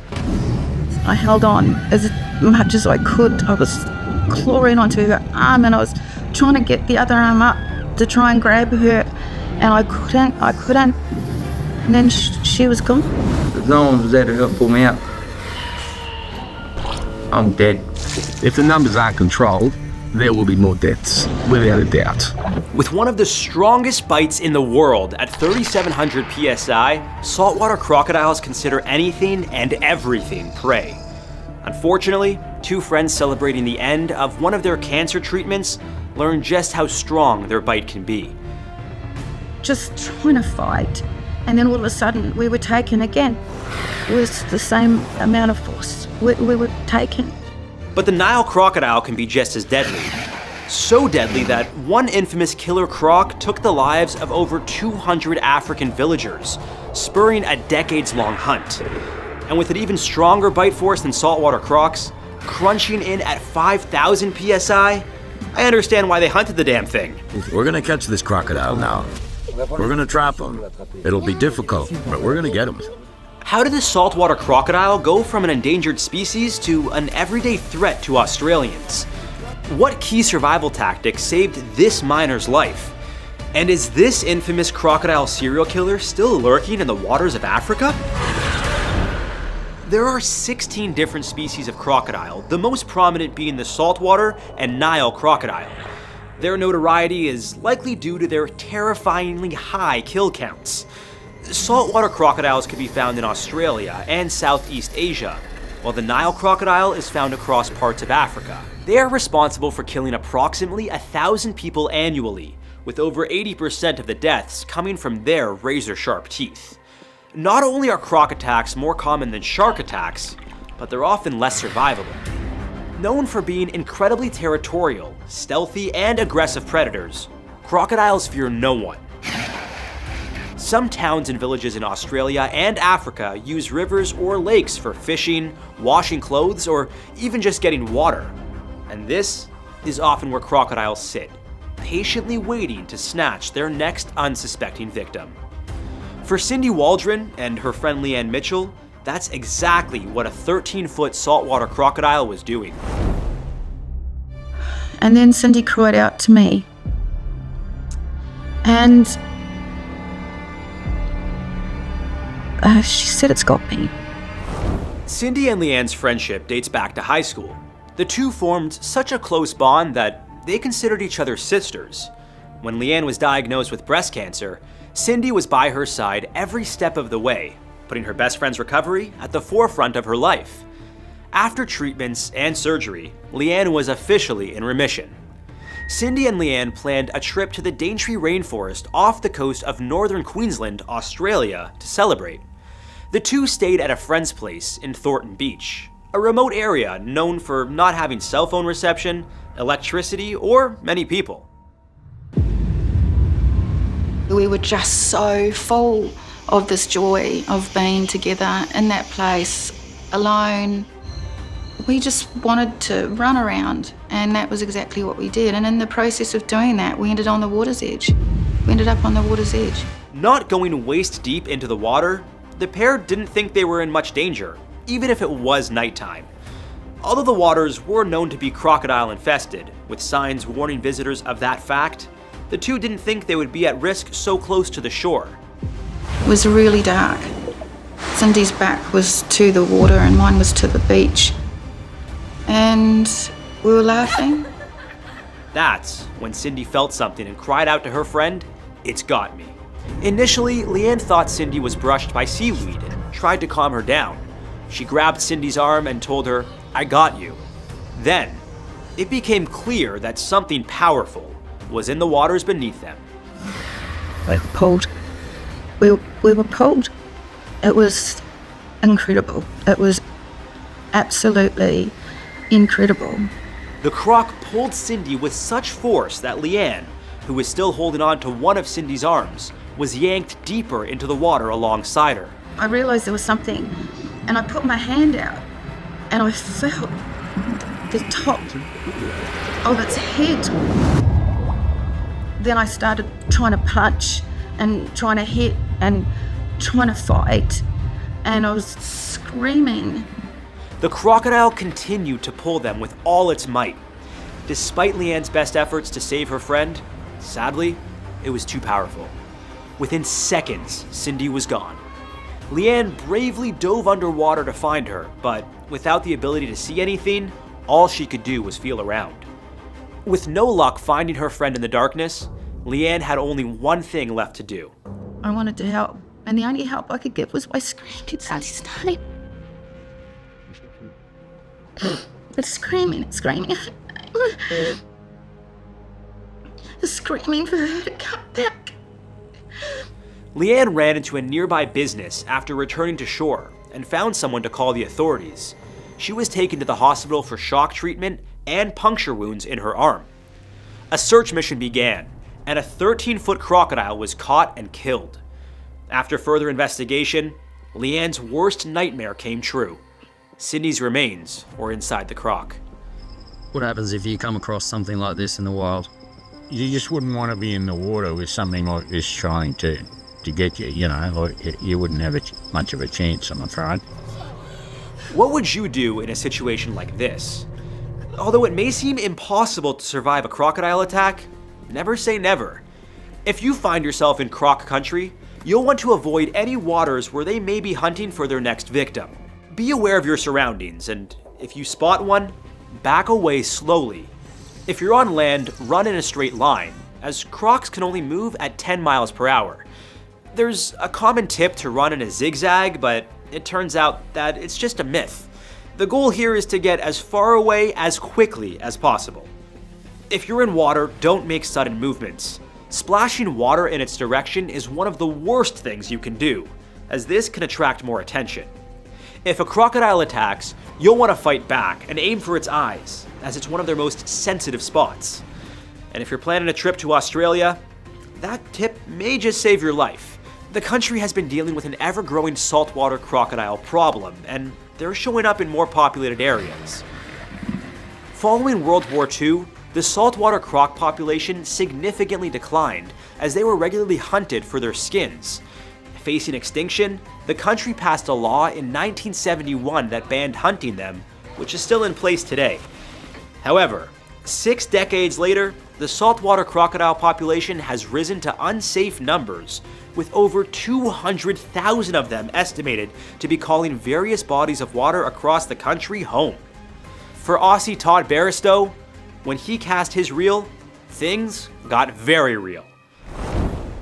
And like facing him like this on the mud, in the water, with just his snout sticking out.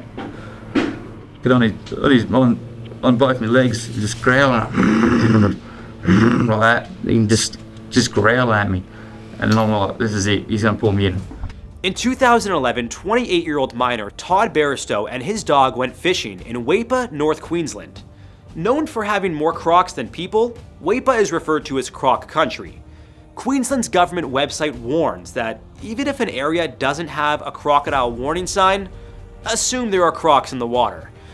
But despite having that knowledge, many fishermen willingly fish in croc-infested waters. You reckon it's safe here, dude? It's not 100% safe, that's why I certainly keep a good eye out. You reckon you'll see it coming? Well, maybe not. You don't see the one that gets you, that's what they say. It turns out what they say is true. When a massive crocodile attacked Todd, he definitely didn't see it coming. Within the blink of an eye, he was waist deep in the water, with his legs caught in the jaws of the croc.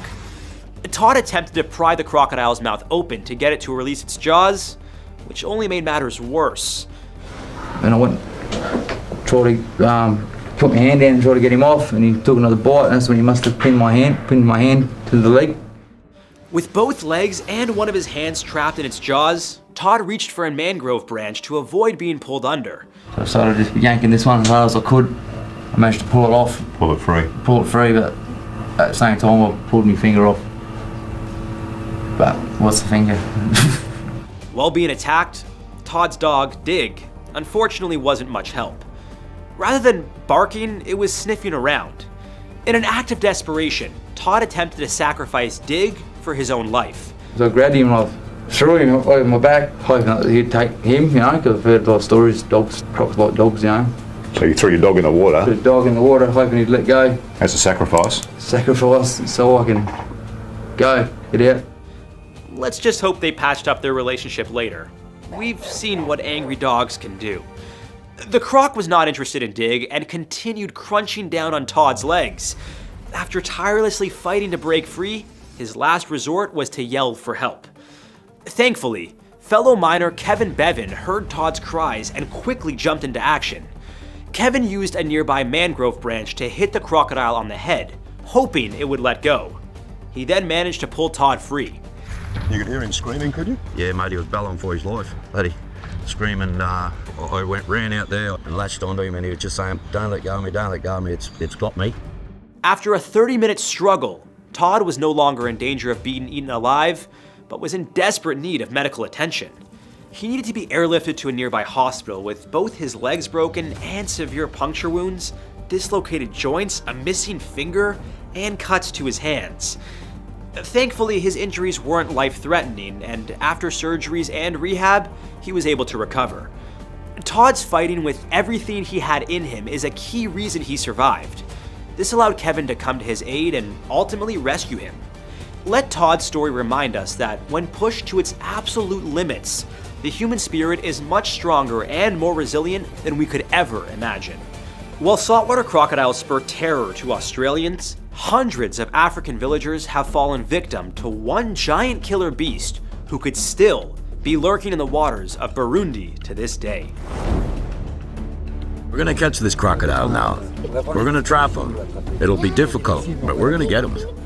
One bite from a Nile croc is enough to crush every bone in your body. It's hard for experts to be certain, but it's estimated on average, Nile crocs kill 200 people annually. Found in fresh waters, mangrove swamps, and of course the Nile Basin, run-ins with humans are more common than I'd like to admit.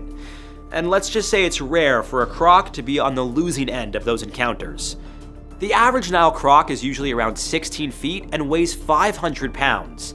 But the larger ones can reach up to 20 feet and weigh over 1,600 pounds. And then there is Gustav, believed to be one of the largest and deadliest crocs across the continent. This 20-foot, 2,000-pound monstrosity is known for his terrifyingly high kill count, estimated to be around 300 people. There's the beast. Gustav can be found roaming the northeastern shores of Lake Tanganyika, and over the years, he's garnered a reputation similar to that of the Loch Ness Monster or Bigfoot. The only difference is that multiple confirmed sightings of this killer crocodile have occurred, as have numerous missions to capture it and end its killing ways. Patrice Fay, a self-taught naturalist, made it his life's mission to capture Gustav. In 2004, Patrice and a film crew documented their attempt, but unfortunately for them, the beast did not fall for their trap. In 2019, a report claimed that he had finally been killed, although there was no evidence or much concrete proof to back it up. Many think Gustav, estimated to be nearly 100 years old, is still roaming the waters, snatching up unsuspecting victims and etching his name into the history books. There is only one way to find out if he's still alive, and it won't be me going down there, so give me a shout when you do. My advice for surviving a Nile crocodile attack is the same as for surviving a saltwater crocodile attack. Avoid them at all costs. Aim for the eyes and head if you are being attacked by one. Fight back as hard as you can because these things show no mercy, often eating their prey alive. Crocs are also known for their signature death roll, a maneuver often used to rip off chunks of flesh or bones out of sockets. You can think of this as a crocodile's deadly finishing move, if this was a video game. And they're also smart enough to know that most of their prey can't breathe underwater and will intentionally drown larger targets. Now, knowing how dangerous crocs can be, I hope you'll do whatever you can to avoid croc-infested waters.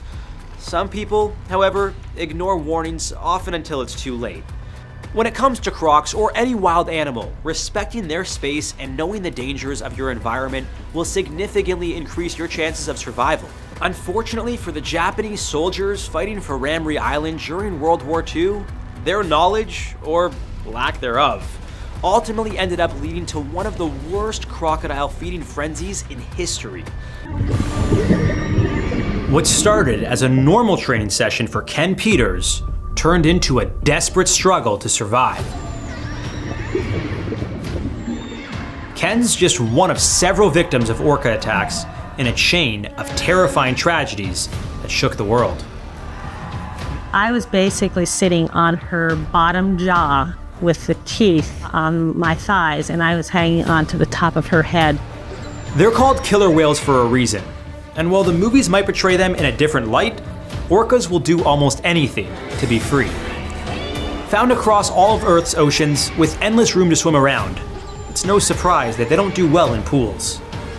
We stored these whales in what we call a module, which was 20 feet across and 30 feet deep, and the lights were all turned out. Probably led to what I think is a psychosis. Marine parks, such as SeaWorld and Marineland, have been scrutinized for their mistreatment of orcas. As highlighted in the documentary Blackfish, many die while under the park's watchful eye. Over the years, experts and even former SeaWorld trainers have spoken out about the treatment of whales in captivity. All the drugs, the premature deaths, I mean, all those whales are doped up on so much medication, it's unbelievable. So when we capture them, like Lolita, we take away from them the two most important aspects of their life, the world of sound and their family. While these orca attacks may look like accidents, many experts believe they were simply natural reactions from distressed animals who have suffered abusive living conditions. Something popular marine parks tried to cover up, time and time again. Once captured, the critics say these beautiful creatures who were used to swimming hundreds and hundreds of miles a day are then stuck in, for them, what is the equivalent of a swimming pool. How did a publicity stunt with an orca turn ugly? What caused Keto the killer whale to snap on his trainer? And what controversies has SeaWorld tried to cover up? Stick around as we dive into some of the deadliest orca attacks. As one of the top predators of the oceans, orcas are a cornerstone of their ecosystem, keeping populations in check. Reaching lengths of more than 25 feet and weighing nearly 12,000 pounds, these meat eaters devour everything. Fish, stingrays, sharks, seals, and even minke whales. Oddly enough, orcas are part of the dolphin family, but given their sheer size, they're often mistakenly called whales. One of the ocean's most intelligent creatures, they are also very social. They're known to form large groups of extended families which can have 20 orcas in them, called pods. These pods do everything together, from playing and nurturing their young to masterful hunts showcasing their incredible intelligence. I would not want to be a seal in those waters. Poor guys, yeesh. And if you happen to be boating in orca territory, I hope you're a good yachtsman and don't smell like fish. It's happened. The launch of the greatest spectacle the West has ever seen. In the 60s, marine parks started sprouting up across the US and became big business for the tourism industry. Housing dolphins, sea lions, and various attractions, the parks were doing well, but still needed a proper spectacle to draw big crowds. With their incredible size and ability to be trained and perform tricks, orcas were a perfect fit. And it was a chance for people to get up close and personal with an animal they would likely never see in the wild. For years, performers did dazzling stunts with orcas without a hitch, and business was booming. But it wouldn't be long before the negative effects on captive orcas would show. Many were literally plucked from their family pods, poorly fed, and forced to perform regularly, all of which clearly took a toll. When you add a trainer into the mix with an agitated animal, it's only a matter of time before things go wrong. Some may feel they have a special bond with the creatures, but experts have a different opinion. I mean, the only connection that the orca have to the trainer is that they give them the food. If you went in there and fed them for a week, they'd have that connection with you too. Unfortunately, that connection doesn't mean the orcas won't turn on their trainers, something Ken Peters learned the hard way. It's a deadly ballet. This killer whale grabbing trainer Ken Peters by the feet, 5,000 pounds of muscle, teeth the size of bananas. Ken Peters worked alongside Kasatka, a female orca captured in 1978 at just 2 years old. Kasatka had a history of aggression towards humans and was known for biting their thighs, legs, and feet. Between 1989 and 1993, there were 3 Kasatka attacks. 2 of them involved Peters.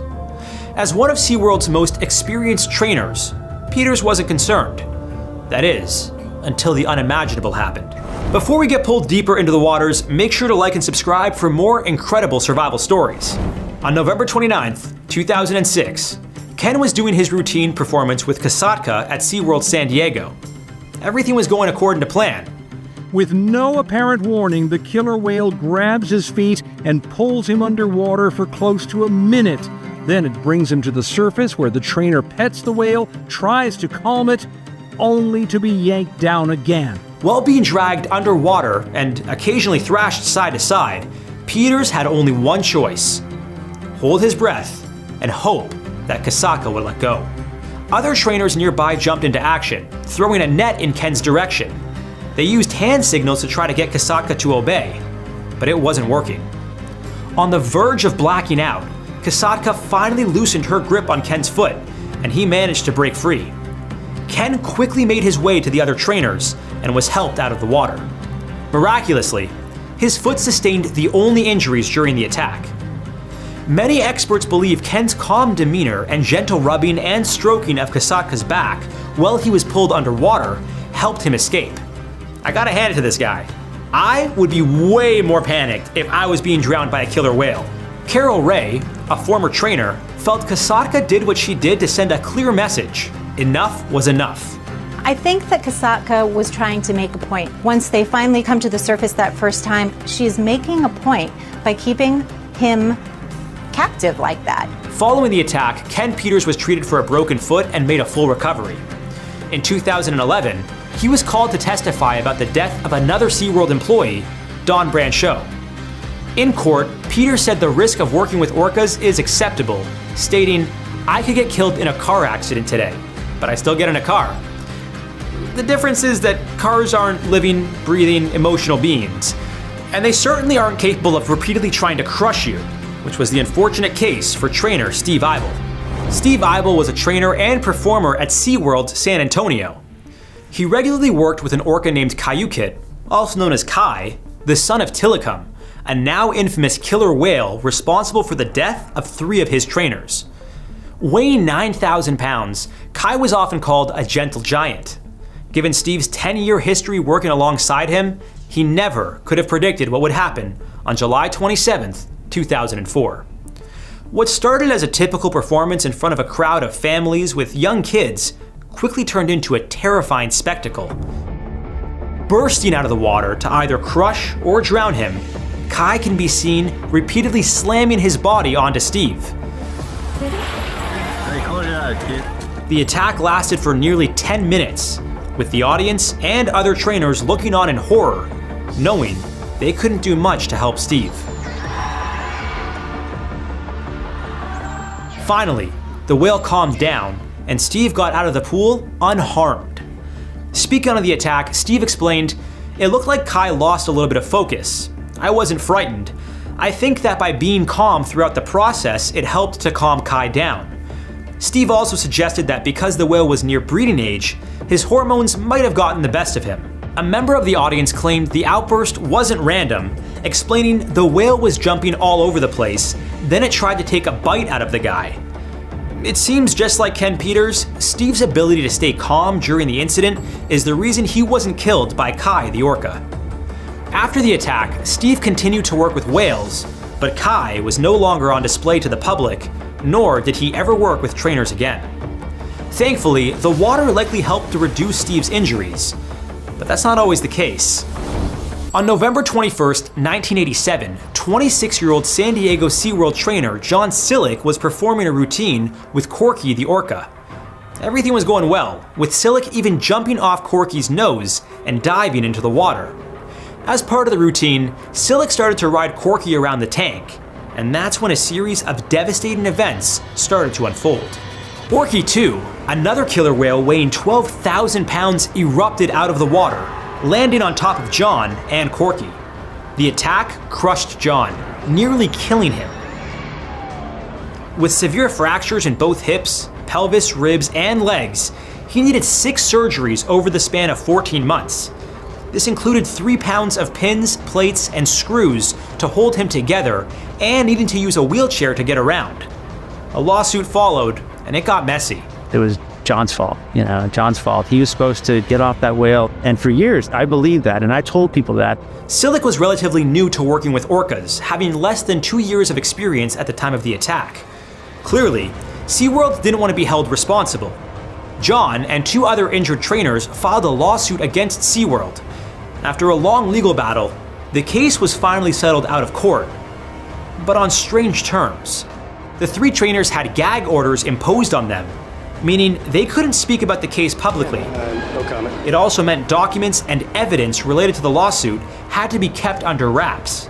We weren't told much about it, other than it was trainer error, and especially when you're new into the program, you don't really question a whole lot.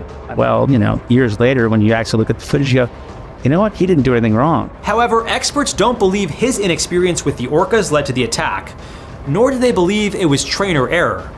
Instead, they think Orca 2 might have been angry or jealous for him to behave that way. A source within SeaWorld claimed prior to the show, Orca 2 was showing signs of arousal, and they described it as riding a mare in season in the presence of a stallion. In other words, Orca 2 was looking for a mate and saw John riding on top of Corky as a threat. So can orcas experience jealousy? Well, scientists believe it's possible, especially when being held captive with few options for mating partners. After the attack, SeaWorld told trainers to stay out of the water and to stop riding the whales. For the time being, at least. And this wasn't the first time something went wrong with a person riding an orca. For Annette Eckes, what started as an incredible opportunity turned into a painful mistake. A diver jumps in immediately to free Anne, but he's no match for this 4-ton whale. On April 20th, 1971, SeaWorld PR Secretary Annette Eckes was going to ride on the back of Shamu, a nearly 9,000-pound killer whale, as a publicity stunt. Eckes worked full-time for SeaWorld and occasionally did more than her typical secretary duties. When she was asked to ride the back of Shamu, excited by the opportunity, she was happy to do so. Shamu was captured in October 1965 and became SeaWorld's flagship orca, the park's biggest attraction. That is, until the killer whale, who was just 5 years old, showed the world how dangerous captive orcas can be. Initially, things were going smoothly for Anne, who worked with trainers to get comfortable riding on the back of the whale before filming the stunt. Anne successfully did 2 laps around the tank while on the back of Shamu, wearing nothing but a bikini. On her 3rd lap, things took a turn for the worse. Anne slips, and Shamu spooks. Shamu ignored Anne's signal and did something no one was expecting. Well, almost no one. Shamu bucked Anne off his back and then started to attack her. Even with the help of numerous trainers, he proved to be too powerful. Biting Anne's leg, the trainers had to pry Shamu's mouth open to get him to release. A handler pushes a pole down on the whale's tongue, and he lets go. Following the attack, Anne was hospitalized for 5 days, treated for 20 bites, and required nearly 200 stitches. She suffered from puncture wounds and lacerations, which left scars. A lawsuit was inevitable, and it highlighted the negligence of SeaWorld trainers and the director of the animal training department, Kent Burgess. Lawyers revealed that Shamu had a history of attacking people, including a swimsuit model and a trainer before this incident. Trainers also noticed Shamu's tail fluttering on his second ride around the tank with Annette, a clear sign that he was agitated. Still, no one advised her not to go around for a 3rd lap. SeaWorld was required to cover Anne's medical bills and pay her $75,000 as a settlement. This incident was one of the first public captive orca attacks, garnering lots of media attention. Since then, dozens of similar attacks have occurred, with SeaWorld and other marine parks doing their best to downplay the severity. But when someone loses their life as a result, they can only hide so much of the truth. This is Quito the orca, and our final story involves him and his former trainer, Alexis Martinez. Martinez was a trainer at Loro Park, a zoo in Spain that was given 4 orcas by SeaWorld in 2006. When transitioning from working with dolphins to killer whales, Martinez was aware of the risks and considered quitting twice, citing safety concerns. On December 24, 2009, Martinez was gearing up for a Christmas show featuring Quito, a 6,600-pound killer whale with a history of not responding to its trainer's commands. This move to Loro Park was Quito's 4th in 7 years, and due to a lack of stable social hierarchy, he occasionally showed aggression. Things were going well with Quito that day, but when he repeatedly failed to complete the routine, he was denied a reward, frustrating him. Other trainers working alongside Martinez felt they were losing control and wanted Martinez to leave the pool. While one of the trainers tried to get Quito's attention, he made his way toward the exit. But the distraction didn't work. Quito rushed toward Martinez and slammed into him with his nose, driving him to the bottom of the pool. At this point, Martinez was unconscious and severely injured. The other trainers frantically called Quito back to the surface, and he followed their commands. For a moment. Quito then went back down, coming up a second time, now with Martinez sprawled over his nose. Once again, he was dropped to the bottom. When the trainers could secure Quito behind a gate and get to Martinez, he had been underwater for nearly 3 minutes. When he was finally pulled to safety, he had blood coming from his nose and mouth. Sadly, Martinez didn't make it. An autopsy revealed that the cause of death was drowning. Multiple cuts, bruises, and fractures to his ribs and sternum A lacerated liver, 2 collapsed lungs, and bite marks consistent with the teeth of an orca were all reported. SeaWorld and Laurel Park downplayed the incident, claiming it was an accident and bad luck. It got little media attention, but raised concerns about working with captive orcas. However, just 2 months after Martinez's death, Dawn Brancheau, another trainer at SeaWorld, sadly suffered a similar fate in front of a live audience. An investigation into her death led to more questions regarding what happened with Martinez and the regulations in place for the well-being of orcas confined to water parks. Especially because Tilikum, the orca responsible for Dawn's death, was involved in a handful of others before her incident.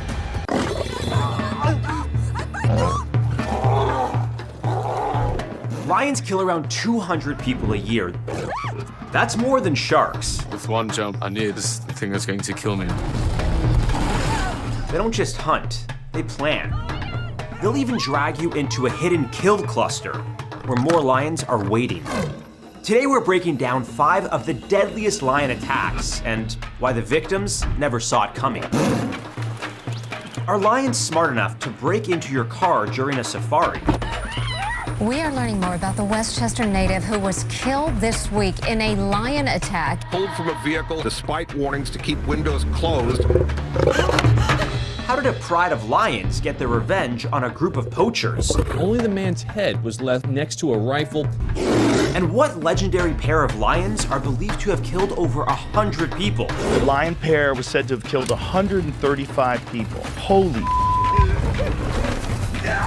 The odds of escaping a lion attack are slim, but we'll tell you what you need to know to survive one. How fast can a lion kill you? Try 5 seconds. They can hit 50 miles per hour and take down almost any prey, including crocodiles. When it's time to eat, they can inhale 80 pounds of meat in one sitting, and their roar, it carries 5 miles. There's a reason why they're called the king of the jungle.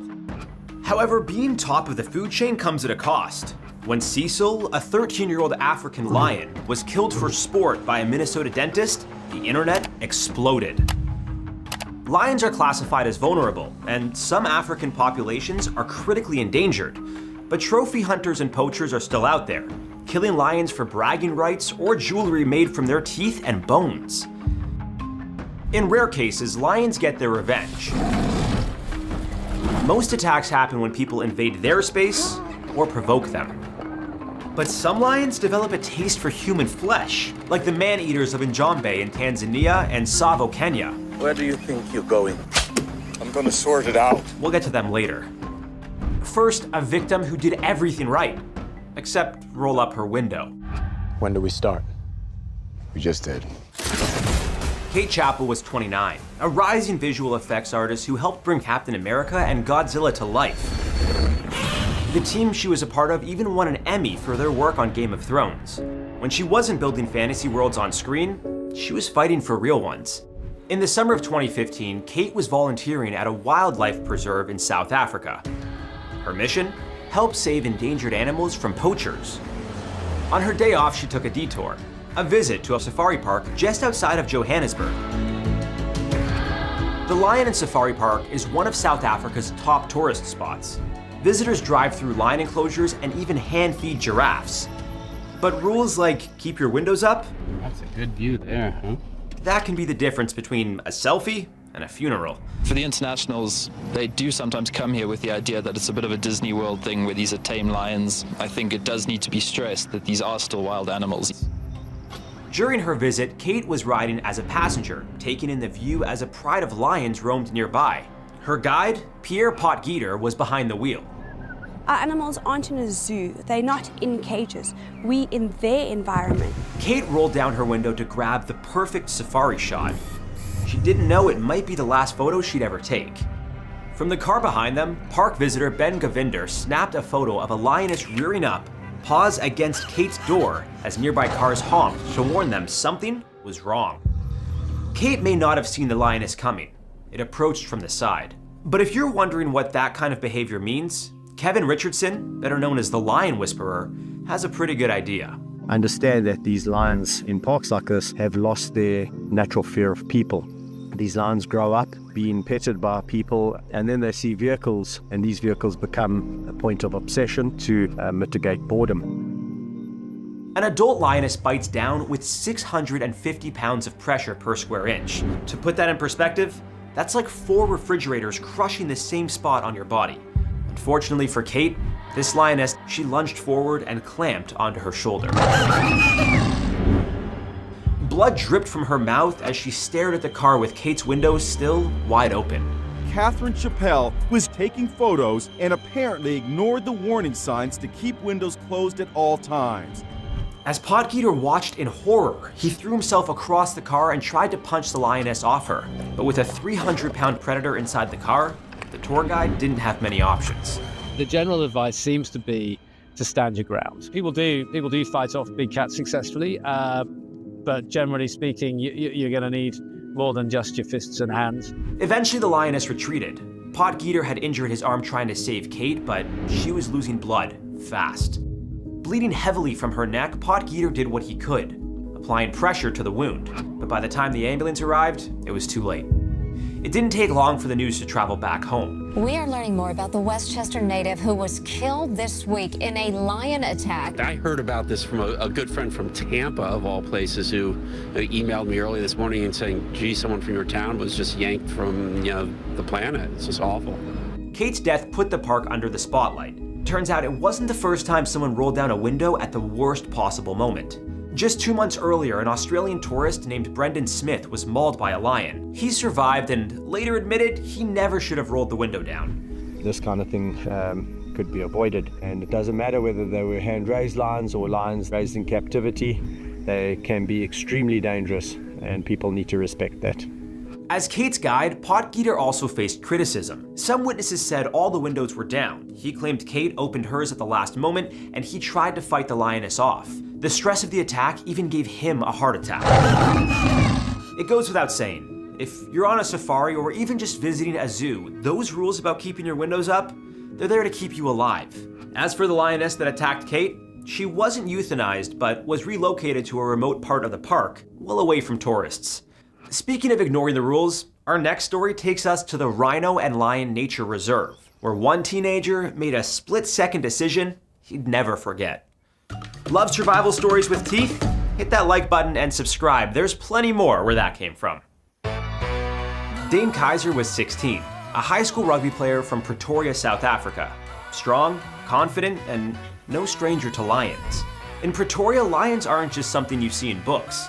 There are at least 5 lion parks and reserves within a short drive of the city. On this day, Dane was at the Rhino and Lion Nature Reserve with his mom and his girlfriend.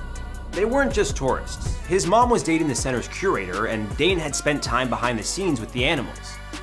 The reserve sits near the South African city of Krugersdorp and is home to some of the world's rarest big cats, including the legendary white lion. Their pale coat comes from a unique recessive gene, and there are only about 15 of them left in the wild. To impress his girlfriend, Dane led her to the white lion enclosure, which was off limits to the public. He leaned in, reached through the fence, and stroked a lioness's ear. Big mistake, especially before feeding time. He screamed, "Help me, Mom." And then he went very quiet. The lioness clamped down on Dane's foot and didn't let go. Then, she latched onto his arm. In just seconds, he was yanked under the fence like a chew toy.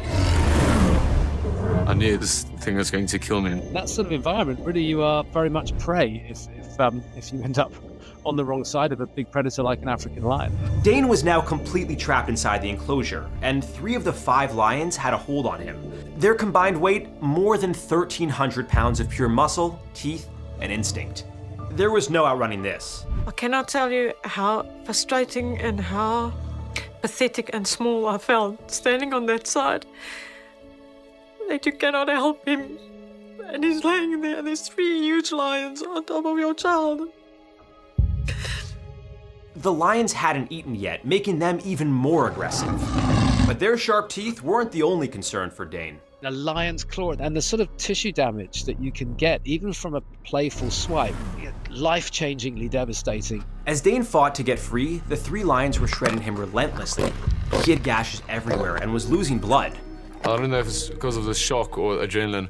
I couldn't see any color at all. It was all black and white. Then, something changed. One of the lions let go, and right beside him, an object caught his eye. Somehow I got up when the exact same time when he was off me. I don't know how or why, but a stick lay next to me and I picked it up. I turned my back and started moving towards the fence. Dane raised the stick and smacked the lion. Hard. To his shock, it backed off. For now, he had space. The lion could have taken me out anytime. With one jump, I would have been gone. Somehow, Dane made it back to the fence. He didn't run and never turned his back. Dane's instincts in that moment were solid. If you're ever face to face with a lion, don't run. That only invites them to chase you. Back away slowly and keep your eyes on them. And if you've got something to swing, use it. That stick Dane found probably saved his life. He was rushed to the hospital with deep gashes to his calves, thighs, arms, shoulders, and chest. Doctors said he lost 3 inches of muscle from his leg, like someone had taken an ice cream scoop to it. If you recover from it, the chances of getting infection is virtually 100%, so you've got all of that on top of it. It's a very serious thing. It's not just a sort of little scrape. Lucky for Dane, he survived, but just barely. Later, the reserve confirmed Dane ignored safety protocols despite knowing the lions were dangerous. He went to the enclosure before feeding time and paid the price. The lions weren't put down. The park was kept under close watch and the curator was suspended during the investigation. Our next story, this time the victim wasn't a tourist or a teenager. It was a poacher, and the lions found him first. South Africa's Kruger National Park is 5 million acres of raw wilderness.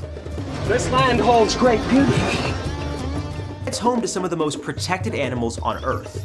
But that protection comes at a price. South Africa is to move 500 rhinos from the iconic Kruger National Park to combat an increase in poaching. As many as 408 rhinos have been killed for their horns in the Kruger National Park this year alone. Poaching rhinos is a national crisis in South Africa and classified as a national priority crime. It's also extremely dangerous. On April 1st, 2019, 5 suspected poachers broke into the park on foot. Their target, rhinos. Their motive, horns, selling for nearly the same price as gold. Before they found a rhino, though, they ran into something else. An elephant. And it wasn't in the mood to share its turf. According to the poachers who escaped, one of them was trampled to death on the spot. They carried his body to the road hoping someone would find it, but it wasn't the kind of someone they were expecting. A lion pride stumbled across the free meal and didn't let it go to waste. The next morning, rangers launched a search. They didn't find a body, just a skull, pants, and abandoned poacher's gear. 4 of the survivors were later arrested for poaching and possession of illegal firearms.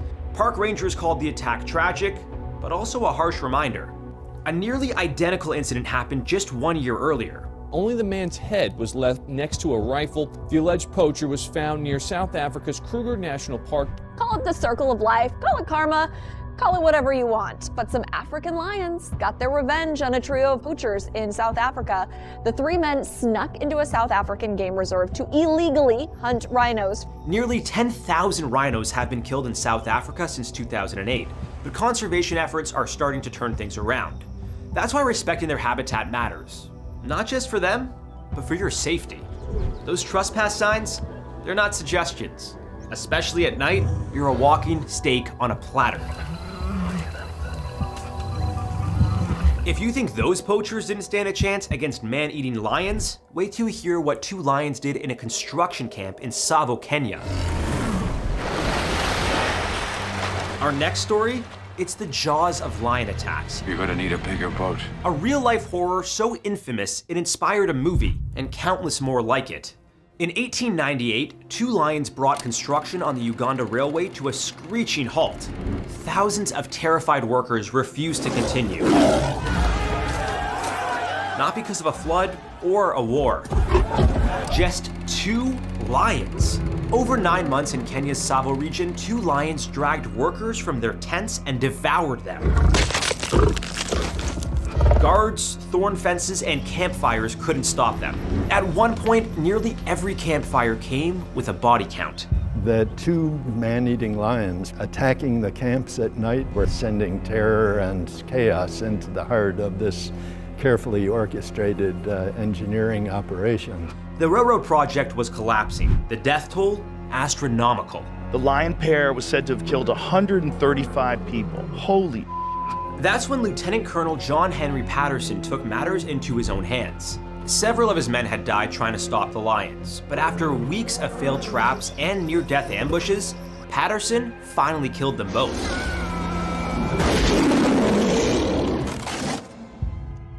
So why did these lions hunt humans? Some blame a viral outbreak that wiped out their usual food supply. Others point to a bad tooth, making it hard for it to hunt, so we turned to easier prey. Another theory? Tsavo lions scavenged human corpses for years, developing a taste that stuck. And Tsavo wasn't the only place this happened. Lions have stalked and eaten humans elsewhere, including in Njombe, Tanzania, where one pride reportedly killed over 1,500 people. And according to ecologist Adam Hart, there's even evidence lions set their sights on drunk men. Yes, so this was some stories from Tanzania where lions very much targeting drunk men coming back from drinking taverns and so on, walking through the bush, emitting a very distinctive smell, very predictable pattern of behavior. Similarly, people going out to use the toilets. Scientists have studied Tsavo lion skulls, teeth, and even the hair trapped in their broken canines. The results? They ate zebra, wildebeest, giraffe, and humans. Lots of humans. The Tsavo lions are behind one of the most terrifying predator stories ever. 2 lions, dozens dead, nothing like it has happened since. Lion attacks don't just happen deep in the wild. In this episode alone, 3 people were mauled in parks, preserves, and controlled habitats. Why? Because they broke simple rules, or got too comfortable. From safari windows to zoo exhibits, being careless can turn a safe space into a kill zone. And if you ever find yourself walking through remote lion country, you want more than your favorite sunglasses and a selfie stick. I need an ambulance at Tiger Haven. Somebody got grabbed by one of the tigers. She's injured bad. Grabbing my hand, he had pulled my arm in to his mouth. This morning, a Florida zoo is closed after a tiger attacks and kills a veteran zookeeper. Tigers are natural-born killers. Some trainers feel they form unbreakable bonds with their animals. But at the end of the day, they'll always be predators. Once instinct kicks in, things can turn ugly in seconds. Something 18-year-old Summer Stevens learned the hard way. For a Chinese family, what was supposed to be a fun zoo outing turned into a scene from a horror movie. With their deadly bite, powerful claws, and gravity-defying agility, you'll never see them coming. They're very stealthy. They're big animals, but they can move almost without making a sound. How did this teenager's life change after her attack? Why did the internet hold this woman responsible for her mother's death? And what made this tiger turn on its trainer? Tigers kill an average of 56 people annually. Most attacks happen in India due to overlapping human and tiger habitats. Given that Bengal tigers are found in India, they are the deadliest. We spoke to Adam Hart to get his take on tiger behavior. He's an English scientist, professor, and author who specializes in ecology and conservation. For example, in areas like the Sundarbans in India, there's records of tigers watching people going backwards and forwards. They'll be selecting individuals from a group of people and they'll watch them several days, and you can see the trail that they've left in these areas, and then they will attack.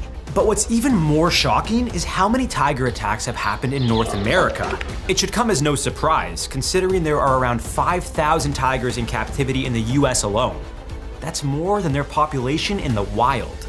And the biggest problem there is things like habitat loss and human-wildlife conflict. Well, you're not solving that by keeping them. Our first story shows us how finding love can save you even in the most dangerous situations. The tiger, he had just my whole arm in his mouth. I could feel the warmth of his stomach almost. Tiger Haven is a non-profit big cat sanctuary in Tennessee operating since 1991. It is known for housing lions, tigers, leopards, cougars, and jaguars. The sanctuary doesn't breed animals, but allows cat owners to rehome cats they can no longer care for. Whether they were pets, used in circuses, or part of cub petting operations, like those seen in Tiger King, Tiger Haven provides them with a permanent and secure home. Given the nature of the work-life balance at the facility, employees live on site. Unlike a typical 9-to-5 gig, working there is described as a lifestyle, not just a job. For animal lover Summer Stevens, it was a dream job. She often visited her boyfriend, Gage Gilmore, who worked at the sanctuary. Luckily for her, they were hiring. I just decided that I'm here, he's out there working, I could be out there with him, with the cats, taking care of them. Summer had been officially on the job for just 2 months. On January 25th, 2021, her life would change forever. This body cam footage capturing the moment responding officers arrived on scene. Stevens lying on the ground, her co-workers using a tourniquet to try to stop the bleeding. Summer was going through her list of duties, which included refilling water for the tigers.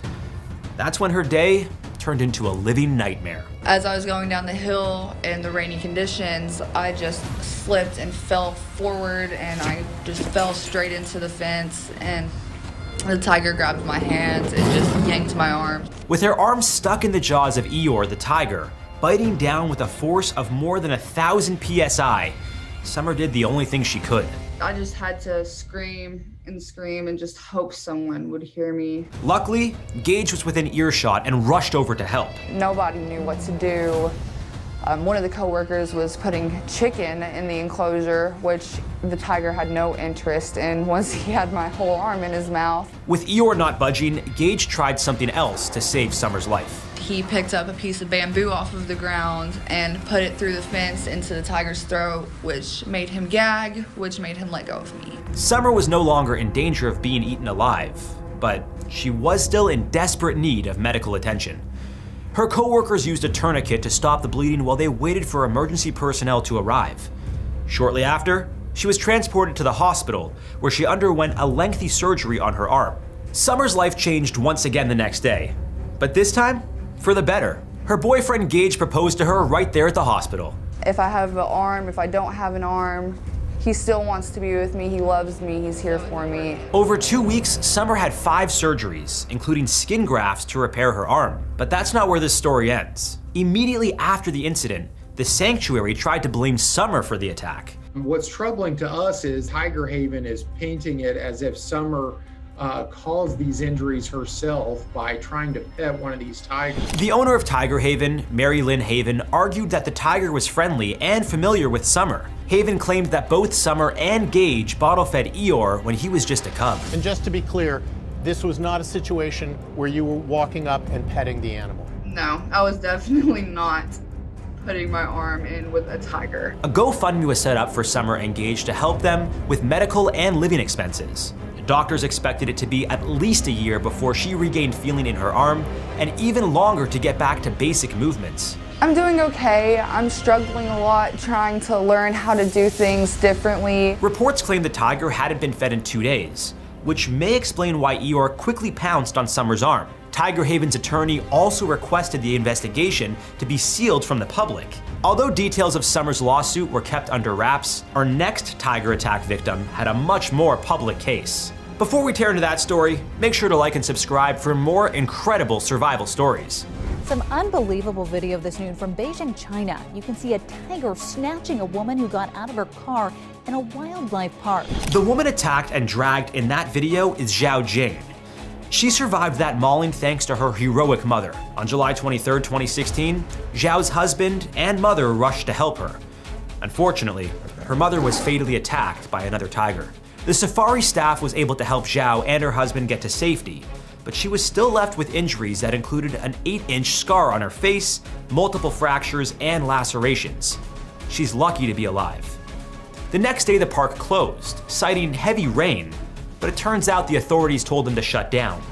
There was no mention of the attack on the park website. The mother, the daughter, the tiger. Who was the real victim? Initial reports claimed that Zhao got out of the car because she was arguing with her husband. She denied that, claiming she got out due to car sickness because her husband was an inexperienced driver. After an investigation, the park reopened in August, and the tiger portion followed in November. The park was not held responsible for the mother's death because they had signs at the entrance warning visitors to stay in their cars at all times. They also had everyone in the vehicle sign a waiver with the same warning. Sadly, This isn't the first time someone lost their life to a tiger attack inside the park, with accidents happening in 2009 and 2014. Zhao Jing sued the park for 1.5 million yuan, or $207,000. The majority of the requested payout was to cover her mom's funeral and help her dependents. The rest was to help Zhao cover her surgery and loss of wages due to the injuries. The park argued that it wasn't to blame for the incident and instead blamed her for not obeying its rules. She claimed the park didn't attempt to help her mother and lacked safety measures to ensure the well-being of its visitors. The two sides finally agreed on a settlement of 1.2 million yuan, or $166,000. As scary as the attack itself was, it seems that the aftermath from online trolls did the most damage. It was quite shocking to see so many people to wish her to die and say that her mother died wrongly and she should have been the one eaten by the tiger. If you ever visit a zoo or a drive-through animal park, you should always know the dangers. After all, these animals aren't trained. And even when they are trained, instinct can take over at any time. Gandhi, Gandhi, Gandhi. No, no, no, Dad. David. Vicenta Pages is a fifth-generation circus performer who has worked with tigers since she was 14. When she turned 20, she decided to lead her own show, working alongside her now husband, David Donnert. On October 25, 2016, Pages and Donnert performed at the Pensacola State Fair in Florida. Everything was going as planned. An audience of kids and parents watched in awe as Pages performed tricks with the tiger. That is until Gandhi, the 2-year-old tiger, appeared to turn on his trainer, a risk Pages was always aware of. You have to always remember what they are, and they are wild animals. You never take the wild out of them, and I trust them to an extent. As scary as the scene was, Pages wasn't severely injured and was able to walk out of the cage on her own, but she did require surgery on her leg. Ashley Barnes, who was in the audience with her homeschooled group, told a news outlet that Pages tried to get Gandhi to jump hurdles without a meat reward. When he didn't follow the routine, Pages dug her knee into his side to redirect him. That's when the tiger attacked. Hey. Gandhi, no. Gandhi. In the video, you can see and hear David repeatedly whipping Gandhi. In total, the tiger was whipped over 30 times. Onlookers were fearful they were about to witness Pages get mauled right before their eyes, but also scared for their own safety. When David went to help his wife, he left the cage door unlocked. At least 3 complaints related to the incident were received by the APHIS organization. Despite this, they found no violations, and an investigator explained minimal force was used. Gandhi was not injured, and the tigers were well trained. Animal activists argued that the trainers downplayed the attack before the video was released and worried about the animals and their living conditions. Pages is lucky she survived her attack. Our next victim suffered a much more grim and painful fate. Now angered, the animal dragged away Maqsood. The National Zoological Park in New Delhi, India is home to over 1,300 animals. It has quite a collection, from bears to tigers, snakes to owls, and everything in between. Aside from an incident when a tiger jumped over a 12-foot fence into another enclosure, the zoo's director claimed it was absolutely safe. I mean, he says so. Thankfully, no one was injured in this incident, but it took staff 2 hours to tranquilize the tiger and put her back into a cage. That may have been a sign that the zoo was either understaffed or not equipped to handle unexpected situations. Sadly, on September 23, 2014, a 20-year-old man named Maqsood Khan lost his life after hopping over a fence and falling down a 15-foot moat into a white tiger's enclosure. In this 2.5-minute video, initially Tiger Vijay appears curious.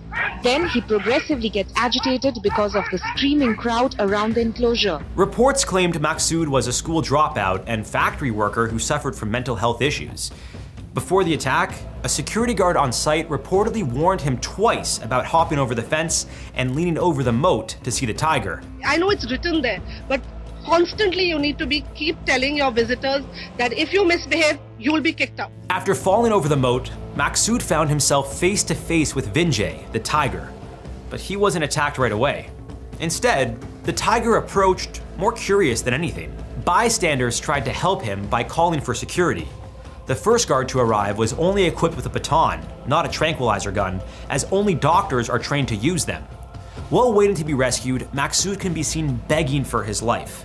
To scare the tiger off, zoo visitors started to scream at Vinjay, and some even threw rocks and water bottles. होने के बाद में उसने उसको पंजा मारा, पंजा मारने के बाद में वो शेर थोड़ा सा पीछे को हटा, इतने में एक ने पत्थर उठा के मारा. Approximately 15 minutes after falling, zoo officials finally got to the enclosure. By then, Maqsood had been killed, with Vinjay dragging his lifeless body away from the crowd. The zoo's director explained, "We do have tranquilizer guns, but by the time we could organize them, he was dead." He also suggested that Maqsood jumped into the moat and didn't accidentally fall. Given the time it took for help to arrive, many questioned whether the zoo had sufficient training and protocols in place. But could Maqsood have done anything to survive this encounter? Basically, the general advice seems to be to stand your ground. And to make it very obvious that you're not going to be an easy meal, but also try and back away. So don't sort of stare directly at the animal and try and stare it down. Just sort of look towards the ground, but move away, but sort of flap and make a bit of noise and make yourself kind of big. Seems to be the general advice, but I think and don't run. That's 100% the wrong thing to do. Great advice. And like Adam says, maybe don't challenge a tiger to a staring contest. Unfortunately, if you've ever watched Tiger King, you'll know that exotic animal ownership is still a big problem. Some states don't even require exotic animal owners to let their neighbors know they're housing these potentially deadly predators. A massive earthquake rocks the Pacific Northwest. Buildings shake, roads crack open, and the power goes out. But the real horror hasn't even begun. Within 15 minutes, a wall of water 700 miles wide is rushing toward the coast, moving faster than you can imagine. Why 700 miles wide? That's the extension of the Cascadia subduction zone, the fault line that could unleash the biggest tragedy in North American history. Yeah, this isn't a movie or some distant hypothetical. It's the terrifying reality of what experts predict could happen to areas like Washington, Oregon, and Canada's Vancouver Island if a mega tsunami strikes. But even when they're not gigantic, tsunamis are some of the deadliest natural disasters on Earth. Not only can they reach insane heights, they also surge inland with relentless force, carrying debris, leveling structures, and sweeping up everything in their path. They cause drowning and destruction, while also leaving disease in their wake. And the aftermath? Often it's a shattered landscape and shattered lives. So how do you survive something as powerful as a tsunami? What should you do if you're caught in its path? Today we'll dive into real stories from tsunami survivors and use their experiences to help you prepare. What's the world record for the highest tsunami wave? How fast can a tsunami travel? And which US state is at the highest risk of facing a tsunami? We'll get to that in a second. For now, hit that subscribe button to stay on top of the deadliest disasters.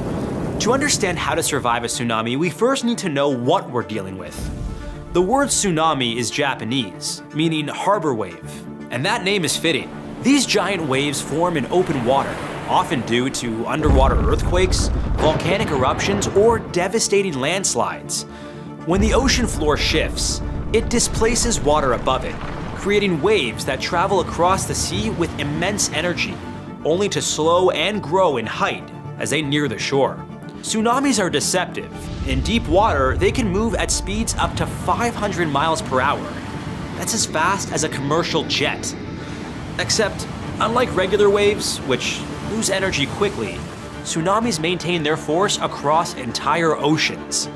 When they finally reach land, they rise into monstrous walls of water that can flood miles inland. History has shown us just how powerful and deadly these waves can be. Take the 2004 Indian Ocean tsunami, also known as the Boxing Day tsunami. Triggered by a 9.1 magnitude earthquake off the coast of Sumatra, it generated waves as high as 100 feet, devastating Indonesia, Thailand, Sri Lanka, and India. Over 230,000 people lost their lives. And then there was Japan's 2011 tsunami, which followed a colossal earthquake. It resulted in 18,000 deaths and led to a nuclear disaster in Fukushima. Among this tragedy, though, are stories of survival, bravery, and the human instinct to endure against all odds. We'll learn what it takes to survive these terrifying walls of water. And it won't matter if you're a strong swimmer or not. The Boxing Day tsunami of 2004 was one of the deadliest in history.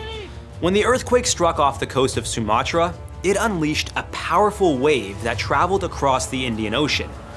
Many who survived did so thanks not only to quick thinking, but also sheer luck. Maria Bilan was vacationing with her family in Thailand when her life changed forever. She described hearing an unearthly roar just before the tsunami struck. Within seconds, she was swept up by a torrent of water, separated from her family. She was submerged for long periods, repeatedly slammed against debris with absolutely no control over her body or her surroundings. This led to life-threatening injuries, including a punctured chest and deep wounds in her leg. After resurfacing and battling against exhaustion, Maria miraculously spotted her eldest son, Lucas, trying desperately to keep afloat. The two managed to climb a tree to escape the floodwaters and waited for rescue. They were eventually found by locals and taken to a nearby hospital. There, Maria was reunited with her husband and two younger sons, who had also miraculously survived the tsunami.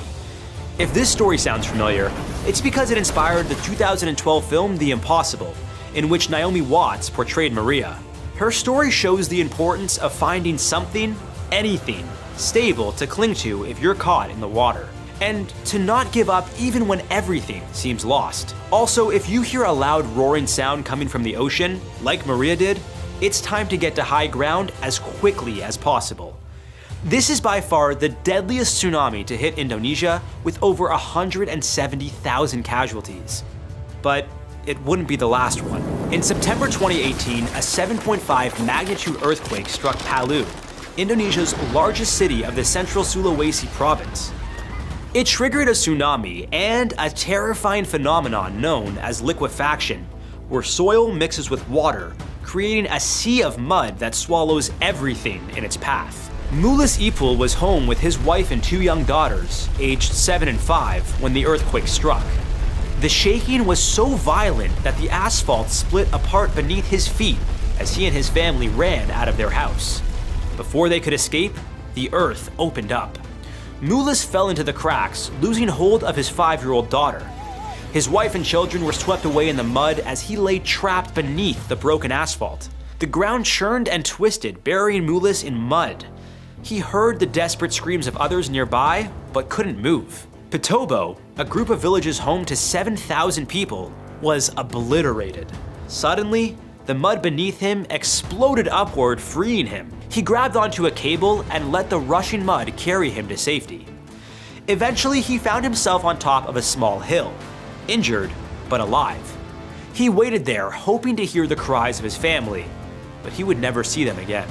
There's a key piece of information that is relevant to this tragedy. Petobo was scattered across reclaimed swampland, making it vulnerable to liquefaction.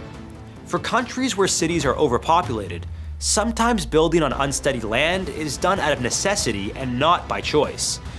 But if you have the chance, research geological risks before settling in any area, especially in earthquake-prone regions. Another takeaway is to hold on to sturdy or buoyant objects in mudslides or flood situations to keep yourself above ground. The destruction of Petobo was made by waves about 18 feet tall. This goes to show that a tsunami doesn't have to be gigantic to cause tremendous damage. Now, if you're wondering about the biggest wave created by a tsunami, it happened in Lituya Bay, Alaska in 1958. This rockfall tsunami hit a world record height of 1,720 feet. Bigger doesn't always mean deadlier though. Let's bring it back to one that is still fresh in our memories. The 2011 tsunami mentioned earlier in this episode that struck Japan was catastrophic, with waves reaching up to 133 feet in some areas. It destroyed entire towns and caused 3 nuclear reactors to release radiation into the environment. On March 11, 2011, Akiko Iwasaki, a 54-year-old innkeeper, was going about her day in the coastal town of Kamaishi, Japan. At 2:46 p.m., the ground shook violently beneath her as a 9.1 magnitude earthquake struck. Like many others, Akiko understood an unspoken warning: a tsunami would follow. She instantly went to get her mother and daughter, who were on the second floor of a house next to her small hotel. Akiko alerted her guests and took them to the parking lot outside. Knowing the risks of staying too close to the coastline, she hurried toward higher ground. She made it to a safe zone up the mountain with a small group. Then, she realized there were still many people in the parking lot. She remembered her grandmother's words, "Those who go back never come back again." But at this point, her big heart and desire to help people were stronger than her common sense. She headed back with some of the hotel staff and convinced more people to climb up the mountain. That's when she noticed the water level was rising sooner than anticipated. She started running back to the mountain. When she thought she was reaching the safe zone, Akiko was swept off her feet as the growing wave overtook her. She found herself looking at the blue sky for a moment, then everything turned black. Debris swirled around her, turning the water into a deadly mixture of sharp objects, vehicles, and mud. In the chaos, Akiko desperately tried to grab onto anything she could find to stay afloat. When she reached out of the water, a woman from the hotel staff grabbed her hand.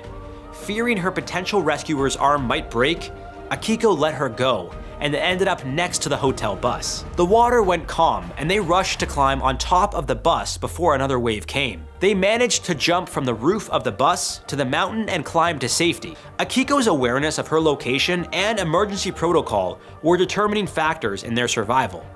She knew where to go because of regular drills and immediately headed for higher ground with others. If more people were aware of the danger of staying in the parking lot, she wouldn't have had to go back to save them. Luckily, it all worked out for her. Organized evacuations save lives. If you can, help others reach safety as well. Survivors were resilient in all the events we saw today, even when everything seemed lost. Each tsunami is different, but the lessons learned from them are often the same. Whether you are in Japan, Indonesia, or the United States, preparation and quick acting are key. In the US, Hawaii has the highest risk of being hit by a tsunami, followed by Alaska and the West Coast. But if you live in a coastal area, no matter the country, you should always be informed about emergency and evacuation plans. That's also true if you live near a dam, where a landslide could generate crushing waves that can obliterate a town in seconds. By now, you might be thinking, it's 2025, there must be some technological advances to help us save lives in these situations. Well, there are, and they're getting better every year. Take tsunameters, for example. That's a great name, by the way. These devices are stationed deep on the ocean floor and are able to detect even the slightest changes in water pressure caused by undersea earthquakes or landslides. Once a potential tsunami is detected, tsunameters send critical data to monitoring centers via satellite. This early warning system is a game changer, providing coastal communities with precious minutes or even hours to evacuate to safety before the waves strike. But what if you don't have enough time to get to higher ground? That's where tsunami survival capsules come in. Yeah, remember the Dragon Ball capsules? The same company actually built them. These futuristic, portable shelters are built to withstand the crushing force of tsunami waves and the debris they carry. They offer a secure option for those unable to evacuate in time, and you could get them for up to 10 people. The cheapest one is around $15,000, so you might want to start saving. Another futuristic way to prepare ourselves to face tsunamis is through virtual reality simulators. These cutting-edge training tools immerse people in realistic tsunami scenarios, teaching them how to react in real time. VR helps people build muscle memory and quick thinking, which are necessary to survive under pressure. It can also be customized to help you choose the fastest evacuation routes and identify safe locations. What stands out even more than all these advancements is the survivors we witnessed today, who made it out alive through sheer strength of will and determination, minus any of this futuristic assistance. Would you be able to face these mammoth phenomena and make it out alive? First, you'll need to understand the true scale of these waves.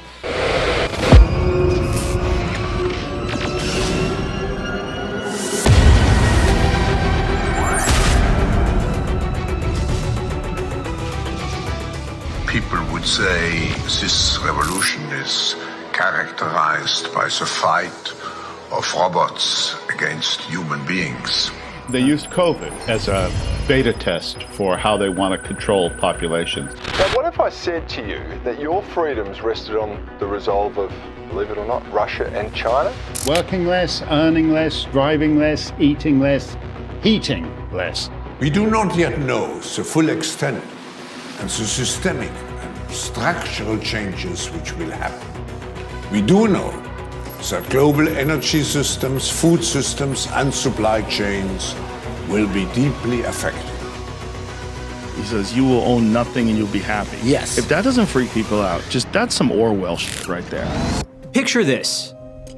You tap your banking app and it spins like a fidget toy. Then this pops up. Funds unavailable. Please remain calm. Your debit card is now just a shiny piece of plastic. Outside, drones buzz over rooftops, sirens howl, and every headline shouts one phrase: the Great Reset is here. Now, before you start panic eating your canned chili stash, take a breath. We're about to run a high-octane simulation based on what ChatGPT thinks a realistic Great Reset might actually look like. What came out felt like the plot of a dystopian blockbuster. From riots to robots, we'll explore it all and give you key survival tips along the way. Could a Great Reset happen? Maybe. Should we prepare? Absolutely. How did one 2020 World Economic Forum meeting spark a global conspiracy? If a Great Reset hits, do cash and private property vanish? And if the elites run the show, does that mean we'll be monitored 24/7? Strap in, drop your phone into a Faraday pouch if you have one, and let's roll through the next decade. It started in June 2020. Half the world was in lockdown. The World Economic Forum, or WEF, made up of world leaders and CEOs, rolled out a plan called the Great Reset, arguing that COVID-19 was a wake-up call to build a better global financial system. Klaus Schwab, the founder and mastermind behind this forum, said the pandemic blew holes in the economy. Record debt, whole industries frozen, 1 in 4 US workers filing for unemployment, and the International Monetary Fund warning the world economy could shrink 3%. Imagine a company losing 3% of all its sales overnight, but that company is Earth. The WEF's remedy sounded noble enough. Rebuild capitalism to serve people and the planet, push stakeholder goals over quarterly profits, make governments nimble rather than bigger, and enlist businesses to cut carbon, modernize education, and narrow inequality. But for many in the far-right media, this plan was seen as a way to control the masses. The phrase, "you'll own nothing and be happy," taken out of context from an essay by Danish politician Ida Auken, a participant in the WEF, began spreading like wildfire.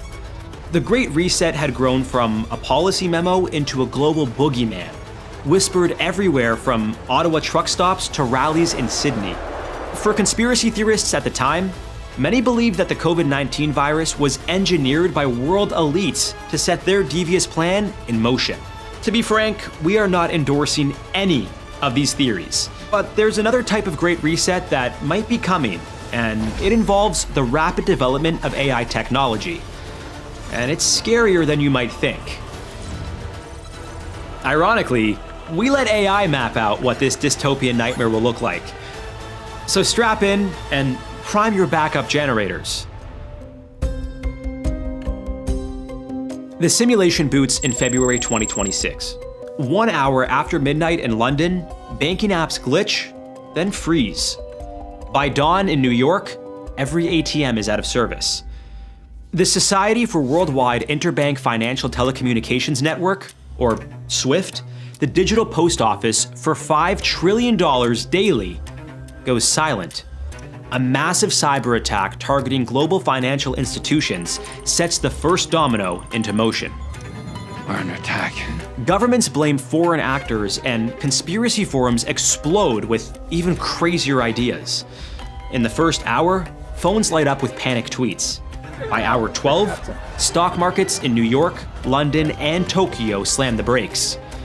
On day 3, governments declare an emergency banking holiday. ATMs remain dark. Credit cards decline. The machine broke, y'all. Border agents waive cash only. Grocery warehouses cannot pay suppliers, trucks are idle, and store shelves are quickly picked bare. Over $5 trillion in market value is wiped out.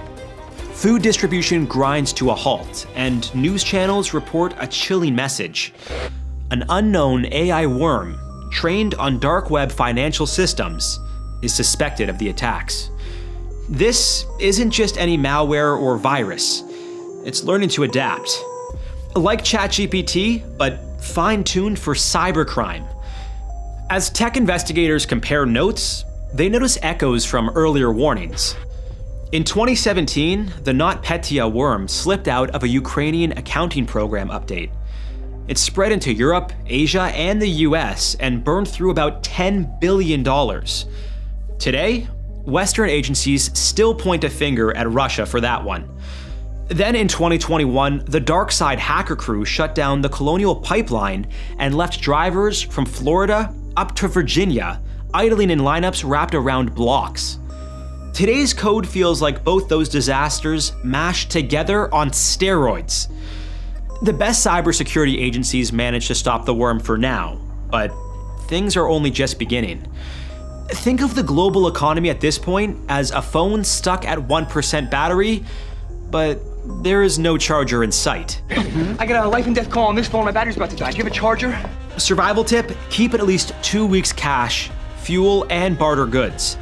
Keep critical data on unplugged storage devices. When the network catches a virus, the only firewall is distance, so disconnect devices you do not need. The cyber meltdown drags the economy into a steep dive. Companies scramble to cut spending, while AI agents and robots slide neatly into human jobs. They took our jobs! They took your job! They took your job! A Goldman Sachs study from 2023 warned that artificial intelligence could replace work equal to 300 million full-time jobs. Corporate leaders treat that warning like step one in a new playbook. Chatbots now draft contracts, handle customer gripes, and scan software for bugs. 12 months in, nearly 40% of office jobs are gone. The slaughter is not limited to cubicles. Government helplines, legal clerks, insurance coders, and even local newsrooms swap night shifts for language models that never sleep or call in sick. The trucking industry turns a corner, too. A fast-tracked, post-crisis AI acceleration policy pushes self-driving rigs onto every interstate.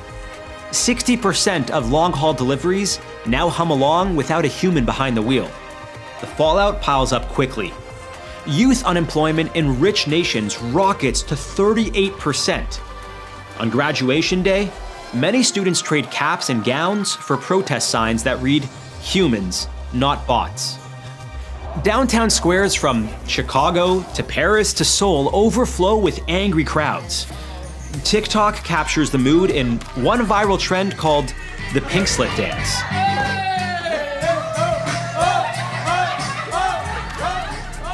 I kinda dig it. Newly fired workers record one last silly spin as they leave headquarters, a 90 million view parade of nervous laughter. Watching your accountant replaced by a turbocharged spreadsheet hurts, especially when it asks for a tip, adding insult to injury. Skills that need real hands still pay the bills. Welding, plumbing, off-grid solar setups, electrical repairs in small towns. If you prefer soil to spreadsheets, learn about farming and water harvesting. A short course at a rural trade school can outshine a fancy resume when algorithms own the office. Hey, excuse me, you're a handyman, right? Can I get you to come look at my oven door? I can trade you services. I have geology skills. As jobs around the world get replaced, the next target is money. 2 years after the cyber chaos, governments want tight control over every coin that moves. Their answer is a central bank digital currency, or CBDC. According to the Atlantic Council, an international security and global economic think tank, 134 countries covering 98% of the world's GDP are already exploring CBDCs. Great thing about central bank digital currency, in other words, an all-digital currency system, you have the perfect tool to deal with inflation. If inflation gets out of hand, you just freeze everybody's bank accounts. China leads the race with its digital yuan called the ECNY.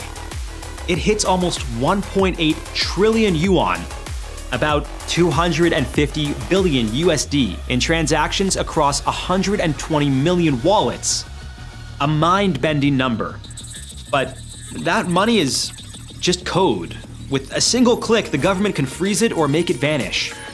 In 2021, Nigeria tried this with their digital currency, Naira, yet 98.5% of those wallets sat untouched after a year.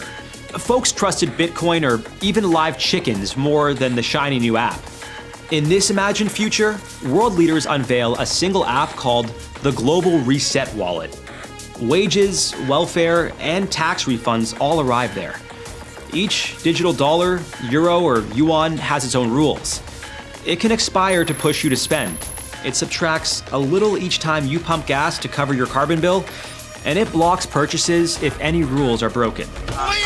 Go over your meat quota or try to book a flight over 900 miles, and the screen flashes, "Purchase denied. Please choose a greener option." A shiny press release for the upcoming Unity Accord even brags, "You will own nothing but travel freely, digitally." The travel part, of course, depends on your behavior score. Behind the curtain, new algorithms watch for non-compliant spending.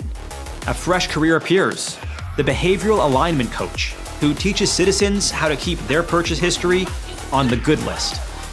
Survival tip: do not keep all your wealth in one programmable basket. Tuck away any valuable silver, gold, or jewelry. Stash a paper copy of your crypto key where Wi-Fi cannot reach it. And most importantly, develop and sharpen any hands-on skills you can trade. A government can freeze tokens with a single click. Still, it cannot lock down your ability to fix a generator or grow tomatoes. Before we dive deeper into this economic hellscape, be sure to like and subscribe for more insane survival stories like this. By 2030, a single digital ID will become your all-access pass. Want to hop on the subway, post a meme, or grab cough syrup? First, let the camera scan your face and match to the database. India showed back in 2009 that a huge digital ID system could work. The country rolled out Aadhaar cards, giving every citizen a unique number tied to fingerprints, photos, and basic details. In this future, China pushes the idea further. Every person carries a social credit score, while more than 626 million CCTV cameras watch nearly every street.